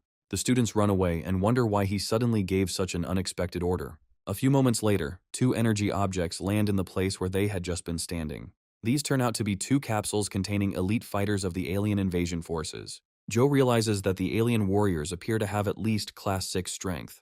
They stand frozen in place, wondering what to do, and Joe asks his friend to pass him some water. As soon as he receives a special flask, he empties it almost instantly in a few gulps. After this, he declares that he will go ahead and take on the main forces, and they will have to get out on their own. After this, he feels a serious surge of strength after drinking a special liquid. He decides to use the forbidden secret technique of the fire dragon called Immortal Warrior. Sanshin realizes that this is an amazing skill that would have come in very handy a little earlier. One of the comrades says that this is a prohibited technique that cannot be used on Earth because it is dangerous. Thus, Joe, without the slightest hesitation, puts his life in mortal danger just to help the students. He uses his outstanding mastery of fire techniques to destroy multiple enemies at once. After this, he begins to spin from side to side, creating pillars of fire and summoning a tornado. The alien elite warriors call him a pathetic man who dared to open his mouth in front of them. Meanwhile, the students realize that they need to break through the flank while time is being bought for them. Sanshin says that they can't leave him alone because he has to help too, but he is interrupted. They tell him that he must strictly follow orders, otherwise it will all turn into a meat grinder. Sanshin, realizing he has no choice, rushes forward, declaring that he will clear the way for them. He destroys a huge number of aliens at once, along with his allies. However, the number of opponents is steadily growing since an entire brigade of enemies is stationed here. Assistant Joe watches this battle and realizes that these students have great potential. Sanshin orders them to retreat, saying that he will block the path for the pursuing aliens. However, another detachment arrives from the other side, which must be destroyed immediately. Sanshin rushes forward without the slightest hesitation and defeats several opponents at once in a matter of seconds. He asks them why they froze and says that he is reckless and not so smart, so they don't feel sorry for him. He also states that he is willing to sacrifice his life if it means they can be saved. At that very moment, an alien judge appears against him, preparing to crush him. Sanshin manages to put his hand forward to block this blow, but his efforts are in vain. He gains such a large amount of momentum that he loses his balance, flies into the air, and is sent flying. He lands right on his comrades, making it impossible for them to quickly escape. The warrior judge says that their pathetic attempts to retreat are doomed to failure. After quickly analyzing it with their eyes, the students realize that this opponent is in the 7th grade. The judge puts out his hand to form special sparks of energy that are supposed to explode. It creates a vacuum zone and then detonates it, causing a large amount of dust to fly into the sky. He watches the events closely, hoping that he has managed to destroy his rivals. However, as sad as it is for the aliens, their most powerful defender has come to the side of the people. Terry arrives on a modified motorcycle and makes it just in time, otherwise they would have died. Sanshin says that Joe is left behind and that he needs to be saved before it's too late. Ju flies here, saying that they will deal with the current problems in order to save the students. Terry almost immediately rushes to attack the elite alien warrior, declaring that he will be his opponent. They begin a brutal battle to the death. As for both of them, the goal of the mission comes first. Brandon drives up to Violet and asks if she's okay, but she advises him to be careful. Brandon realizes that Terry is already there, and as always, he's taking on too much and drawing attention. Meanwhile, the alien elite warrior gives him a significant rebuff and even throws him aside. He says that he didn't expect him to be so strong at such a young age, and that's very commendable. Terry listens to his plans to tear him apart and says it's a great plan. After this, he calls upon a special spiritual technique, saying that he is too naive and does not know his enemy. The alien looks at this skill in surprise and realizes that it is an energy condensation. Terry says that he has learned the power of the lava lotus skill, which burns away all sinners. The alien turns around and starts running away, realizing that this is too dangerous a skill to deal with. Terry strains his fingers to send this little spiritual flower forward. This flower flies so fast that the alien does not have time to react and dodge in time. As soon as this projectile hits it, it immediately lights up like a match and quickly burns up. Everyone is incredibly shocked after seeing how powerful this skill is. Violet and Celine say they had no doubt that he could destroy such an enemy in seconds. Brandon is trying to figure out what kind of creature this is, because at the competition he was only 3rd class, and now he has risen so quickly. After the alien threat is eliminated, they decide to discuss what they should do next. He states that they have all done well, but the battle is not over, as those who are capable of fighting must follow him. Students say that they will follow him to the very end, because he is an authority for them. Meanwhile, Joe continues to fight the aliens that surround him from all sides. His comrades come to his aid and quickly subdue the remaining elite warriors who are preventing him from retreating. Joe fought very well, and now it was time for him to get the help he deserved from his comrades. They use their maximum strength skills to deal with their opponents as quickly as possible. They don't have much time before their stamina runs out, so they better hurry. Joe realizes that the technique he uses will soon begin to cause him serious harm. The elite fighter says that even with their combined strength, they will not be able to defeat him unless he wants it. However, after a few seconds, a powerful explosion occurs twice, and he is immediately distracted by it. He asks his comrade if he has returned, assuming that he has already dealt with the problems here. Through this smoke, something begins to slowly approach him, and it becomes clear that these are not his comrades. He is attacked by several students at once, led of course by the main character. An elite alien fighter wonders how this is even possible and what they should do now. Joe and Ju attack him, saying that it is finally time to die. Brandon uses the 5 elements technique to perform wind strikes and cut him in half. Brandon realizes that he can't allow Terry to take all the credit and be his shadow forever. He understands that he must destroy the alien judge himself and earn glory. After this, he uses the 5 elements technique to launch a sneak attack from behind. He waits tensely for the opportunity to strike, and within a second, the puzzle falls into place. Brandon emerges from the ground directly behind his opponent, giving him the opportunity to deliver a brutal blow straight to his back. He summons the perfect combination of the 5 elements studied in his family and prepares for a slashing attack. From his point of view, he had done everything perfectly, and now all that was left for him to do was prepare to accept fame. However, at that very moment, the elite fighter turns around and begins to pierce him with his gaze. He feels incredibly small and destroyed, while something terrible looks at him and pierces him through and through. After this, he begins to feel as if he has fallen into an abyss from which it is almost impossible to escape. He assumes that a spiritual counterattack was used against him and tries to protect his soul. An unknown voice asks him how something like this will destroy the attack and tries to counter it with something. After this, he feels as if his body begins to be set on fire by an unknown fire that cannot be extinguished. He experiences incredible pain and begins to scream loudly, unable to cope with this terrible suffering. Brandon begs for mercy, saying that he will give up his whole soul only if he is helped with one thing. He states that he would like to destroy Terry and take back everything that was rightfully his. After a few seconds, the spell gradually loosens its grip, although Brandon is still unable to move. A few seconds later, he delivers a powerful blow to cut off the alien's head. The monster's head falls towards its smaller brethren, who retreat in fear, feeling they cannot cope. Joe says it was an amazing job that just secured them the victory in this fight. Terry notes that something is wrong here, despite the fact that Brandon has obviously become much stronger. Brandon states that the alien leader is dead, but the battle is not over yet, so there is no need to relax. He points his fingers at the remaining aliens and tells them that they all need to be destroyed. After half an hour of brutal slaughter, not a single enemy remains alive, and all that remains is to return home. Ju praises Brandon for his contribution to this victory, but Brandon claims that he is just flattering him and that he did not do that much. Celine, Violet, and Lulu approach Terry and say that they are incredibly happy to see him, because otherwise they could have died. Sanchin says there's no need to worry, because even though they couldn't handle it on their own, their strength has improved. However, Joe may now be in big trouble because he has been in this state for so long. They immediately approach him and feel that some irreversible changes have occurred during this time. Joe asks them what they're fussing about, but everyone else notices that he's aged significantly. After that, he says that he is just dying. They are dying in battle, so everything is fine. Terry says that he used a forbidden technique, but there is still a way to return the spent powers. Joe says that even if this planet is rich in the fire attribute, one would have to absorb too much to be saved. Terry says that he has one way, however, it will be very dangerous, but it can return almost everything spent. Celine looks at Violet and asks her what she thinks, to which she replies that she believes him. Joe says that he has seen a lot in his life, so he should not worry, and he is not afraid of such a test. He states that he believes him, after which he recommends that he begin this test quickly before time runs out. Terry summons the flower to receive its will and fill Joe's body with energy. Joe, in turn, takes a special position to more comfortably absorb the huge flows of energy. Violet and Celine talk about how they should believe in their comrade because he has never let them down. Joe, meanwhile, prepares to take on the energy of the fiery lotus and be reborn again. Terry uses the 9 true words skill to use the warrior contract skill. Thanks to this skill, he is able to spin the flame flower at incredible speed. The transformation of this flower creates special swirls that gradually descend lower and lower. Ju says that their fire dragon sect is proud of its first school, but even they didn't know that. Violet and Celine say that their friend is incredibly cool and very skilled in medical matters.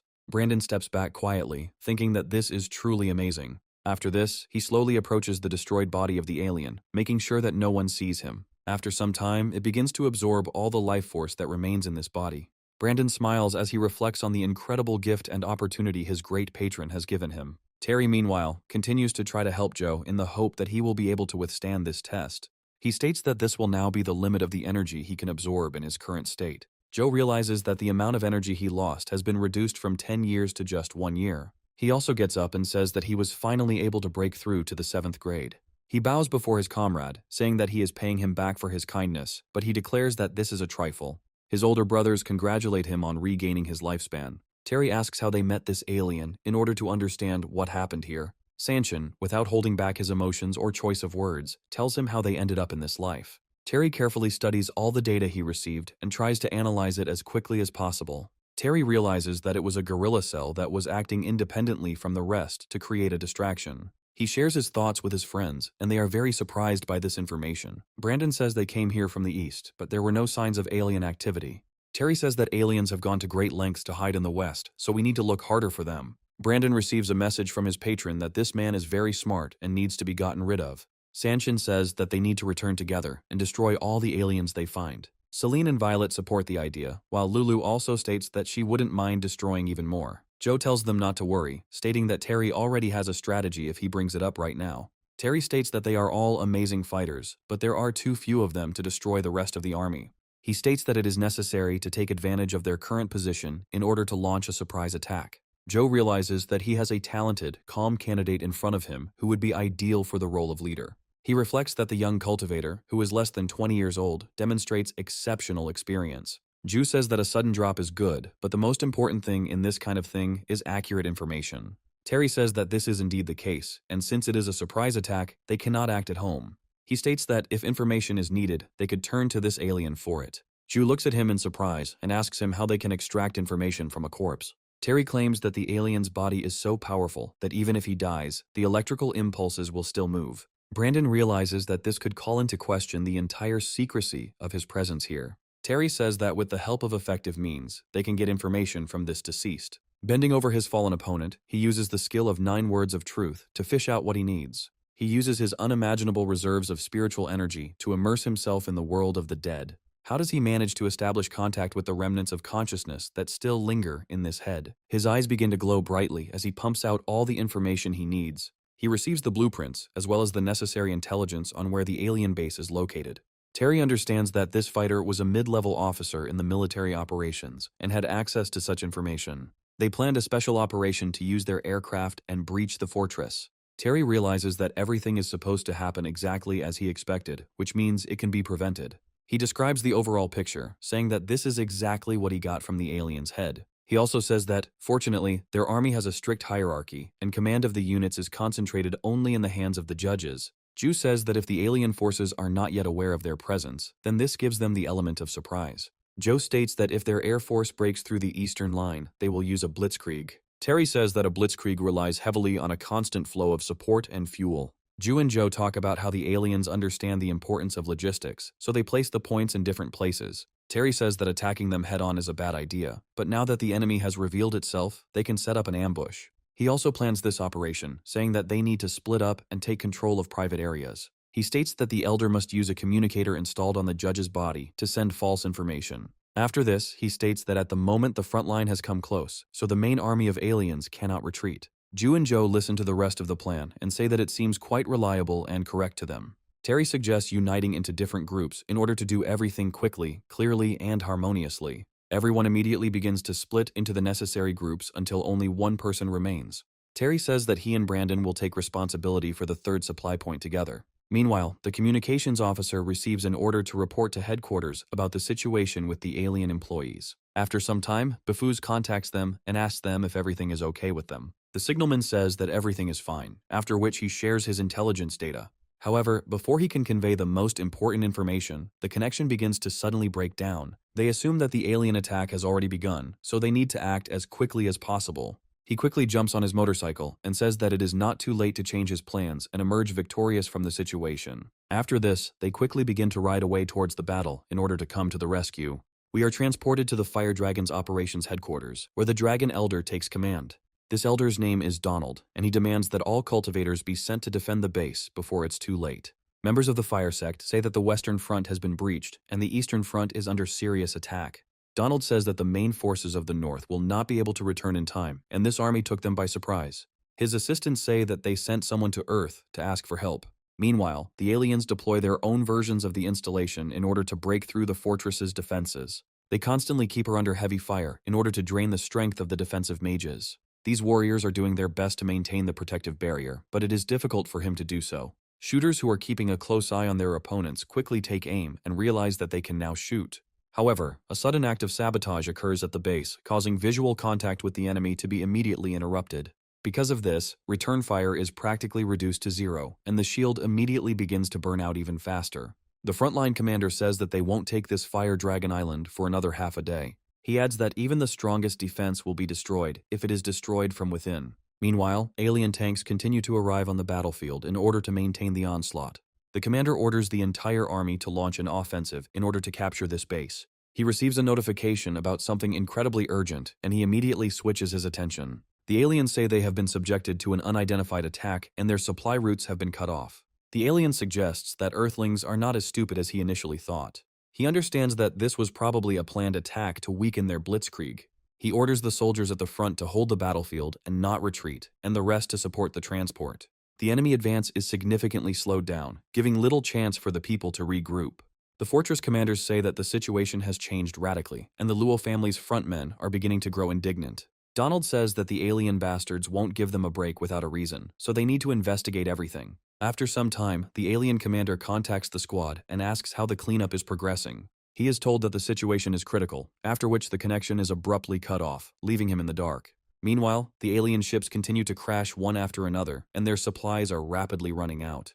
The alien fleet commander realizes that this is a trap in which he has fallen without calculating all the possible outcomes. The front line receives a report that 3 unidentified explosions have occurred behind enemy lines, and the aliens retreat. Donald tries to understand what this all means, and who was brave enough to carry out such an operation. Donald says that everyone should follow him from the base, and as soon as the alien front is defeated, they need to be surrounded. They leave their territory quite quickly and move on to the battlefield, destroying everyone around them. Donald shows no mercy to his opponents, and the other elders of his company do the same. The captain's ship flies off to the side, thinking that now is the time to regroup and take revenge. A sabotage group observes the events from afar and discovers a giant firestorm. Joe says that this is the same joint attack of the 5 elders that they talked about so much. Sanshin says that Terry is truly a great warrior because he did this to just these people. Terry smiles and says that war is a great matter of the state, playing with life and death. Ju and Joe bow before him, saying that he should accept their respect for his merits. Terry looks around sharply, realizing that Brandon is suggesting he acts suspiciously.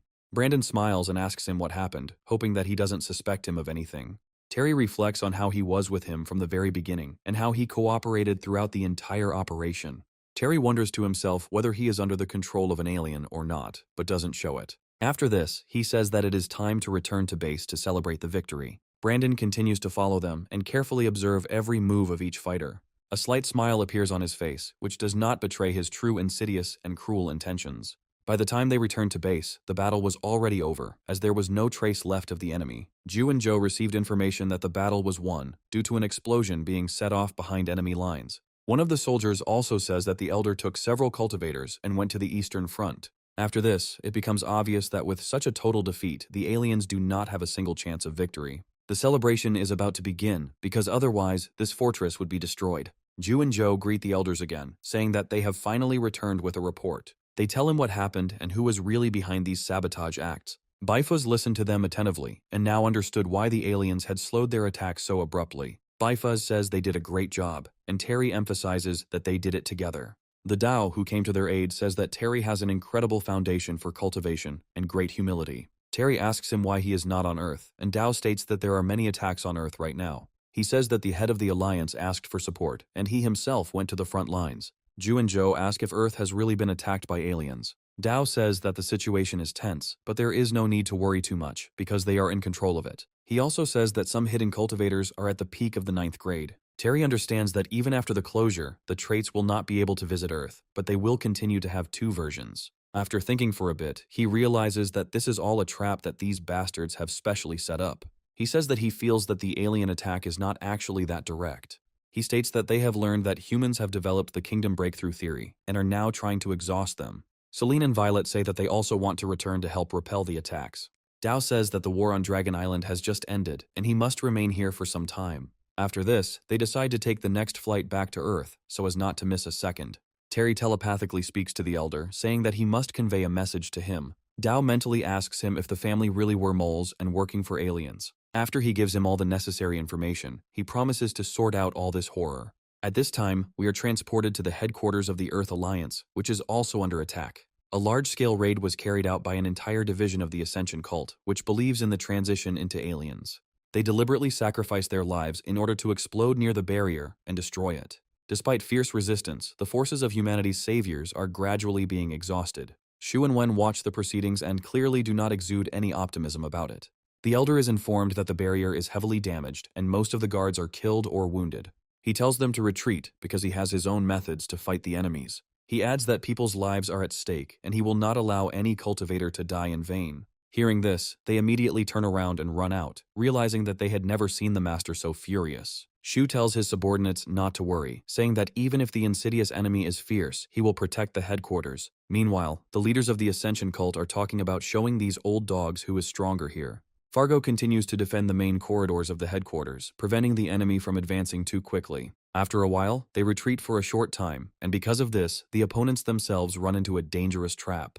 The floor beneath them begins to slide apart, and they don't have time to react to it in time. After this, they start falling and screaming loudly in the hope that they can survive the fall. These hopes turn out to be extremely naive, since no one plans to keep them alive. A special trap system has been activated that only targets unfriendly fighters. Shu ponders that launching a ranged attack and luring the enemy into traps is the only way to delay the attack.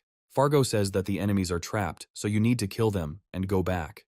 They received reinforcements in the form of Chuck's protector, another unit of officers. They talk about how they get to their positions in order to show what they are really worth. A rather brutal, divided battle begins between the defenders of humanity and its traitors. Other fighters ask what they should do and when they should intervene in this battle. Shu reflects that, unfortunately, the rift between cultivators is growing wider and cannot be reversed.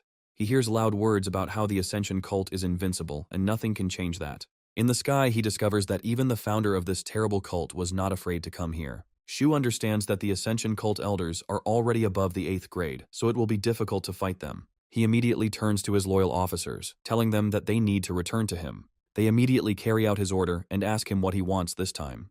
He tells them that this leader wants to destroy all knowledge and shows them the bottle. He claims that it is a medicine that must be taken in order to become stronger. They gain a new level for a while and say that with these powers, they will definitely protect everything. Shu says that even if the three of them fight, it's impossible to defeat the 9th grade, but they have to try. He advises them to act cautiously and stall for as long as possible to wait for reinforcements. The officers immediately begin to attack the cult founder, who calls them moths.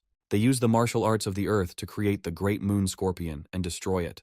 They also use a stream of fire to shoot down the enemy and neutralize their electronics. Electrical engineering creates several spiritual cannons that open fire. All these shells are flying towards the head of the cult, but it seems that this does not bother him at all. At a certain point, he only raises his hand to protect himself, and that will be enough for him. It creates a small vibration zone that responds with resonance to any touch. Energy projectiles touch her and dissipate almost instantly due to the vibrations they receive. After this, he deflects a shockwave that knocks back any fighters who dared to approach. The founder of the cult says that in the face of absolute power, any fancy technology is just a pathetic trick. Shu decides to put into practice the properties that he had previously carefully avoided using. He uses the secret technique of the Medicine King to create a reverse life zone. The cult founder ends up in this zone, and his health begins to deteriorate rapidly. He tries to understand what this perverted technique is, but too late he realizes that he has begun to age rapidly. Looking at his decrepit hands, he realizes that his abilities have now been significantly reduced. Shu sadly thinks that he is not strong enough to use this technique more than once in his life. The head of the cult, meanwhile, begins to carefully raise his hand as if he were about to say something. After a short pause, he recites a short poem about how it is impossible to change the passage of time. Shu is surprised that this man would go to such extreme measures to save himself. Immediately after this, he tries to suck the life out of his followers in order to regain his youth. The other fighters dodge these attacks because they know it will just kill them. The only one who doesn't have enough strength to dodge is Wen. Ven is a very young warrior, so even if this power were to hit him, it would most likely just age him. However, this can be very dangerous, so Shu's worries that follow are quite justified. The guardian of the remote says that he will finish him off for forcing him to use such a powerful skill. The elder's loyal officers come to his defense, saying that they will stop him. Shu understands that he cannot abandon his comrades, since the leader handed over the headquarters to him safe and sound. Meanwhile, the cultivators who are watching this still do not dare to engage in battle and are waiting for something. Meanwhile, the destruction taking place on the headquarters grounds is becoming increasingly widespread. Van feels like his height has increased significantly due to the fact that the beam has aged him a little. Shu looks at the special pill, realizing that now he has no choice but to try and take the risk. He states that if Ven survives, he will definitely grow into a superb warrior. After he absorbs this power, it begins to flow through his body and pump up his muscles. He advanced to the peak of the 9th grade and earned the nickname Bloody Giant in order to fight. The cult founder immediately tries to attack him with his vile blows, but he is unsuccessful. Shu and the cult founder cross their fists to see who will be stronger, creates a powerful shockwave that knocks back all nearby fighters. An incredibly powerful, brutal, and unpredictable battle ensues between these legendary creatures. There is parity between them all this time, but time is working against Shu. Over time, his energy begins to slowly weaken, but the same cannot be said about the founder of the cult. It's too early to save him, but he needs to think ahead in order to win faster. Shu is trying to figure out what kind of techniques the cult founder has if he still can't win against him. After this, he decides to go all in, saying that he is using a force that can move mountains. He takes careful aim at his opponent and delivers the most devastating blow he has. The cult leader, meanwhile, realizes that this attack is even stronger than he expected and uses darkness. A special barrier appears on his path, which should protect him from such influence. He is thrown to the side and suffers very serious damage, causing him to flip over several times. Shu continues to pursue him in order to fight with all his might while he still has the opportunity. The cult leader dodges subsequent attacks, saying that it is useless because he has already calculated everything. The officers say that the Immortal Warrior's technique belongs to the same type of techniques that are life-threatening. They fly into the air, saying that they are ready to help the Elder so that he can win. One of them uses martial arts techniques to perform a lightning strike flow skill. Another girl uses the Frost Sword of the Moon to enhance their powerful powers of lunar retribution. Along with these attacks, Shu shoots forward to cut off the head of the pathetic traitor. However, he only smirks and says that this way they will not be able to oppose him in any way. Shu talks about how he is like a giant chasing the sun and is about to catch it. Leaping to the side, he rushes straight towards his opponent at incredible speed. The clan leader can't believe this is possible and is quickly pierced through. Shu poured all the strength he had left into this attack, hoping that it would put an end to the cult leader. Immediately after this, he lands on his feet, and the officers ask him if he is okay. The head of the cult, meanwhile, says that they are not so bad, so they are worthy of seeing his true form. The officers, meanwhile, are talking about killing him while he is wounded, but his aura has changed. The head of the cult smiles and says that they do not have enough strength to defeat him because they do not know anything about his power. It turned out that he had already modified his body a long time ago and filled it with hybrid implants. They look at him in surprise and cannot believe that such a strange person is in front of them. He calls upon the dark forces, saying that the all-powerful alien ruler must grant him powers. His body is filled with dark energy, and he prepares to crush his enemies. These waves of energy create incredible psychological pressure that suppresses their will. The head of the cult says that he is now the full bearer of power among the entire universe. He takes aim at his opponents and encourages them to enjoy his power, which will destroy everything. Shu orders everyone to step aside immediately, saying that this is the peak level of the infinite realm. Shu realizes that he must hold off this onslaught for as long as possible to ensure the survival of his comrades. He intercepts this attack and applies the maximum effort he has left after taking the pill. Quite quickly, his powers begin to be depleted due to the fact that the enemy is too strong. However, this does not mean that he will give up, as Alliance cultivators do not give up until death. He continues to use his skills to increase his endurance and reach his peak form. He manages to push away the energy hand so that it weakens the pressure a little. His loyal officers look at him and ask him why he doesn't try to dodge and save his life. Shu continues to push with all his might, hoping that he can handle the task. The head of the cult says that a pathetic brat dared to compete with the real light of the alien moon. He continues to apply more energy buffs to increase the pressure on the enemy. Shu begins to experience even more serious pressure, which is already pushing him to the limits of his capabilities. With every second, it becomes more and more difficult for him, and he is no longer sure that he will be able to endure even a few minutes. Gradually, his bones are ready to simply break due to such pressure, but an unexpected person comes to the rescue. Wen loudly orders the traitor to stop immediately, saying that he must not harm his comrade. It so happened that the residual effects of the reverse life allowed Van to heal from his illness and restore his health. The same thing happened to his cultivation form, causing him to once again become a full-fledged fighter of the Cultivation Alliance. He uses an incredibly powerful skill to create a special area to cleanse the filth. This zone disperses the attacks that were trying to crush Shu, and he finally gets a chance to rest. Representatives of the Ascension cult are also instantly destroyed when they fall under the influence of this light. The explosion is so powerful that it knocks the enemy out of the sky and slams him into the ground with all his might. The head of the cult says that this is a power beyond the 9th grade. Van quickly loses consciousness after expending such a large amount of energy. Shu picks it up, realizing that the heavenly formation was created at the cost of incredible effort and many years. However, at that very moment, Alliance reinforcements arrive, rushing here to help their comrades. The cult leader realizes that this time the aliens have launched a fierce attack on 3 wormholes. He rushes forward, thinking that he can no longer hesitate and needs to do what he came here for. Shu can't believe that this scoundrel is still alive, but he no longer has the strength to stop him. Chuck watches what is happening and realizes that their operation is far from complete. He states that the traitor is still alive and heading towards the elders, so he needs to be stopped. The other cultivators continue to watch the creature's flight and try to figure out whether they should intervene. After this, they decide it's time to act and jump off the roof at great speed. Meanwhile, Terry jumps out of the starship, saying that it is necessary to help the cultivators on the battlefield.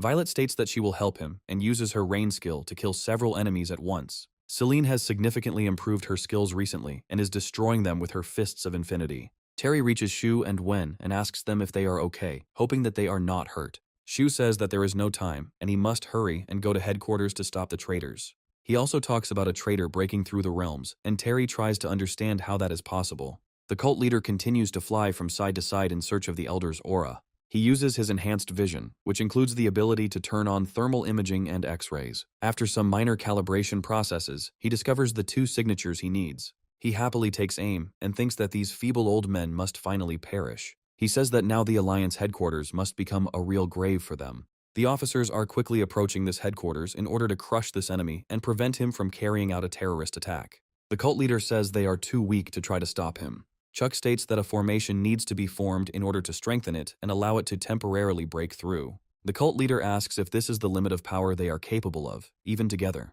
He fires a powerful projectile at them, and Chuck tries to block it, causing it to explode. He remains on his feet, but this is not enough to continue fighting. He falls to the ground, while the rest of the people who sacrificed their powers completely lose consciousness. The cult leader says he didn't expect them to endure it, making it time for the second shot.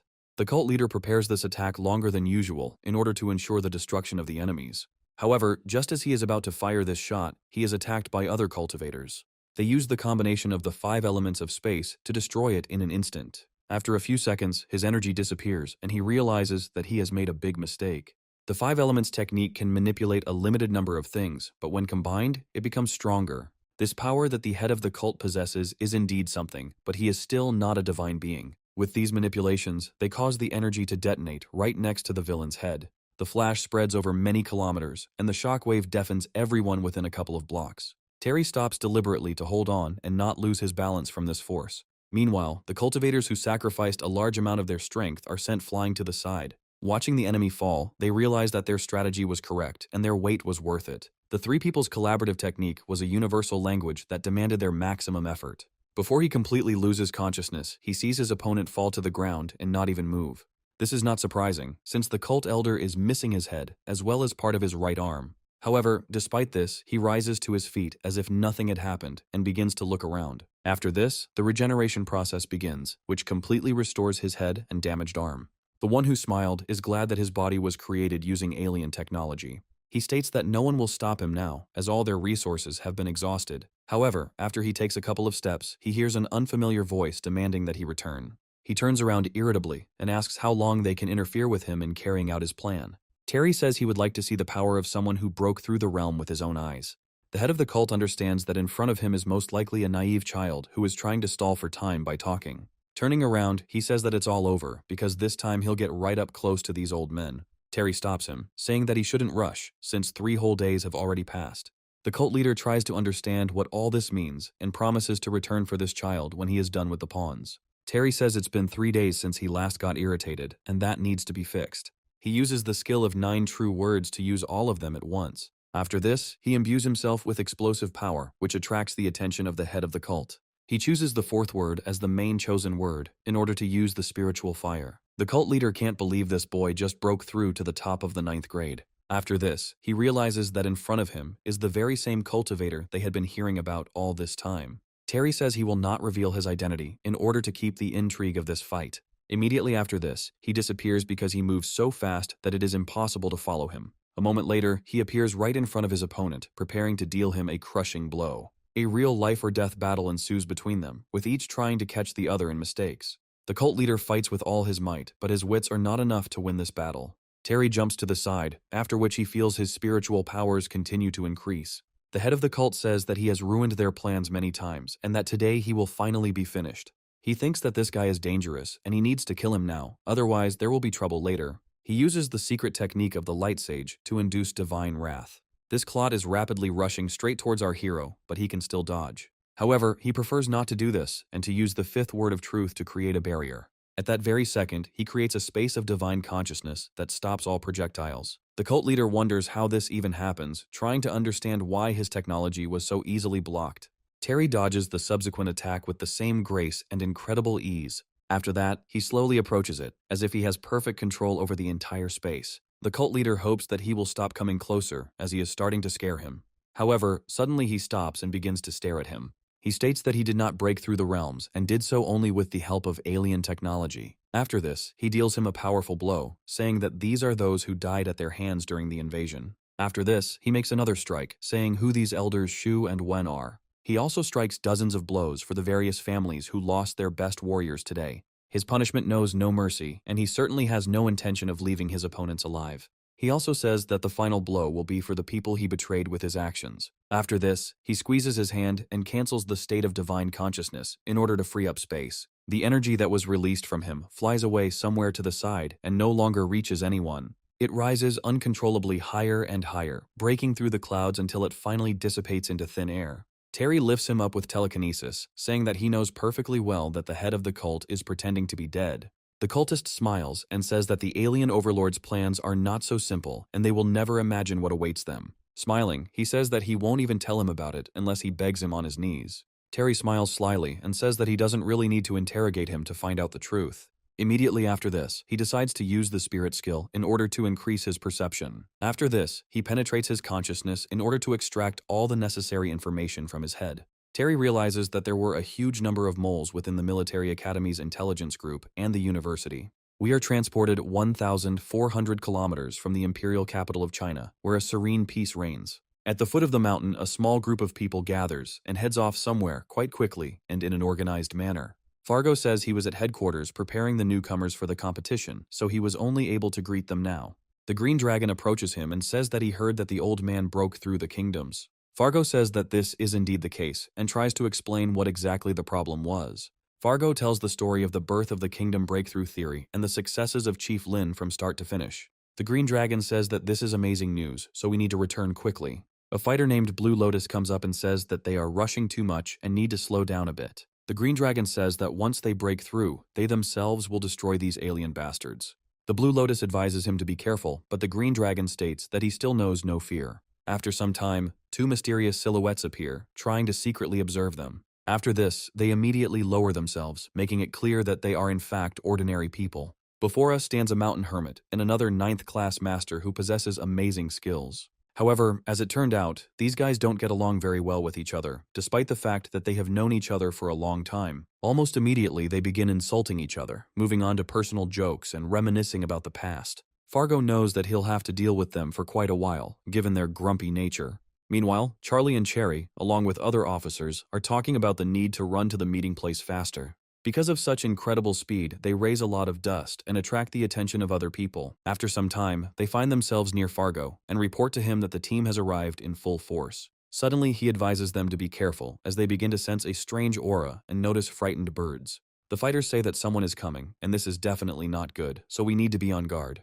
Before they had time to fully understand anything, it turned out that they were surrounded by unknown individuals. These individuals take off their hoods, and it turns out that this is our old acquaintance who was supposed to be destroyed. Fargo looks at Feng Long in surprise and tries to understand how he ended up here, because he shouldn't be alive.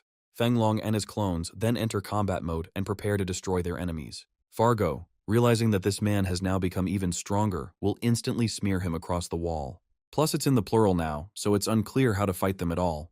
The officers say they have never experienced such intense pressure and they are barely holding on. The old guard says that they haven't fought serious enemies for a long time, and it's time to refresh their memory. They all claim that these 10 puppets must have great power, which will make them warm up. The Green Dragon says that we need to keep an eye on the others and take them as far away from here as possible. Immediately after this, they rush forward, saying that they must win this fight no matter what. Fargo reflects that the 4 elders are not in danger, but they are unlikely to have an easy time. Charlie turns to his brothers and demands that they immediately unite and help the elders. Fargo asks what he is doing, to which he replies that they will never abandon their duty and homeland. Fargo says he expected nothing less from his students, who showed incredible determination. Meanwhile, the elders continue to rapidly approach the puppets in order to punish them. However, Feng Long's clones turned out to be much more serious and agile than the old men initially thought. They still can't defeat the elders easily because their levels are roughly equal. Each of these honored elders possesses an incredible level of combat power and experience accumulated over the years. Defeating one of these in battle is already a great success, even for a cultivator who is at their level. However, Feng Long underwent a major improvement thanks to cooperation with aliens. Thanks to this, he is able to fight off even those legends that could destroy an entire army. The Green Dragon understands that these clones are quite realistically at the peak of the 9th class and have the corresponding striking power. Blue Lotus advises him to be careful, saying that someone needs to restrain and distract them. He uses his wind blades to disrupt the clones' formation and knock them to the ground. However, suddenly one of these clones appears behind him and deals him a powerful blow right to the chest. This blow is enough to send the old man flying out of control. Seeing this, his comrade says that they are at the peak of the 9th grade and they must hold them all back. They come to the conclusion that these clones do not fear either life or death and do not fight for their own lives. This is why they can afford to take much riskier actions, and this leads to their dominance. Fargo realizes that the elders are no longer able to fight, so they must move forward as quickly as possible. Together, they use a 9-word spell to create a spiritual energy suppression zone. They also create special energy shots, but this is not enough. Cherry can hardly bear this pressure and thinks that she can no longer fight. However, Terry suddenly contacts her telepathically and asks her how well she can hear him. After the battle, the Defender rallied the few Alliance cultivators who could still move. Celine was put in charge of the medical area to ensure everyone received the treatment they needed. She quickly ran from side to side in order to transfer all the wounded to the medical center. Her speed and determination proved to be very useful, as she was able to save many lives. She reflects on the fact that many people were seriously injured, but she did everything she could. She expresses hope that they will all recover and that none of them will have to be buried. And she also realizes that she didn't know that the university was one of the targets of the aliens who attacked deliberately. Sanshin asks her to calm down, saying that everything will be fine with her brother, since he has experienced something different. Teachers from the Imperial Capital's universities are arriving here with serious delays due to disrupted logistics. Brandon says that he will take care of this area, and they better head to the medical center. After this, he comes closer to find out how useful the body of the dead cult leader will be. He understands that his body remained intact, but his soul was crushed by an unknown creature. Brandon understands that the killer is unlikely to be far from here, but there are not many candidates of this level. He tries to figure out if this man was Terry, and these thoughts do not give him peace. After this, he decides that it is necessary to absorb everything that is left in this body in order to become even stronger. He is very happy with the acquisition, realizing that he has now become 10 times stronger than he was before. However, the sudden energy was too much to contain, and his body simply swelled. He is destroyed because it is too early for him to die, since he has not taken any revenge for his humiliations. However, regardless of his furious desire, his stomach explodes, causing him horrific injuries. He falls to the ground, feeling that the other half of his body is now living a completely separate life. Trying to get up, he says that he cannot die such a senseless death right now. Gradually, the blood clots that had scattered in all directions began to slowly creep towards him. After this, the regeneration procedure is immediately launched, which restores it as if nothing had happened. Brandon realizes that the extremely powerful dark energy was not contained within his body, but has now completely merged. He again thanks his mentor, whose name is Saldaman, for giving him such a skill. Meanwhile, we are transported to a starship, which is already halfway to the university. Terry uses 9 words of truth to communicate with her sister, who is thousands of miles away. In addition to divine consciousness, he can also realize ultra-long-range spiritual understanding. Violet and Lulu keep a close eye on him to get all the necessary information about what is happening. Terry says he has an idea on how to help his sister defeat these villains. On the other side of the Great Bark, 4 old men and clones fight each other to the death. Fargo also comes to the rescue from time to time, but due to a lack of strength, he cannot fight back to his full extent. His team members formed a formation of swords and periodically released them to the side to cover those fighting in the sky. However, this is not a serious strategy, because they can only buy themselves a little time. Cherry suddenly starts talking to her brother quite loudly, making herself noticeable to everyone else. Because of this, some attack skills become completely meaningless and miss the target. They look at her in surprise, and she says that it is not her fault and that she was just a little distracted. Cherry is worried that he should tell her about the plans quickly, as her strength is waning. Terry says that using all the spiritual words can completely empty the minds of these clones. Cherry realizes that she doesn't have enough strength because she hasn't trained to use it all at once. Terry says there is only one way to do this, and he demands that she give him control of the body. Violet and Lulu are surprised by such words and hope that he didn't mean anything bad. Terry says that with the help of the 9th word of truth, he will be able to take control of her body and use the spell. Cherry says that she will not resist, and he can use this spell as he wants. After this, he says that in this case he will start immediately and asks her to prepare.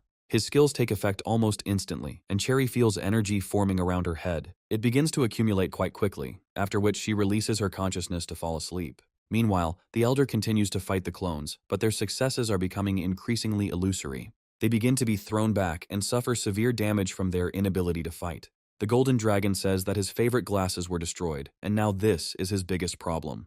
The Elder adds that these guys are very strong, and it is really almost impossible to deal with them. Fargo realizes that this is already the second story with powerful warriors who cannot be defeated. Looking at his students, he realizes that they too are exhausted and can no longer maintain the same pace.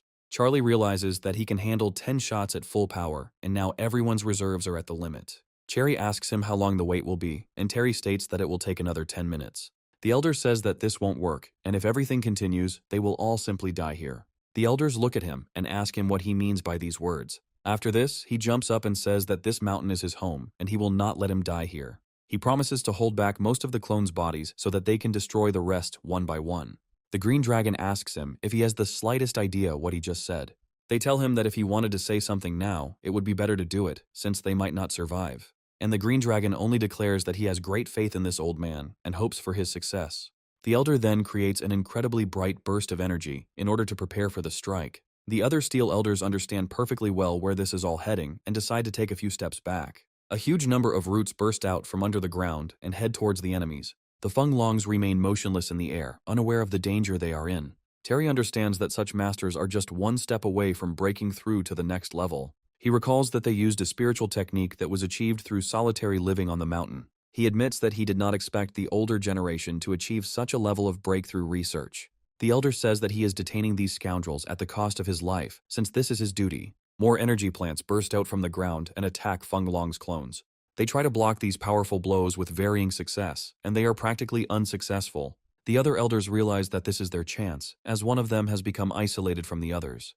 They quickly close the distance to unleash all their skills on him. Each of them chooses the most powerful one from an extensive list in order to not give the enemy a single chance. If it weren't for the enhanced alien magic and armor against them, he would have certainly died from this onslaught. However, the barrier that this scoundrel creates turns out to be quite strong and difficult to break through. The Elder is trying to figure out why they can't kill 9 peak 9th grade cultivators at once, even with this secret technique. After a while, their attack finally bears fruit as Feng Long's barriers begin to crack and become increasingly thin, and they continue to press him with all their might, using martial arts techniques of various ranks and levels. Feng Long suddenly just smiles and says that in reality, these are all just attempts to delay the inevitable. The Elders immediately notice this and try to understand why he remains so optimistic. Feng Long begins to rapidly expand in order to accumulate energy and powerfully self-destruct. After a couple of seconds, a bright flash occurs, followed by a powerful shockwave that is impossible to defend against. The self-destruction power of the 9th grade peak energy is the same as the strike of those who have broken through to another level. The Elders understand that now everything is definitely over, since they had no chance of winning in the first place. The whole point is that their opponents are clones. They are not normal people who can commit suicide without hesitation. He realizes that now that he has burned up half of his spiritual power, he has no way to resist. He prepares to accept his fate with honor, since he will no longer be able to escape. Cherry opens her eyes as the skills charging was completed at the very last second before the disaster. After this, she quickly says all the necessary words in order to move on to the final spell. Finally says all 9 words of truth in order to focus on the most important and last thing. Seconds before the powerful fists touch the Elder's head, the entire space freezes. A very large and vast zone of spiritual space is created, within which nothing moves. Feng Long begins to ask himself questions about who he is and how he ended up here. These questions begin to get on his nerves, and he simply goes crazy from this. These clones begin to fight each other to find out which one of them is the real one. This battle turns out to be quite brutal, as the clones have no desire to spare their own kind. They completely lose interest in other creatures and focus on destroying each other. Fargo watches what is happening in amazement and still cannot understand what is happening. However, he clearly understands that it is necessary to catch the weakened Elder in order to prevent him from dying. After that, he asks him if everything is okay with him and how he feels, to which he states that everything is fine. And the Green Dragon wonders why they suddenly started killing each other and became possessed. Cherry says that the technique stirred up the remnants of Feng Long's soul in each body. Terry notes that now they have no choice but to destroy each other. Gradually, this battle comes to an end, and each copy begins to fight with incredible strength. From the outside, it looks like a real fireworks display, but in the end, there is only one survivor. He falls to the ground at great speed and leaves behind a small crater, but this does not bother him. Fenglong happily says that he remains the one and only, which means he is real. After a while, a shadow looms over him, and his joy immediately vanishes as he sees a powerful enemy. Cherry and Terry talk about how he is a clone of a traitor who should never have even been born. Fenglong is unable to withstand such a moral blow, after which he chokes on his own fluids. Cherry immediately turns around, realizing that this fool is finished and she can breathe a little easier. A little more time passes, and gradually all the fighters begin to recover from this battle. They decided to rest and recuperate, as they had suffered this time.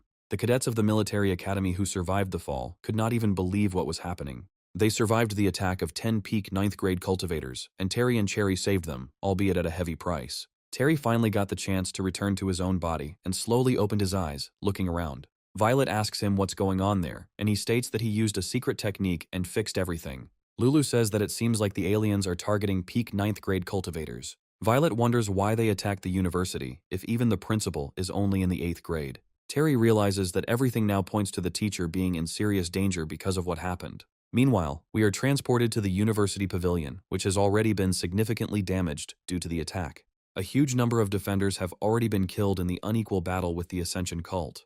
Dwayne wonders who these people are and why they dared to attack and neglect their university. The Ascension cult calmly moves on, ignoring his questions, and tries to attack him with special balls. Dwayne freezes in place to understand what all this means, and two people appear next to him. These fighters named Vince and Charles say that these balls are a weapon of the Ascension cult. Dwayne reflects on how he didn't pay much attention to the news that two unknown people had broken into the gate. He believes that it is necessary not to get distracted and concentrate on destroying these balls. All of his subordinates follow his order, after which they release several energy beams. They unite into a single stream so that its destructive power increases many times over. However, even with such serious efforts, they cannot penetrate the metal balls. Charles tries to understand why the attack, which was supposed to cut the diamonds, had no effect. He quickly realizes that these people are capable of making circular turns, violating the laws of conservation of momentum. They immediately jump to the side, saying that there is no point in yawning and that it is necessary to act quickly. The balls end up around them and form a strange network of electrical discharges. People trapped in this cage wonder what is happening and realize that they cannot concentrate. Vince and Charles guess that this is a special weapon to defeat any cultivator. The cult's employees say that this will be enough and that it is time to reach the main goal. Dwayne realizes that their target is the Elder, which means they must protect him at all costs. He uses martial arts techniques to stop these opponents at any cost. However, as soon as these swords enter this electric grid, they immediately begin to corrode into pieces.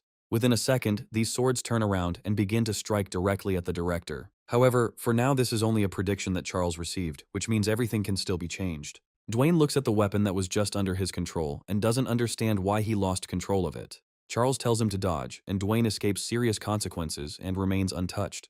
However, after a few seconds we are transported to a university building where cultists are walking.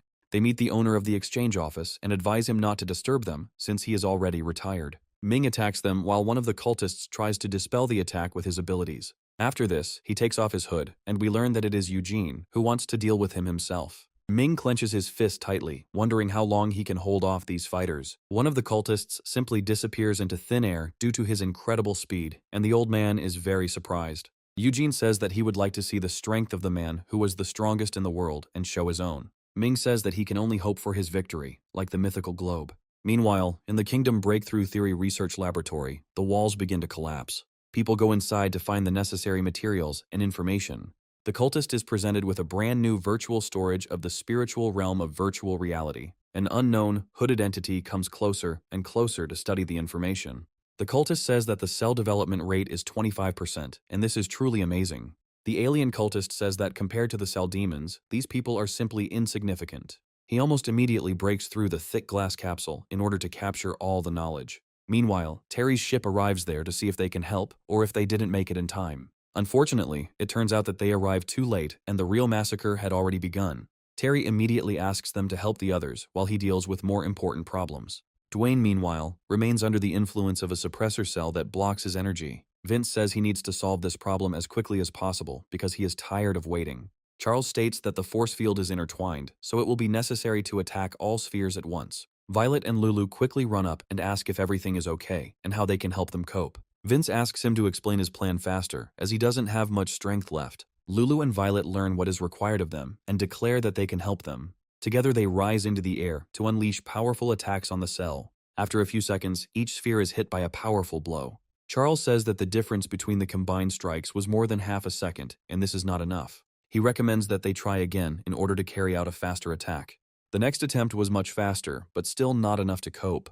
They keep attacking over and over again to damage these balls, but they are still motionless. Charles finds that with repeated attempts, they have reduced the maximum deviation to a minimum.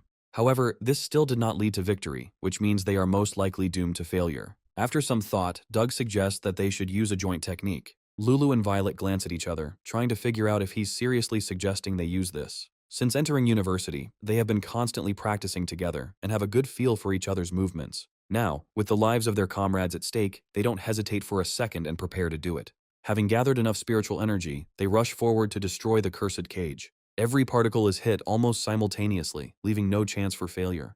Quite quickly, this structure begins to crumble, releasing all the people who were here. Meanwhile, on the other side, Ming is fighting to the death against superior odds. He jumps to the side, feeling that his onslaught was insufficient and that something will have to change. Eugene unleashes all the power he has to pin him to the wall. Ming suddenly decides to use the Void Slash skill to change the outcome of the battle. By extending his hand forward, he creates several pulses of energy that block the enemy's attacks. Eugene continues to come closer and closer, stating that all these attacks will be completely useless. He also takes out a special blade that turns out to be strong enough to cut through anything. Ming doesn't have time to react to this attack and gets hit with a blade right in his chest. Eugene says that the general is indeed very strong, but he cannot compare to alien technology. Ming says that Eugene's lack of principles is expected given his family background, but it won't change anything. He uses the Void Dao skill to increase his strength, similar to the fury of a real mountain. Eugene grins and says that it's time for him to test how weak he is. Meanwhile, the alien continues to collect data in order to obtain information on how to conduct cultivation. She finds herself surprised that this despicable level 0 creature came up with such a breakthrough idea. Within seconds, the walls around her begin to explode as powerful reinforcements arrive. Turning around, she sees that Terry has arrived here, who came here alone but is using a powerful technique. This is an energy compression technique, and the alien doesn't understand how he managed to achieve this. Terry throws energy almost instantly directly at his target in order to destroy it.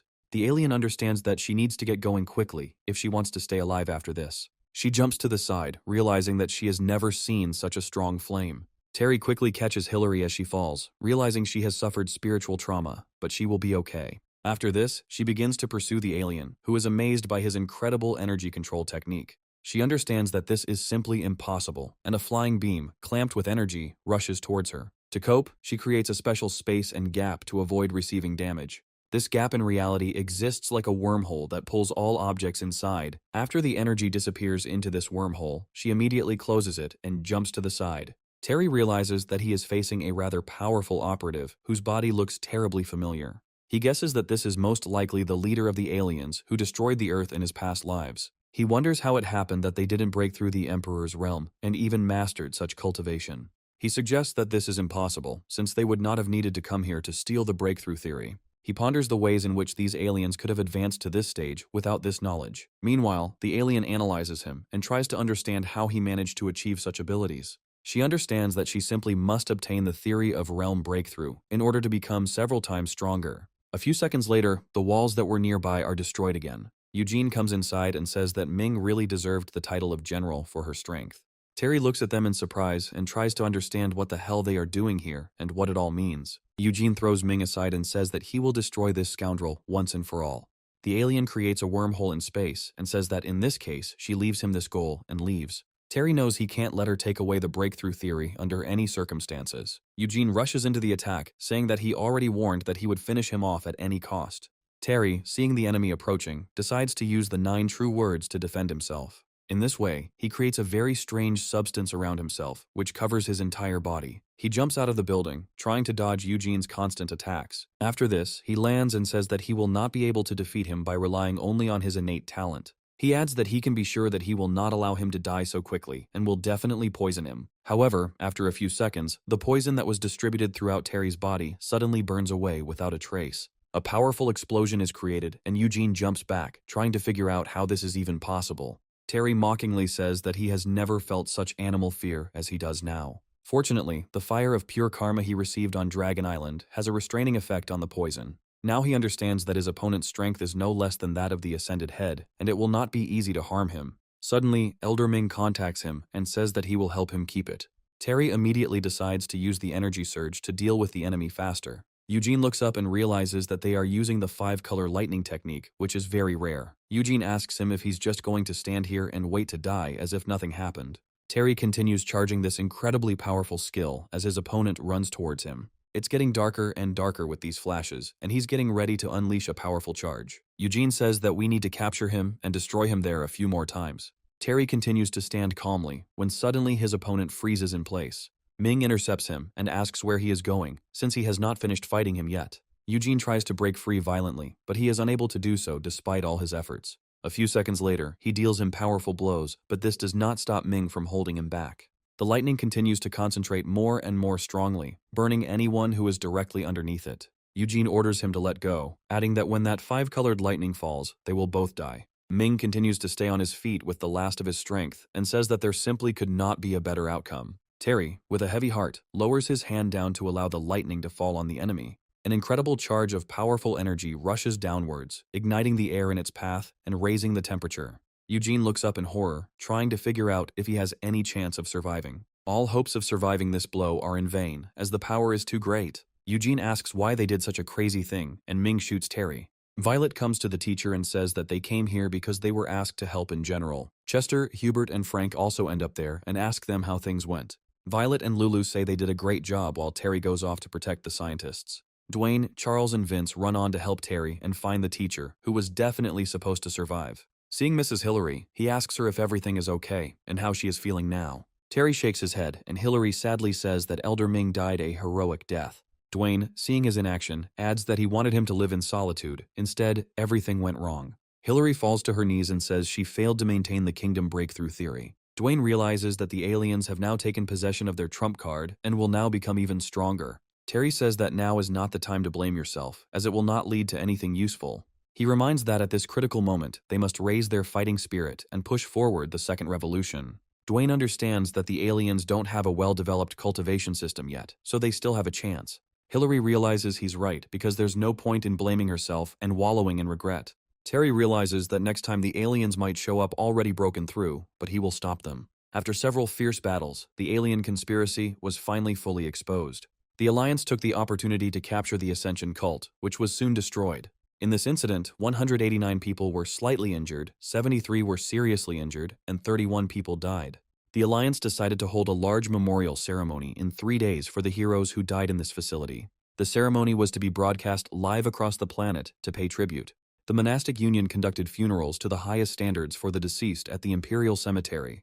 The ceremony was also broadcast live to all 233 countries and regions of the Earth. The full list of the dead was presented in the form of a hologram for all who wished to become acquainted with the heroes. Celine lost her relative who sacrificed himself to stop the head of the Ascension cult. She bows before his grave to lay flowers at the memorial. She also wipes away her tears and wishes him a safe journey in the afterlife, which is still too early for her to enter. After some time, a card of Ming appears on the hologram, who was awarded the posthumous title of Heavenly General. This is an incredible loss for everyone who knew him, as this man was a true treasure. Terry is standing in the rain when he suddenly hears strange sounds, as if someone is talking to him. Ming says that life and death are one and the same, and the latter is the inevitable result of any person's path. Terry remembers the moments he spent with Ming, and realizes that he had a special connection with him. Tears begin to flow down his cheeks, because even for such a warrior, sometimes it is necessary to give vent to emotions. Violet says that now all they can do is wish the elder all the best.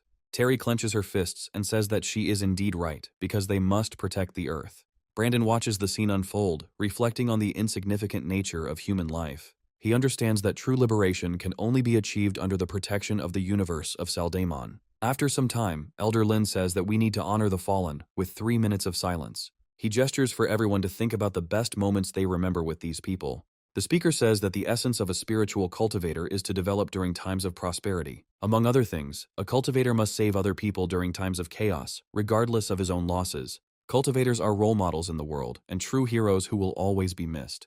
People all over the world truly honor the memory of these heroes, because it is thanks to them that their planet still lives. In this battle, the Earthlings achieved a great victory. The Alliance of Cultivators lived up to expectations. Despite the bitterness of loss, the Alliance still promises to continue to protect the civilian population of Earth. All the other fighters raise their fists in the air and confirm this intention, saying that they will not give up. The great funeral was broadcast to all corners of the earth, and all of humanity mourns the victims, but rejoices in the victory. The Cultivation Alliance has banned all cultivation activities for the Mujong family and will conduct a thorough investigation. All the key participants in the recent events gather in the Alliance meeting hall to figure out what needs to be done. Terry announces that he has a proposal, and they immediately ask him what he has thought about in the meantime. Terry says it would be a good idea for them to hold the 11th International Cultivators Conference earlier. Everyone looks at him in surprise and asks him why he even needed to take her there. The International Cultivators Conference was organized by the Alliance after the victory over the aliens.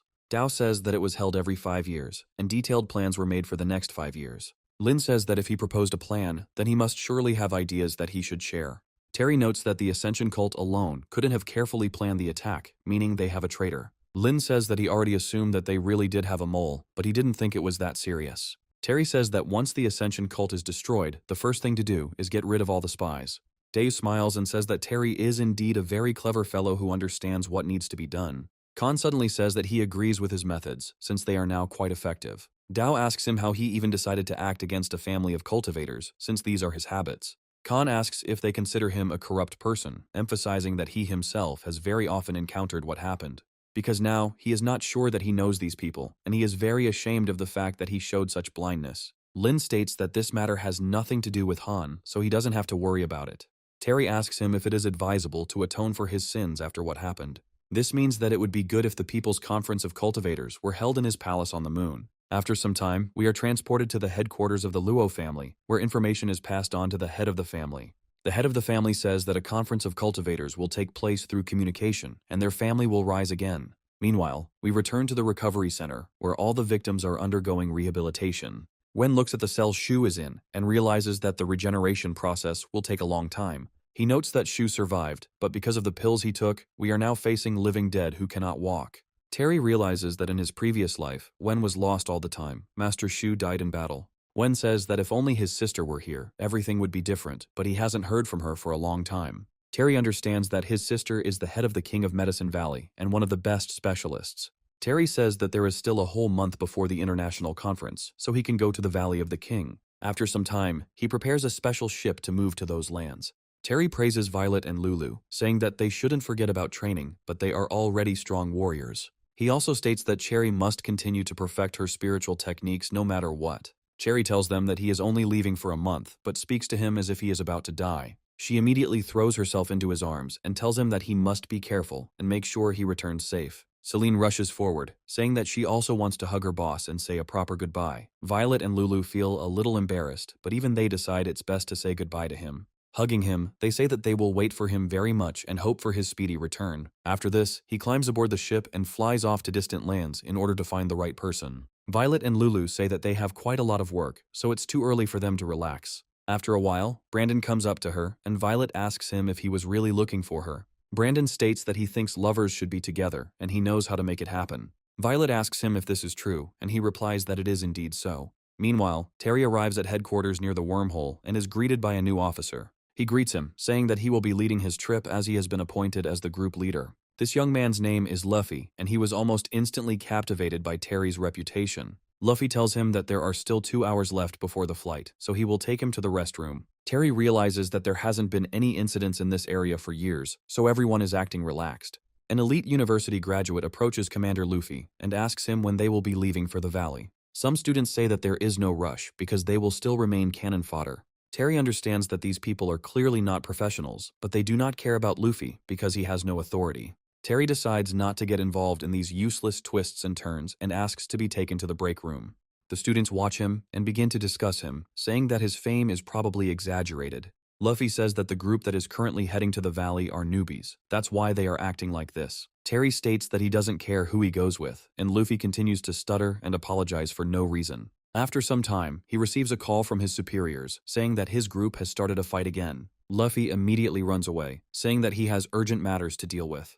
Terry was able to break through to the 7th grade after the last battle with Eugene, so this should help him. After 2 hours, he finds himself in a special ship, and they are asked to sit comfortably and fasten their seatbelts. Other students say that they should be embarrassed and can ask for a bag if they get motion sick. The ship's pilot says that they encountered a rare storm and their wormhole route was disrupted. Students say that this is very bad because the wormhole should have been the safest. They begin to panic, saying that it looks like the captain is trying to destroy the ship. Luffy gets to his feet and tells them to calm down and not do anything until it's too late. However, one of the students suddenly hits him right in the face to shut him up. He asks him about his self-importance and reminds him that he graduated from a second-rate school. He also states that they must follow him if they want to die, of course. Luffy stands up and says that they must follow orders if they want to be court-martialed. The student looks at him arrogantly, asking why he even wants to fight them. A second later, he tries to use a martial arts technique to simply knock him out again. Terry comes to the aid of the unfortunate man and intercepts the blow without much difficulty. He says that disobedience to orders and insubordination to superiors are grounds for expulsion from the university. Terry throws the student into a crowd of other kids who have decided to take matters into their own hands. Luffy thanks him for his help, and Terry says that this is an army, not a school, so a soldier must have dignity. The pilot reports that the storm has stopped and they have received the correct course coordinates. It doesn't take long before they reach the Valley of the Medicine King. Luffy sees his comrade off, thinking that he really is a big head, and hopes that he will follow him. At this time, we are transported to the Emerald Shine base, which looks like a palace in another world. A man of elven appearance enters the palace and is asked why he has come. He says that people from the star Earth have long occupied this valley and they need to be destroyed. He promises that he can do this quickly and with minimal losses among the soldiers. However, the Elven Queen tells him that she refuses to approve this operation. She declares that waging this war is against the will of the Eternal Forest, and it must not be betrayed under any circumstances. However, she states that barbarians may take advantage of the situation, so her home must be defended. The elf says that faith cannot help them, reflecting that they must submit to Saldemon. After this, the elf leaves, and the queen reflects on the fact that she did not tell anyone the last part of the prophecy. The thing is that, according to the prophecy, the hero who can change the course of events for the Wood Elves is a man from Earth. Immediately after this, she turns to her ally named Agate to convey a small message to him. Agate asks why they wanted to see him, adding that he will carry out any of her orders. The Elven Queen sends him a telepathic message, telling him to carefully bring this man here. Meanwhile, we are transported to the base of the Valley of the King of Medicine, where Terry arrives for Van's sister. He is met by a man who says that they simply have to give him a short tour. Terry says he's looking for Van's sister and is told she's gone on a trip and it won't be easy to find her. He is offered a standard kit for studying the Jade Sun, which includes several devices and instruments. It is also stated that in addition to the Valley of the King, there are 2 more indigenous peoples on this planet that are under the influence of Saldemon. Terry recalls that in a past life, there was a conflict among the Wood Elves, and they abandoned their faith in the light. However, now he hopes that he can correct this situation and heads further into the forest thicket. He quickly realizes that there are many rare herbs in the Southern Valley, and that it is worth starting there. However, he suddenly stops and counts the number of elves who have been watching him the whole time. Agate hides behind the trees, while the mushrooms tell him where the Earthlings are. Other elves sitting in the trees say that this is the man the queen is looking for. They decide to keep a close eye on him, as this was the order of the Marquis of Twilight. Terry moves on, realizing that this forest has not been explored by people from the valley, judging by this map. From here, the direct path into the rocky jungle begins, but it can be dangerous if you don't know where to go. Agate tries to figure out what this guy is doing, realizing that he has invented a real trap. He remembers that this place is forgotten by the world and no one goes there, but now he has no other choice. Terry jumps from tree to tree, realizing that there is miasma and toxins everywhere, as if something is poisoning the forest. He can only use his internal energy to temporarily purify his body. He begins to feel like he is walking in circles, when suddenly the trees behind him begin to tremble. A few seconds later, a liana grabs him and quickly lifts him up. Agate also finds himself trapped, revealing that he has been caught in the hunt of the tree demon. However, before destroying its target, this demon throws them into the air to finish them off. Terry and Agate ironically share the same fate as prisoners of this giant monster. The tree demon looks like a giant snake that crawls out of an ambush and has many teeth. Agate says that she is about to die and regrets that he was unable to fulfill the will of His Highness. A furious fiery energy crashes down on this monster and causes it to loosen its grip. Terry comes to Agatha's aid and intercepts her so that she doesn't get hurt when she falls. He looks at her carefully and asks her if everything is okay and if she is injured. Terry asks her who she is and why she is following him, to which she states that the queen sent her. Terry telepathically asks her why there are other elves here, and Agatha replies that they are the Twilight Knights. After a few seconds, the ground beneath them begins to shake, as this monster has not yet finished chasing them. A giant insect emerges from the ground and swallows huge chunks of earth in a matter of seconds. After this, it stabilizes and looks around in search of further victims. The Twilight Knights continue their surveillance, saying that the bugs have left and they can continue their pursuit. However, they are too inexperienced not to understand that it would have been better for them to take care of themselves. Another centipede jumps towards him, preparing to tear them apart. Agate says that the body of this monster is so huge, as if it were the queen beetle who swallowed them. She emphasizes that the beetle's nest is located at a depth of 10,000 meters underground, so it will be difficult for them to get out of there. Terry asks if the Dawn Beauty sent for him, and Agatha is surprised that he knows the Elf Queen. Meanwhile, the giant beetle continues to burrow through the ground with great speed and zeal. After some time, he opens his mouth and spits out his toxic bile. Terry creates a barrier in time, after which he lands softly on his feet so that Agatha does not break anything. Terry realizes they are in a beetle's lair and discovers the roots of a tree that is above. He tries to figure out what kind of tree they are and how they can go so low, while the beetle prepares to kill them. He makes a loud roar and then attempts to shoot a special web at them. Terry doesn't forget about the problem, dodging and jumping to the side, but this is only the beginning of their troubles.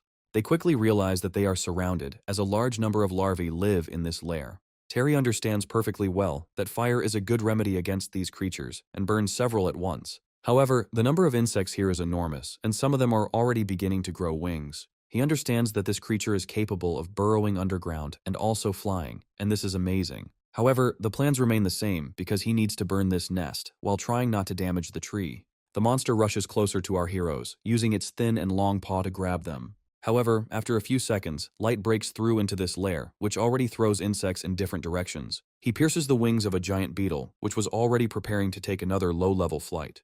If you look closely, it becomes obvious that these light beams are being fired by someone's avatar. Terry and Lulu try to figure out if this is the Queen's spiritual incarnation who has decided to come to their aid. The insect receives multiple injuries and loses the ability to fly, after which it falls down. Terry finds herself being rapidly surrounded by small insects in order to tear her apart. He states that they have hardly heard the words of the leader of their great country, but they will learn them the hard way. While destroying many insects, he says that even one spark can cause a real fire. He is able to deal with threats in a matter of seconds, since the insects are not accustomed to such temperatures. After some time, a girl emerges from the small fish and looks around. Terry realizes that it was she who saved them, which is why he is very grateful to her for such support. However, the girl soon turns to him, telling him that he must follow her if he wants to live. Terry and Agatha glance at each other, trying to figure out who this girl is, but decide to follow her. Using their romantic agility and ability to fly, they rise up to the saving light. Gradually, more and more insects begin to follow them, assuming that prey has wandered in here. However, their ending turns out to be quite sad, given the incredible strength of this girl. She destroys a huge number of monsters, after which she sees that the exit is a couple of dozen meters away. Terry understands that her internal energy is very strong, but it is not the secret technique of the King's Valley. Terry stops briefly and asks her where she plans to take them. The girl calmly stops and says that she is going to take him to the Valley of the Medicine King. Terry says that this road leads in the opposite direction, and this place is not where you need to go. The girl immediately looks at him sternly, frowning a little, but does not want to say anything. After a while, she says that, apparently, she made a mistake with this road and got lost, which surprises him. Terry understands that this path is not on the map, and he doesn't know the way. Their jade is everywhere here. The girl drops to one knee and asks why he is doing this and if he wants to save Agatha.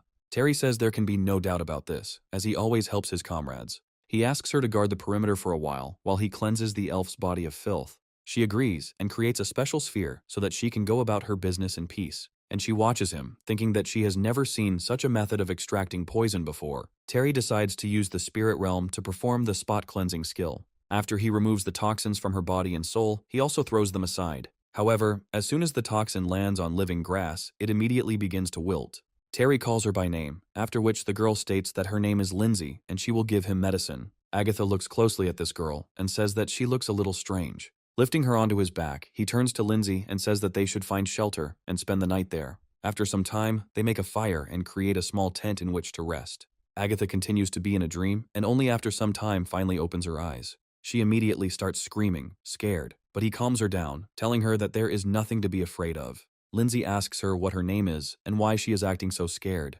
Terry states that she is a lost elf and they should help her get back, but Lindsay states that elves do not like humans. Their stomachs start to rumble loudly, and Terry says that it would be nice if they could get a snack.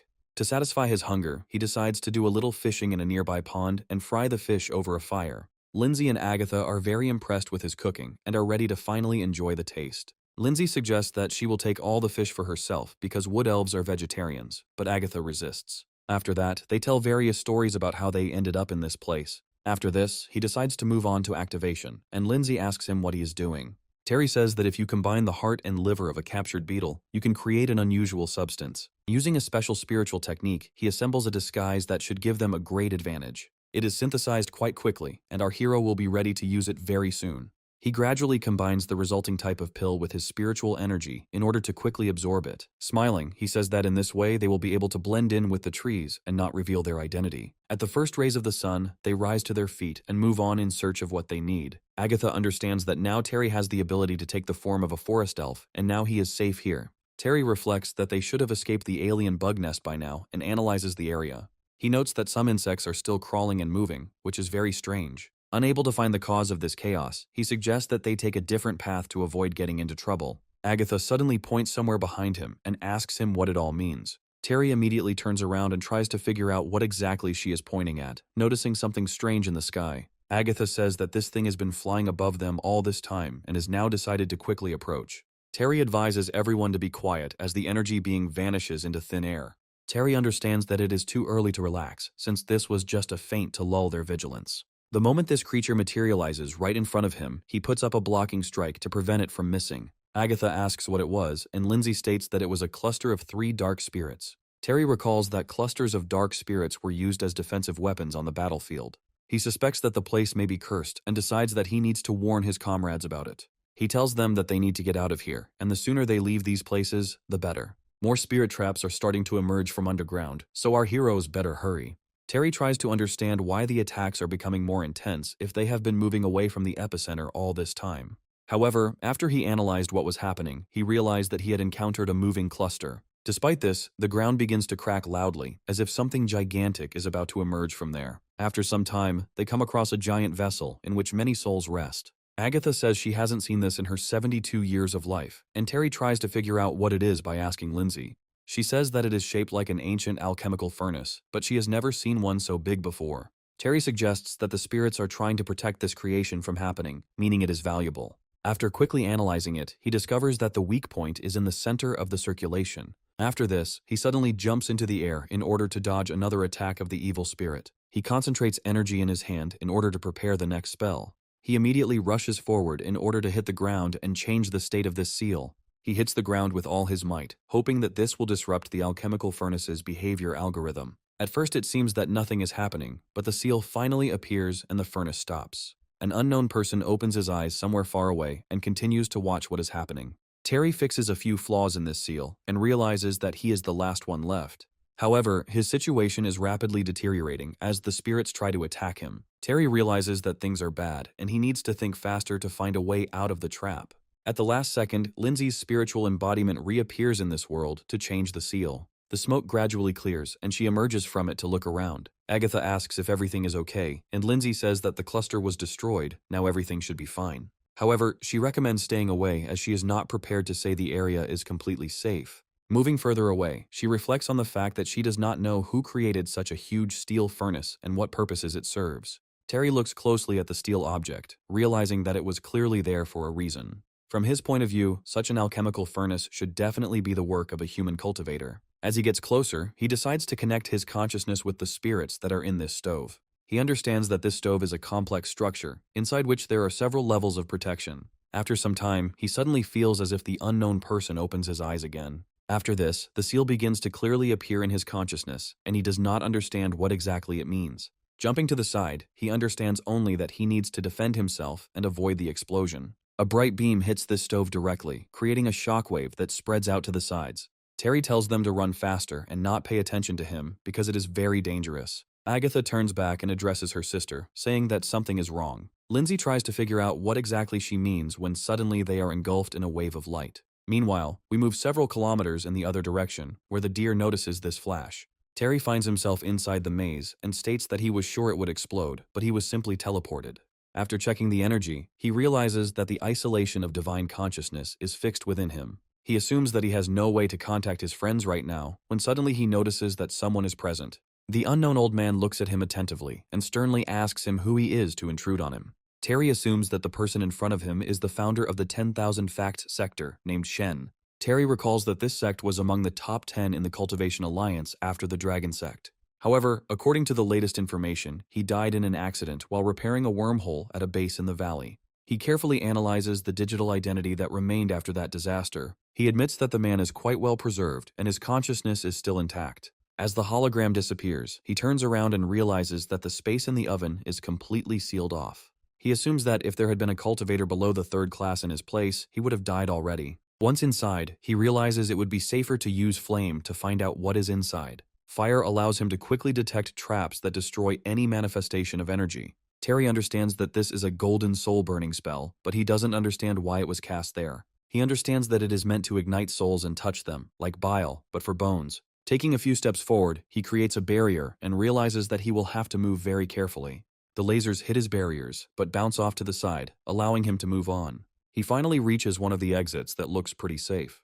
Passing through the living point, he finally finds his comrades, trying to understand how they ended up there. Lulu and Agatha are in a very dire condition and could definitely use urgent medical attention. Almost instantly, uses his soul skills to return her spiritual energy. Terry realizes that she is too hard on herself and took the full brunt of the soul-igniting spell on herself. Lulu comes to her senses and orders her to leave immediately because of her spiritual consciousness before she gets angry. She asks him what he's doing there, and Terry tells her not to move as he draws the poison out of her. His hands become more tense as this procedure requires a more rigorous approach. Lindsay finally begins to feel a little better, and then realizes that she has spent a lot of energy herself.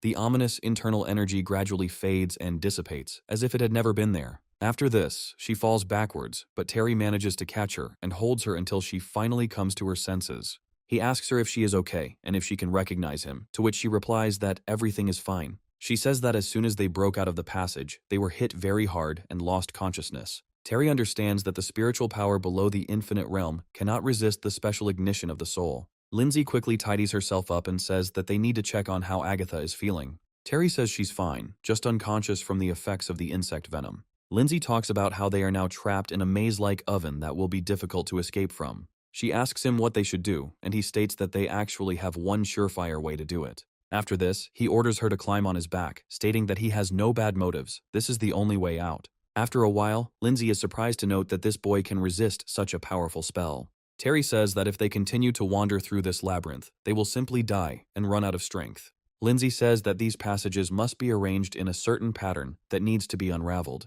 Lindsay states that this is very similar to the Medicine King's spiritual lineage's sensation and transformation array. He states that he does not worry, and the infinite, taking into account the fact that the soul is slowly destroyed, as if boiled over low heat. Terry asks who created such an iron tomb, and Lindsay says it was the previous protector of the Medicine King Valley. Terry says he died a long time ago, and Lindsay confirms this, stating that it was about 50 years ago. Terry understands that so far everything is going exactly as he imagined, but this worries him. He asks her if she knows how to destroy such arrays, and she states that it will not be easy. According to her, it is necessary to find the gates of life, and then they will be able to get out of this oven. Terry says it's unlikely to be that easy, as the oven is closed on all sides and looks more like a tomb. Lindsay asks how many people designed this tomb, if it is so complex. Terry says that there is definitely not one person behind this, and reminds him of a couple of other individuals. Lindsay listens to this in surprise and tries to understand whether everything is really so complicated and confusing. He claims that it is possible that there may be a trinity of cultivators here who have long been legendary. After some time, a small seal appears on the floor, from which a skeleton's hand immediately emerges. Lindsay recalls that one of the cultivators was originally a powerful man and an amazing fighter. However, over time, he saw the Saldemon's technology and power and became obsessed with its capabilities. However, in response to such treason against the state, his former comrades finished him off without much pity. Terry suggests that this old man is most likely still alive and living somewhere around here. Lindsay asks why he hasn't given up yet, to which he states that now they need to survive at any cost. Agatha comes to and asks them if everything is okay, adding that she saw a stream of light. Terry says there is nothing to worry about, everything will be fine, and she again wonders where they are. Terry notes that they've entered an alchemical furnace, but Agatha states that it's unlikely that anyone would make one that size. You also said that the prophet said that people live quite a short time, and no one could make it so big in their entire life. After they learn that Agatha has lived for 72 years, but still looks like a real child, they fall silent. Going further, they see that a giant skeleton has appeared in front of them, which looks unfriendly. Terry tries to figure out what this thing is, and guesses that the owner of this place does not want to accept them. He gradually begins to accelerate in order to break the distance with his future victims. He creates a special blade from the matter that floats in the air and prepares to strike. Terry gives the force field a normal push to split it into pieces. He wonders if this is all he can do, but it's too early to rejoice. Terry discovers that this creature is immortal, and even if he fights with it forever, it will lead to nothing. Therefore, attacking these creatures in any way is completely useless and only wastes energy. Lindsay says that these creatures are becoming more numerous, so they decide to retreat. She states that it is a round gate of life and death, and is very similar to the burning palace technique. Terry reflects on how these skeletons look charred, yet their touch is cold as ice. They continue to destroy everything that gets in their way, but these skeletons become embedded in ash and chunks of liquid.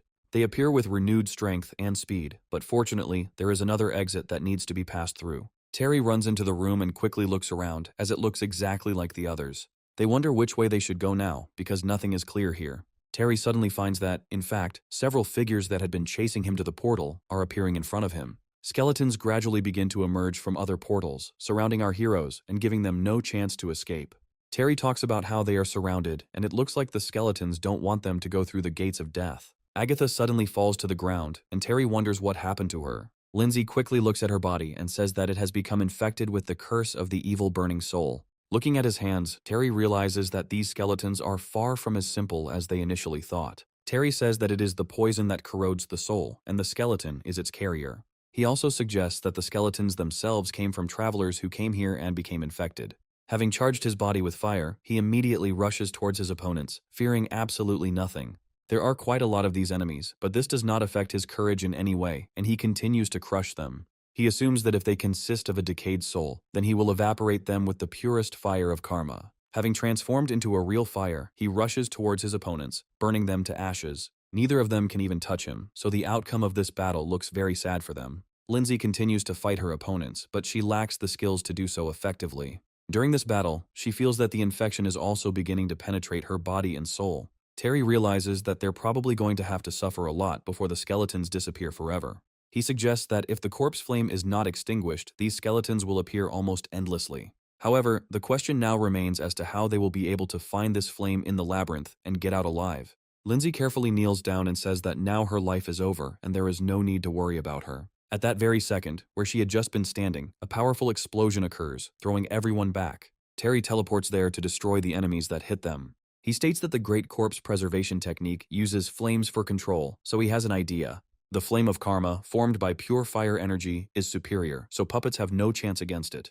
Terry says that they have little time left, but they must reach the gates of death. One of the skeletons suddenly begins to produce something resembling vocal cords and screams loudly. After this, the skeletons begin to fight each other in order to absorb their own kind and become stronger. Terry tries to figure out what it all means, but it quickly becomes clear that they are merging into one.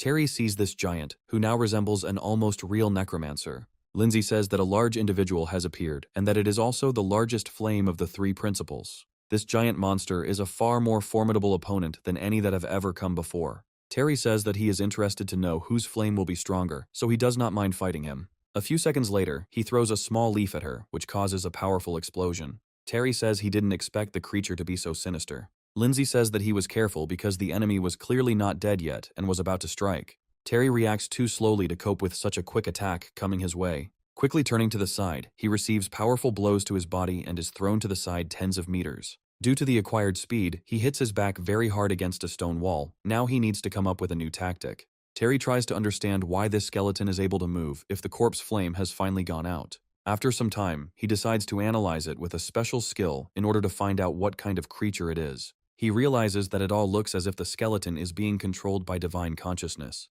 He suggests that the power of this consciousness is great enough to claim higher skills. He quickly realizes that the owner of this place has already reached the level of the infinite kingdom on his own. Stepping aside, he says that he simply has no other choice but to fight for broke. He quickly draws on his internal energy to create a spiritual weapon in his hands. Lindsay talks about spiritual power coming out and materializing, and this can be very dangerous. Terry lunges forward to deliver tens of thousands of punches to his opponent.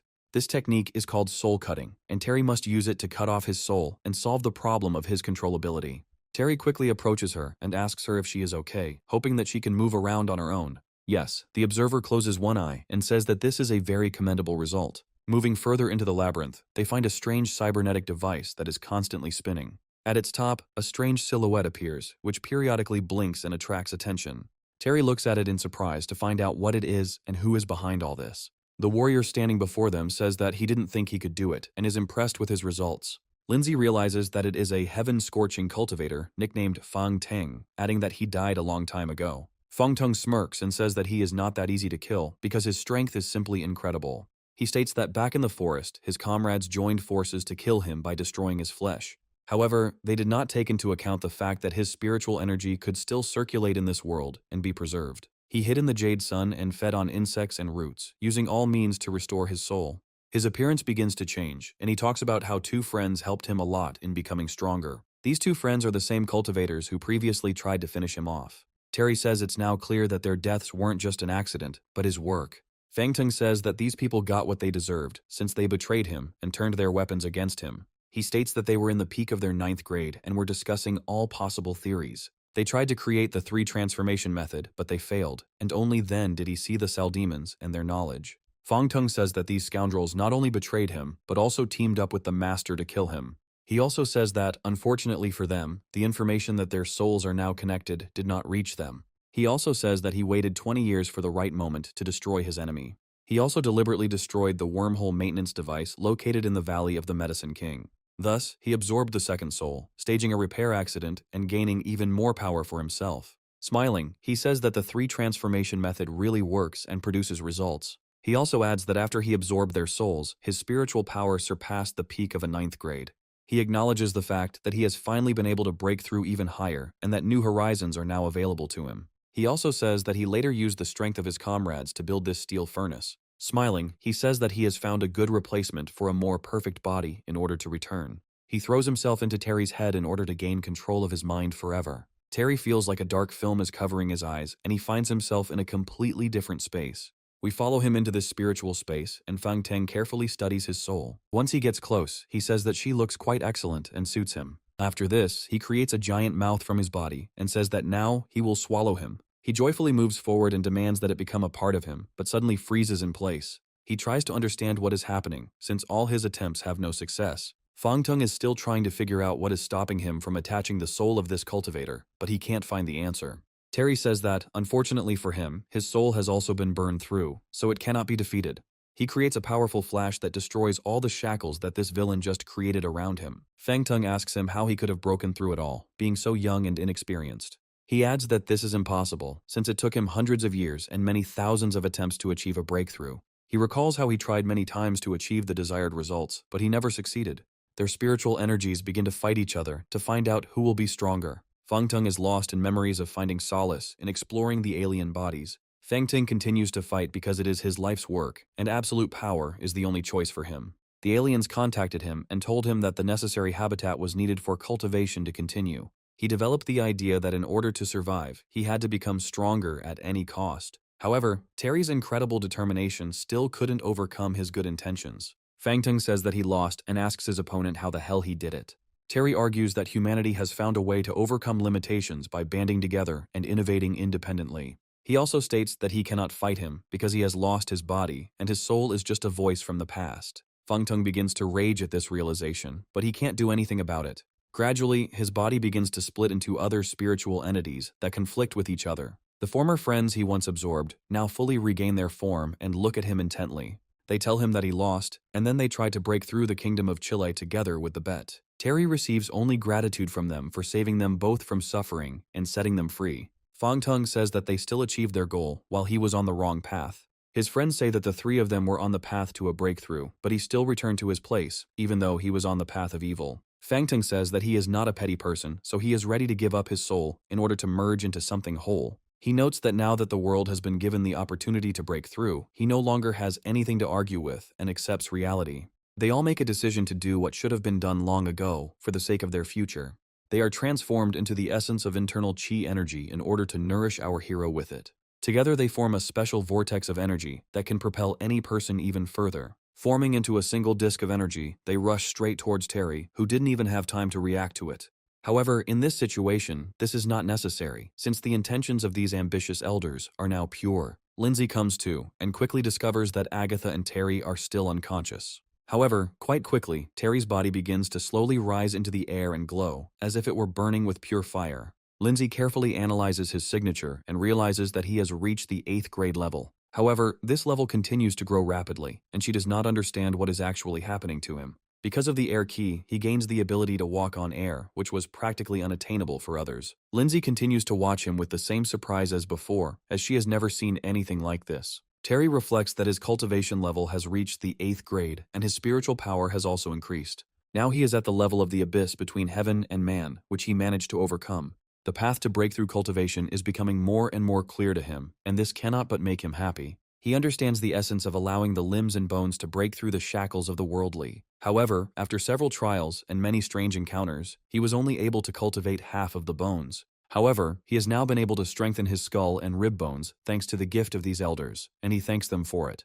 Lindsay says she immediately assumed that the 3 dead men had some kind of strange connection. After some time, he carries out a purification procedure to ensure that no traces of impurity remain in them. Lindsay asks what they should do now and how to get out, and Terry says that now they need to control it. He concentrates for a long time in order to take control of all the walls of this stove. After some time, he still manages to achieve what he wants, and these walls gradually move away. They get out quite quickly so as not to linger here after everything that happened. Lindsay asks what they're going to do with the stove now, and Terry decides to hide it until better times. He gives her a mental command, and the stove immediately flies underground, causing a serious rumble. Agatha comes to and asks what happened, assuming that they were able to get out of the oven. Lindsay talks about how they got out of the oven, and she almost died, so she better not think about anything else. Agatha says that she should only think about how to guide him to the right tree, because that's what she was instructed to do. After some time, they finally reach an important point from which the giant elf tree is already visible. Terry says he has a disguise, but he won't be able to blend in completely without the outfit. Lindsay calmly says that she will take care of it and sits down on the ground to make him such clothes. After some time, he receives a stunning caftan that allows him to move freely. Lindsay also took care of herself and made a nice outfit to look beautiful. Agatha comments that Terry looks tougher than the Twilight Knight, and he claims that this is his true strength. According to Agatha, only wood elves can create such fabric, and one must be incredibly skilled at it.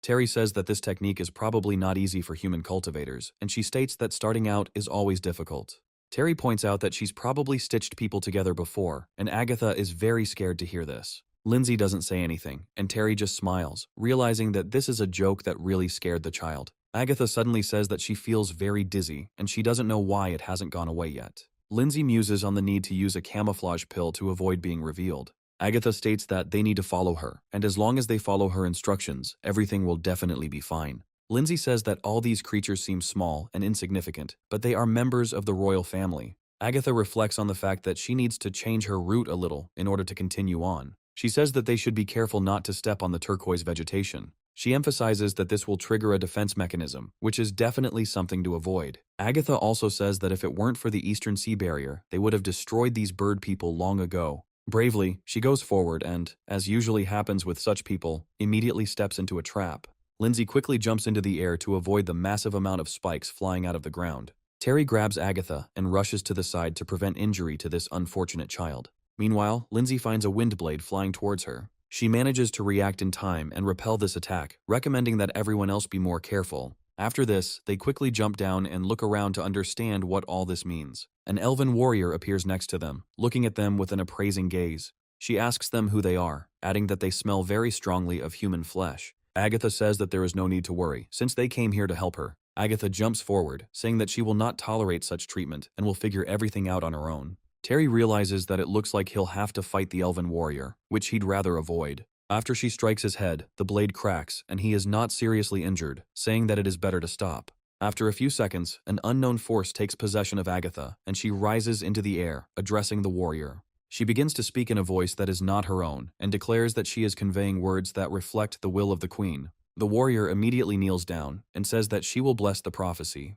Agatha says that this is just a breath of light that fills Agatha's body and adds that they are glad to see them. Terry realizes that possessing Agatha's body from such a distance signals incredible potential. Agatha says that she is the guardian of the forest and the prophetess of the wood elves. She emphasizes that due to circumstances she is forced to communicate secretly, and Terry asks what she wants. Agatha states that they are asking for help not from people, but from him personally, and hope that he can save them from extinction. Hearing this, they are all surprised because they did not expect such a serious responsibility. The warrior asks the prophetess what she means by the extinction of the wood elves.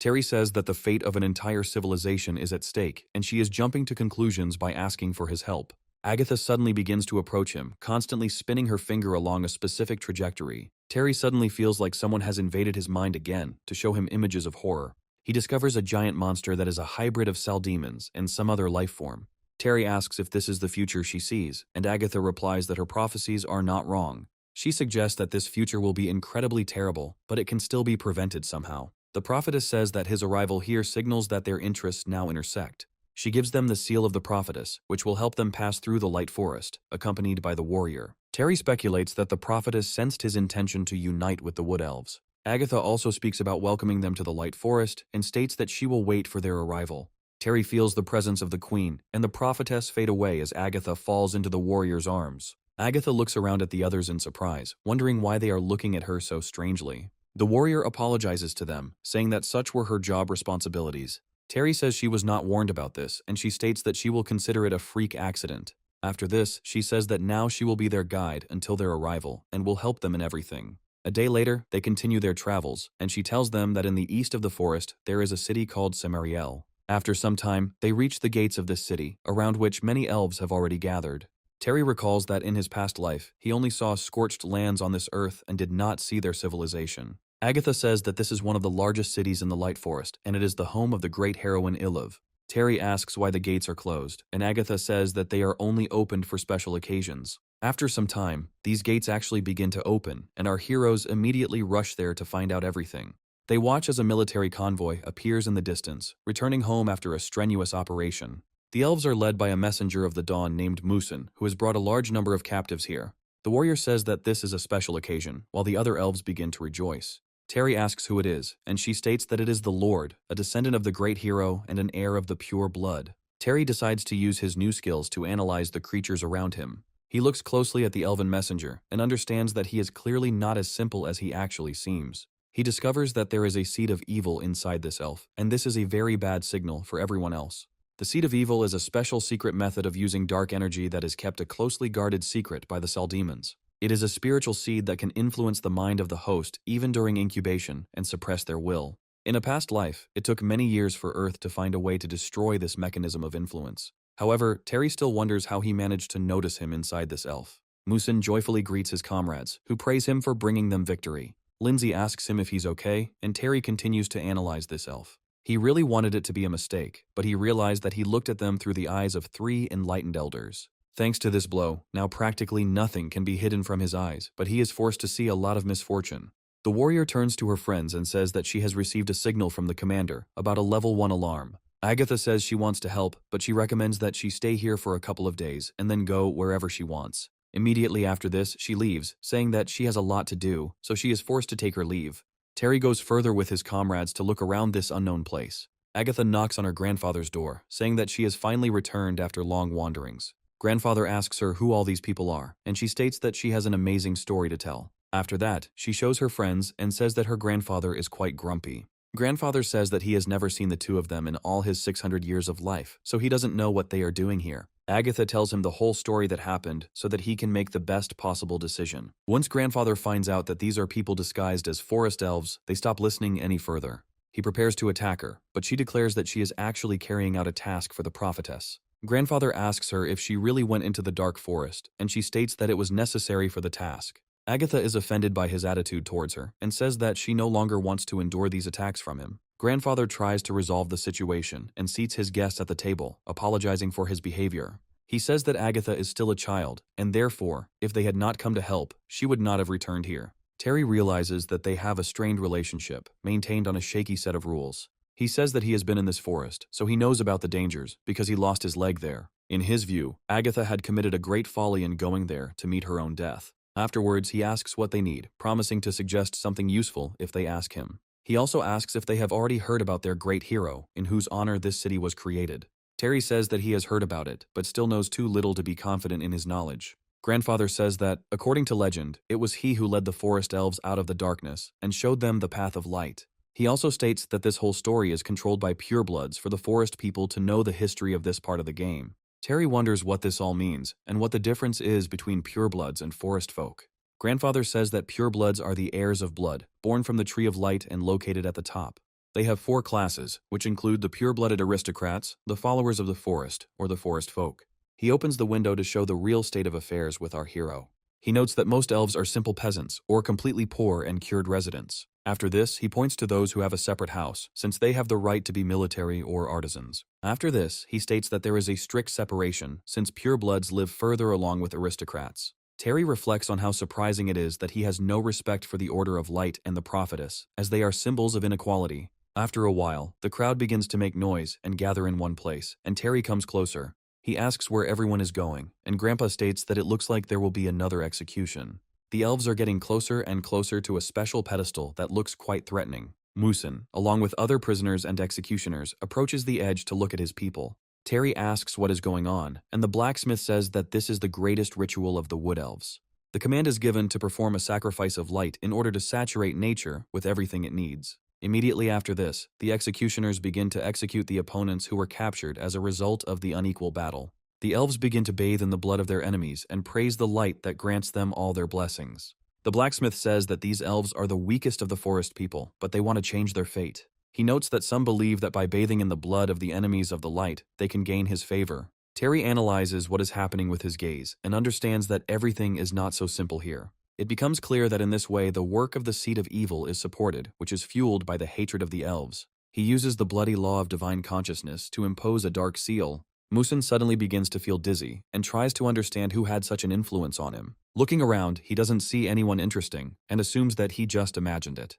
The seed of evil thoughts is a special product of spiritual power energy that has been widely used in previous times. When the Saldemons needed it, this seed would awaken within the hosts and overwhelm their will. Despite the monstrosity of this practice, it is quite effective and allows one to imperceptibly change the personality of the wearer. Meanwhile, Lindsay goes to the elven market to buy some new goods for herself. Terry turns his attention to one of the trees and asks his uncle what it is. Uncle says that it is the dust of faith or crystals, emphasizing that pronunciation does not matter. He states that, believe him, the tree of light is the largest tree on the entire planet. Terry asks him if he goes there to pray, and he states that he has long ago renounced and joined the Union of Unbelievers. After some time, he notices a child running through the market in a bag carrying a message. Upon seeing his uncle, he immediately stops and looks at him happily for a few seconds. They greet each other, wishing each other good morning and a good day ahead. He says that he is giving him a new edition of the Manifesto of the Outcasts and other news from their forest. After this, he runs away, saying that the Twilight Captains are again fighting the Birdmen on the southwestern border. Terry asks who this boy is and who he works for, to which he is told that he is an orphan. Terry tries to absorb as much information as possible about elven culture, while Lindsay goes on a shopping spree. She acquired a huge amount of medicines and medicinal herbs in order to create new potions. After some time, we are transported to the Palace of Mulberry Trees, which Musin entered in order to explore the dungeon. He walks silently down the corridor, while the guards don't even glance at him. Only one of them opens the front door, which leads to one of the prisoners who have been held here for a long time. This prisoner has been under severe torture for more than one day, and his willpower is still at its peak. He calls Musin a cowardly bastard who would never dare kill him and waste his time.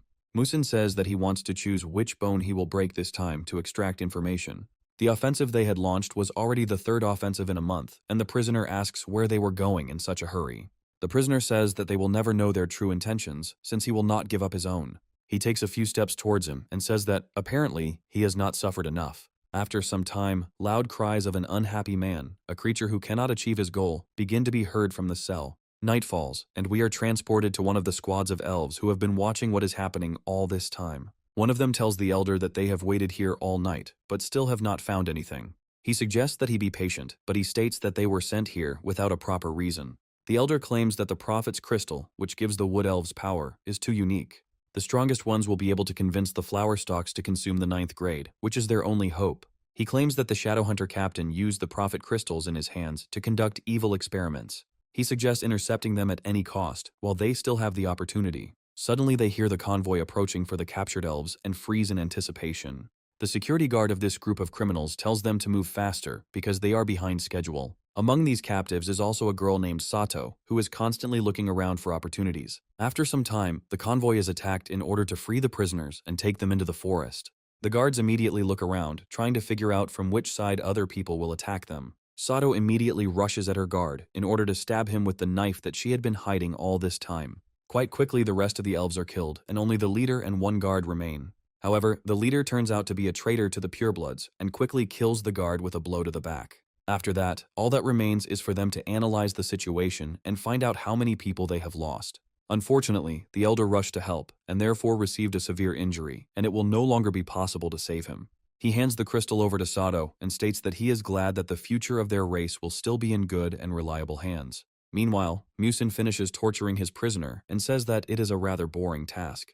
He looks at his opponent and says that he no longer even begs for mercy and has completely stopped saying anything. Suddenly his head starts to split with terrible force, and it's as if he's having a severe migraine. He realizes that the symptoms have become more frequent lately, and it seems he needs to visit the Twilight Marquis again. He reaches his goal and meets with Alastor, who is close to the Marquis. He asks him why such formalities, and says that he is glad to see him, because since childhood, they have been like brothers. Alastor says that his sister asked to join her rune workshop, and adds that she has taken up her duties again. Musin reflects with irritation on the fact that his sister always makes decisions in accordance with the prophecies. Alastor asks what needs to be done, and he states that his sister's request must be respected. He also says that they need to take a walk to unwind and talk about old times. Alastor looks at him and is surprised that he managed to maintain his composure even when the conversation turned to the rune workshop. After some time, a raven flies to him and conveys a very important message to him. Alastor learns that the prophet's crystal has been lost and is required to return quickly. Meanwhile, Terry finishes her procedures in the bathroom, goes out into the room, asking Lindsay when she will return. Lindsay asks him what's wrong with him, and he says he'll go to the prophetess since she knows him by name. He also understands that she could certainly help him find the person he needs. Lindsay says that she wants to go there with him in order to help him. Terry says that they are in for a rather dangerous adventure, but she states that this does not change her mind. Terry asks her why she decided so, but she suddenly stands up and comes quite close to him. After this, she asks him if it is still not obvious to him why she follows him. A moment later, she turns away and says that she doesn't know the way back, so he'll just get lost. We are transported to the battlefield, where birdmen and elves continue to fight and cause a real massacre. The Marquis is told that 2 tribes of birdmen from the southern front are putting up fierce resistance. The Marquis says that it is necessary to brutally suppress all these attempts by the partisans and sends his assistant away. After some time, a dark figure appears in front of him, which says that they were too arrogant and dissatisfied with her. The Marquis bows before the Lord, saying that due to their negligence, there was a slight delay in the delivery of the slaves. The essence says that the loyalty of aliens is far from limitless, and they should know this better than anyone. He says that he has no intention of violating the contract and that the number of attackers is too great. The essence says that if even an empire does not have the resources to control its neighbors, then this is terrible. He orders him to find out what happened and adds that he doesn't want something like this to happen again. Alastor comes to his boss, saying that the latest incident is the work of unbelievers. He notes that they placed 2 moles in their transports, adding that their names and appearances are already known. Smiling, he says that they also have a king among the unbelievers, who will hand them all over, guts and all. After some time, the time comes for Terry and Lindsay to leave these lands on the way to the prophetess. Agatha says goodbye to them, saying that they still have to be very careful. Terry promises that they will definitely cope with all the difficulties, after which they go into the forest to do their business. Continuing further, they say that according to the map, the right place is located just beyond this forest. However, he suddenly discovers the presence of another creature that is trying to hide from them. They slowly approach the wounded girl, who hides her identity with a cloak and scarf. Terry asks her who she is and what she is doing in this place, to which the girl barely reacts. Taking a breath, she says that she knows the area well and can help them find the herb if they save her. Terry states that they don't need her help, but she says she's willing to help them find the scarlet herb. Lindsay is very surprised when she hears these words and stops in place for a while. The thing is that this is a special herb that can prolong the life of forest elves, who live this way for thousands of years. Rumor has it that it grows only in secluded places deep in the Eastern Sea and ancient lands. Lindsay signals to him that this is a good lead and that it might be worth using her services. Terry says that in this case he is ready to help her, hoping that she keeps her word. Sato says that they must take her away from here, otherwise these scoundrels will come for her and destroy her. Terry takes her to a cave, which turns out to be secluded enough that no one will find them. Terry heals her, realizing that the forest elf looks very exhausted, but at the same time she has incredible strength. Sato says that if he likes looking at her body so much, then she invites him to admire it at night. Terry says that her body is stronger than most wood elves he has seen, but she does not draw her power from the crystal of faith. Sato calms down, after which she feels that her strength has almost completely recovered. She tears off some of her clothing to make it easier for her to move and says that she wants to introduce herself and gives her name. Terry and Lindsay also give their names, and she says that she is in big trouble. Immediately after this, she takes out a small knife, but our heroes decide not to wait for her to explain herself. They immediately disarm her and tell her that they will not tolerate any tricks from her. Terry asks if she knows any blocking spells and offers to cast a couple on her. Lindsay blocks Sato's movement and prepares to use a special spell. Sato says she is not interested in a relationship with the woman, but Lindsay does not respond to provocations. Terry looks at this spell in surprise and realizes that there is clearly some kind of mistake here. The thing is, the spiritual rope Lindsay created seems excessive for its purposes. Terry asks her if she was telling the truth about the grass, and Sato says that non-believers never pick it. Terry asks why she was going to attack, but Sato says she only promised to get him there. After that, they exchange a couple more phrases about why she grabbed the knife in the first place. Terry says that while healing her, he left a piece of his power in her body and is ready to burn it at any moment. Sato asks how he dares to do this to an injured girl, but he states that he is acting in his own interests. After this, he dispels the shackles that have been on her all this time and tells her to show the way. Sato leads them further and further, without going deep into the forest thicket, which seems quite calm. Terry looks back periodically, hoping that no one will follow them in this place. Sato continues to show him the way, and he asks her how she knows this place, which means she has lived here for many years. Sato suddenly becomes colder and says that it is no longer his business and she is not going to tell him about it. Terry realizes he's accidentally touched a nerve and says that in that case, they'll just follow her. After some time, they reach a cliff that leads them to a bay, at the bottom of which this grass grows. Terry asks where the 1,000-year-old scarlet herb is that she has been telling them about all this time. Sato smiles before jumping down, saying that they should follow her if they dare.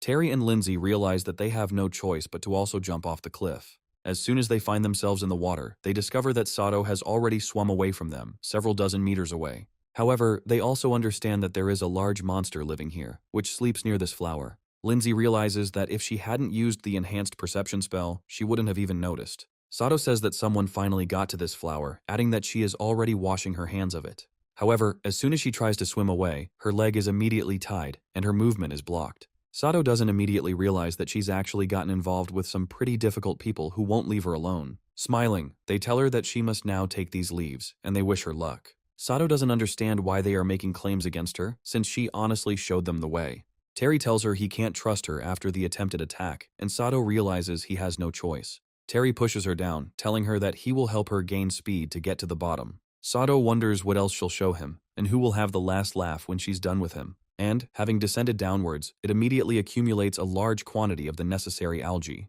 Grabbing the seaweed with all her might in her hands, she applies it to her skin. Immediately after this, she bounces off the scales of the sleeping snake several times and rushes forward. She is an incredibly agile swimmer who manages to quickly pluck plants and move like a fish. Terry and Lindsay are silently praising her resourcefulness when suddenly the snake opens its eyes and lunges at her. Sato looks over her shoulder at them with a smile before floating away, thinking that she is finally free. She quickly accelerates to avoid attracting the monster's attention, taking advantage of the algae's stealth. After a while, she crawls out, thinking that this python has a keen sense of smell and they don't stand a chance. After this, she reflects on the need to deliver the information to her brothers as quickly as possible. However, as soon as she runs out onto the shore, she hears the very loud screams of a giant monster and tries to understand how this is possible. Her surprise knows no bounds, and she decides to quickly turn around to understand what is happening there. Terry and Lindsay quickly jump out of the water, having first chopped the python into small pieces. The remains of the carcass falling into the water create a powerful shockwave and large splashes.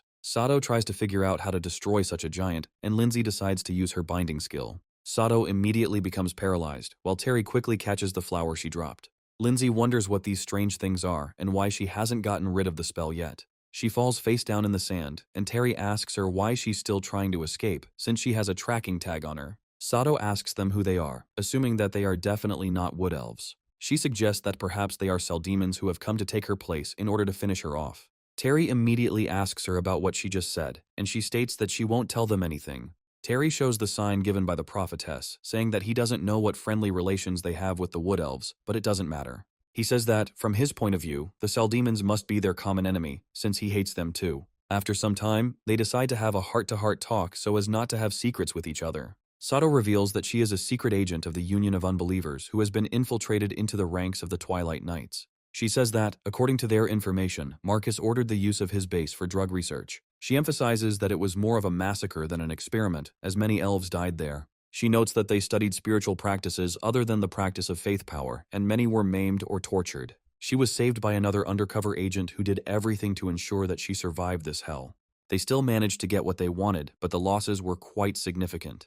However, as soon as they hid from public attention, the captain of the guards regiment personally visited them. She states that many unbelievers were killed and only a few managed to escape, and she is one of them. Terry realizes that this definitely looks like the Cell Demon's doing, and Sato says that she told them everything they wanted to know. She looks at them in surprise and asks who they are and what they are doing here. Terry smiles and then prepares to tell his story, changing it slightly. However, suddenly a voice comes from the forest, declaring that these are people who must be destroyed. Sato immediately turns towards this figure and recognizes that it is the voice of Alastor, who somehow found them. Alastor says that he has been watching them from the very beginning and discovered that they were disguised as elves. Sato says that this doesn't change anything, since he sold all the benefits of the Light Forest to the Cell Demons. Alastor reminds them that she is a representative of the unbelieving caste and therefore has no right to vote. Jumping on her with a weapon, he says that she knows nothing about what the right path is. In place of where Sato had just stood, a powerful explosion is created, which scatters stones in different directions.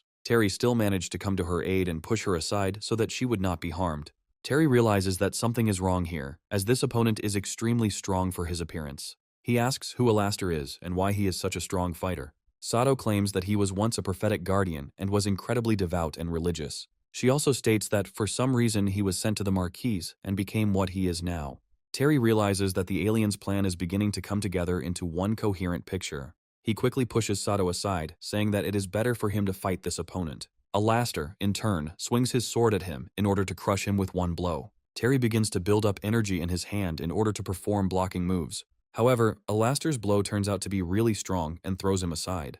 Terry manages to stabilize himself in the air and not fall to the ground, but he takes a lot of damage. Terry feels his hand go numb because he was careless and underestimated the force of the blow. Sato asks her why she tied her up, to which Lindsay states that she will run away again and asks them. She then delivers a powerful blow to Alastor's body, but he blocks it with one movement of his hand. He asks her if this is all she can do, or if she has some other tricks up her sleeve. Lindsay says that it would be very foolish to assume that her attack will be limited to one blow. Alastor turns around to find that the spirit form behind him has already stabbed him in the back several times. His body stops obeying him, and he falls sharply to the ground, unable to resist the forces of gravity. Terry quickly runs up to him, telling everyone else to jump out of the way. Immediately after this, he delivers an incredibly powerful blow that causes a column of fire to rise into the sky. Sato tries to understand whether this is really a victory, since Alastor can hardly tolerate such a shameful situation. Lindsay points out that something is wrong, as their enemy is clearly still alive and doing quite well. Alastor only lost part of his armor, but his body is still in perfect order. He immediately rushes to attack his opponents and delivers a sharp kick to Terry's body. Lindsay looks at her friend in fear as he flies several hundred meters away. Alastor says that he really doesn't give up because if they hadn't broken through his dark defense, he would have received more injuries. Lindsay understands that this is not the best option, so it is better to act rationally. She activates a special skill to paralyze him, and now they can get to Terry. Alastor asks them how they have the right to deceive him and calls them pathetic. Our heroes, meanwhile, are trying to escape from this disaster, since this enemy is too strong. Lindsay states that the speed, strength, and defense are beyond Earth Force Class 9. Sato states that he has never been this strong before, and that it might be due to the dark energy and experiments. Terry wonders why he's following her, and remembers that she said she wasn't the only one who got out of there. Sato suddenly stops, and says that she has absolutely objective reasons for this. After this, she pulls her hair to the side in order to show them this reason closer. Terry and Lindsay look at her in surprise and try to figure out if their eyes are deceiving them. Sato says that she already has a prophet's crystal on her neck, which significantly strengthens her. She claims that after coming into contact with her blood, the crystal somehow merged with her body. Sato suggests that Alastor might want to capture her and use her as a test subject. She notes that when she was exhausted, a sudden flash occurred in her head and she received new strength. Terry assumes that it has something to do with the prophecy's prediction, but now they need to get out of here. Sato says that to the northwest of the bay, there is a garrison where unbelievers gather and one can take refuge there. Terry asks if she has decided to trust them, and she states that they have a common enemy. Lindsay states that her seal was just broken, so their enemy was freed. Terry states that he is definitely heading after them, and Sato suggests that they speed up and get out of here. Terry says it's pointless because he won't stop until he dies or is finished. He also states that Alastor seems to sense the crystal's power, so the garrison won't save them. After some time, powerful beams of dark matter pass by them, destroying everything. The impact of this blow turns out to be quite horrific, and our heroes are lucky that it missed. Alastor jumps right in front of them and asks them why they suddenly decided to stop and stopped running. Terry says that they have no reason to run away, since he senses the power of the crystal and will still pursue them. Alastor says that he definitely doesn't intend to let them go alive, and quickly swings his sword. Terry accepts his fight and also rushes at him, armed with his Zanpakuto. He tells him that these are not words that can be thrown around and joked about because he will have to answer for them. Alastor delivers a powerful blow, and Terry moves his body to the side to gain an advantage. From a more advantageous position, he immediately strikes and Alastor is forced to block these attacks. They begin to use their endurance and agility in the hope that one of them will be able to land a winning blow. Ironically, it is Alastor who lands the winning blow, and he fights surprisingly well. His next attack causes Terry to lose concentration and slam his body into the ground with all his might. This blow turns out to be so powerful that it knocks out the main character for a while. Alastor says that he does not rely on the power of the 8th Earth class, so he is responsible for his words. Terry suddenly uses the 9 words of truth skill, choosing the 4th word as his main word. Alastor tries to figure out what all this means when suddenly his opponent's speed increases dramatically. Terry charges his blade with fire to burn away the taint and the cursed soul of the traitor. The confrontation becomes even more intense, but this time the advantage is with the main character. He strikes quickly, breaking through to the peak of the 9th class, and cuts off part of Alastor's sword. Smiling, he says that it was quite close, but they will not have a second chance to win. Terry states that you can't know if you have a second chance or not until you try. Alastor rushes forward, completely unafraid of receiving serious burns from the blows of this blade. Gradually, he breaks the distance with the main character, realizing that everything must be decided right now. Terry suggests that perhaps this isn't the best idea, and that he would be better off breaking away. Alastor says that even at the peak of 9th grade, it's hard to keep up with his speed. He asks him how long he can last in this state, and he states that he is in no particular hurry. After this, he strikes again, this time to fight off his opponent. Jumping aside, he looks at Lindsay, who is also wasting no time and preparing to use the spell. She begins to actively absorb energy from the surrounding air in order to give herself even more strength. Immediately after, she uses the Dark Rebirth seal to attack Alastor. These seals lift him into the air and cause him to experience incredible torment and suffering. Terry says that this skill is known on their planet and it absorbs life energy and binds the body. Alastor asks them why they came here, and Terry asks them to get straight to the point without any empty talk. Alastor says that if they know that this is how it will all end, then he even agrees to play along with them. His internal evil energy begins to gradually spread through the threads of this seal. Once enough evil energy has spread through these threads, they become more fragile and break apart. Alastor thus quickly frees himself from captivity and falls down again. Terry jumps back, realizing that the explosion was aimed specifically at him, but this time he was wrong. Alastor says that if she knows so many strange tricks, he would have gotten rid of her from the very beginning. His leg immediately goes towards Sato, who managed to run closer in order to cover Lindsay with her body. Lindsay asks her if everything is okay, to which she states that there is no need to think about her right now. Alastor knocks it aside, saying that it was a very good try, but rather useless. Terry attacks him again with his fire sword, saying that he is his opponent. A serious skirmish ensues between them, but this time Alastor already knows his opponent's moves. Terry begins to experience serious difficulties in battle and realizes that he needs to change tactics. He notes that with his strength, it will not be difficult to defeat them, but the Earthlings' techniques are unpredictable. Terry jumps to the side and feels that Alastor has begun to create tongues of evil flame, which are very dangerous. Alastor decides to take advantage of the protagonist's hesitation and immediately jumps behind Lindsay's back again. She realizes he won't be able to complete the spell and quickly rises to block the blow. Alastor hits her with his hand as hard as he can to break her concentration. He also says that they won't be able to pull the same trick twice and he will just finish them off.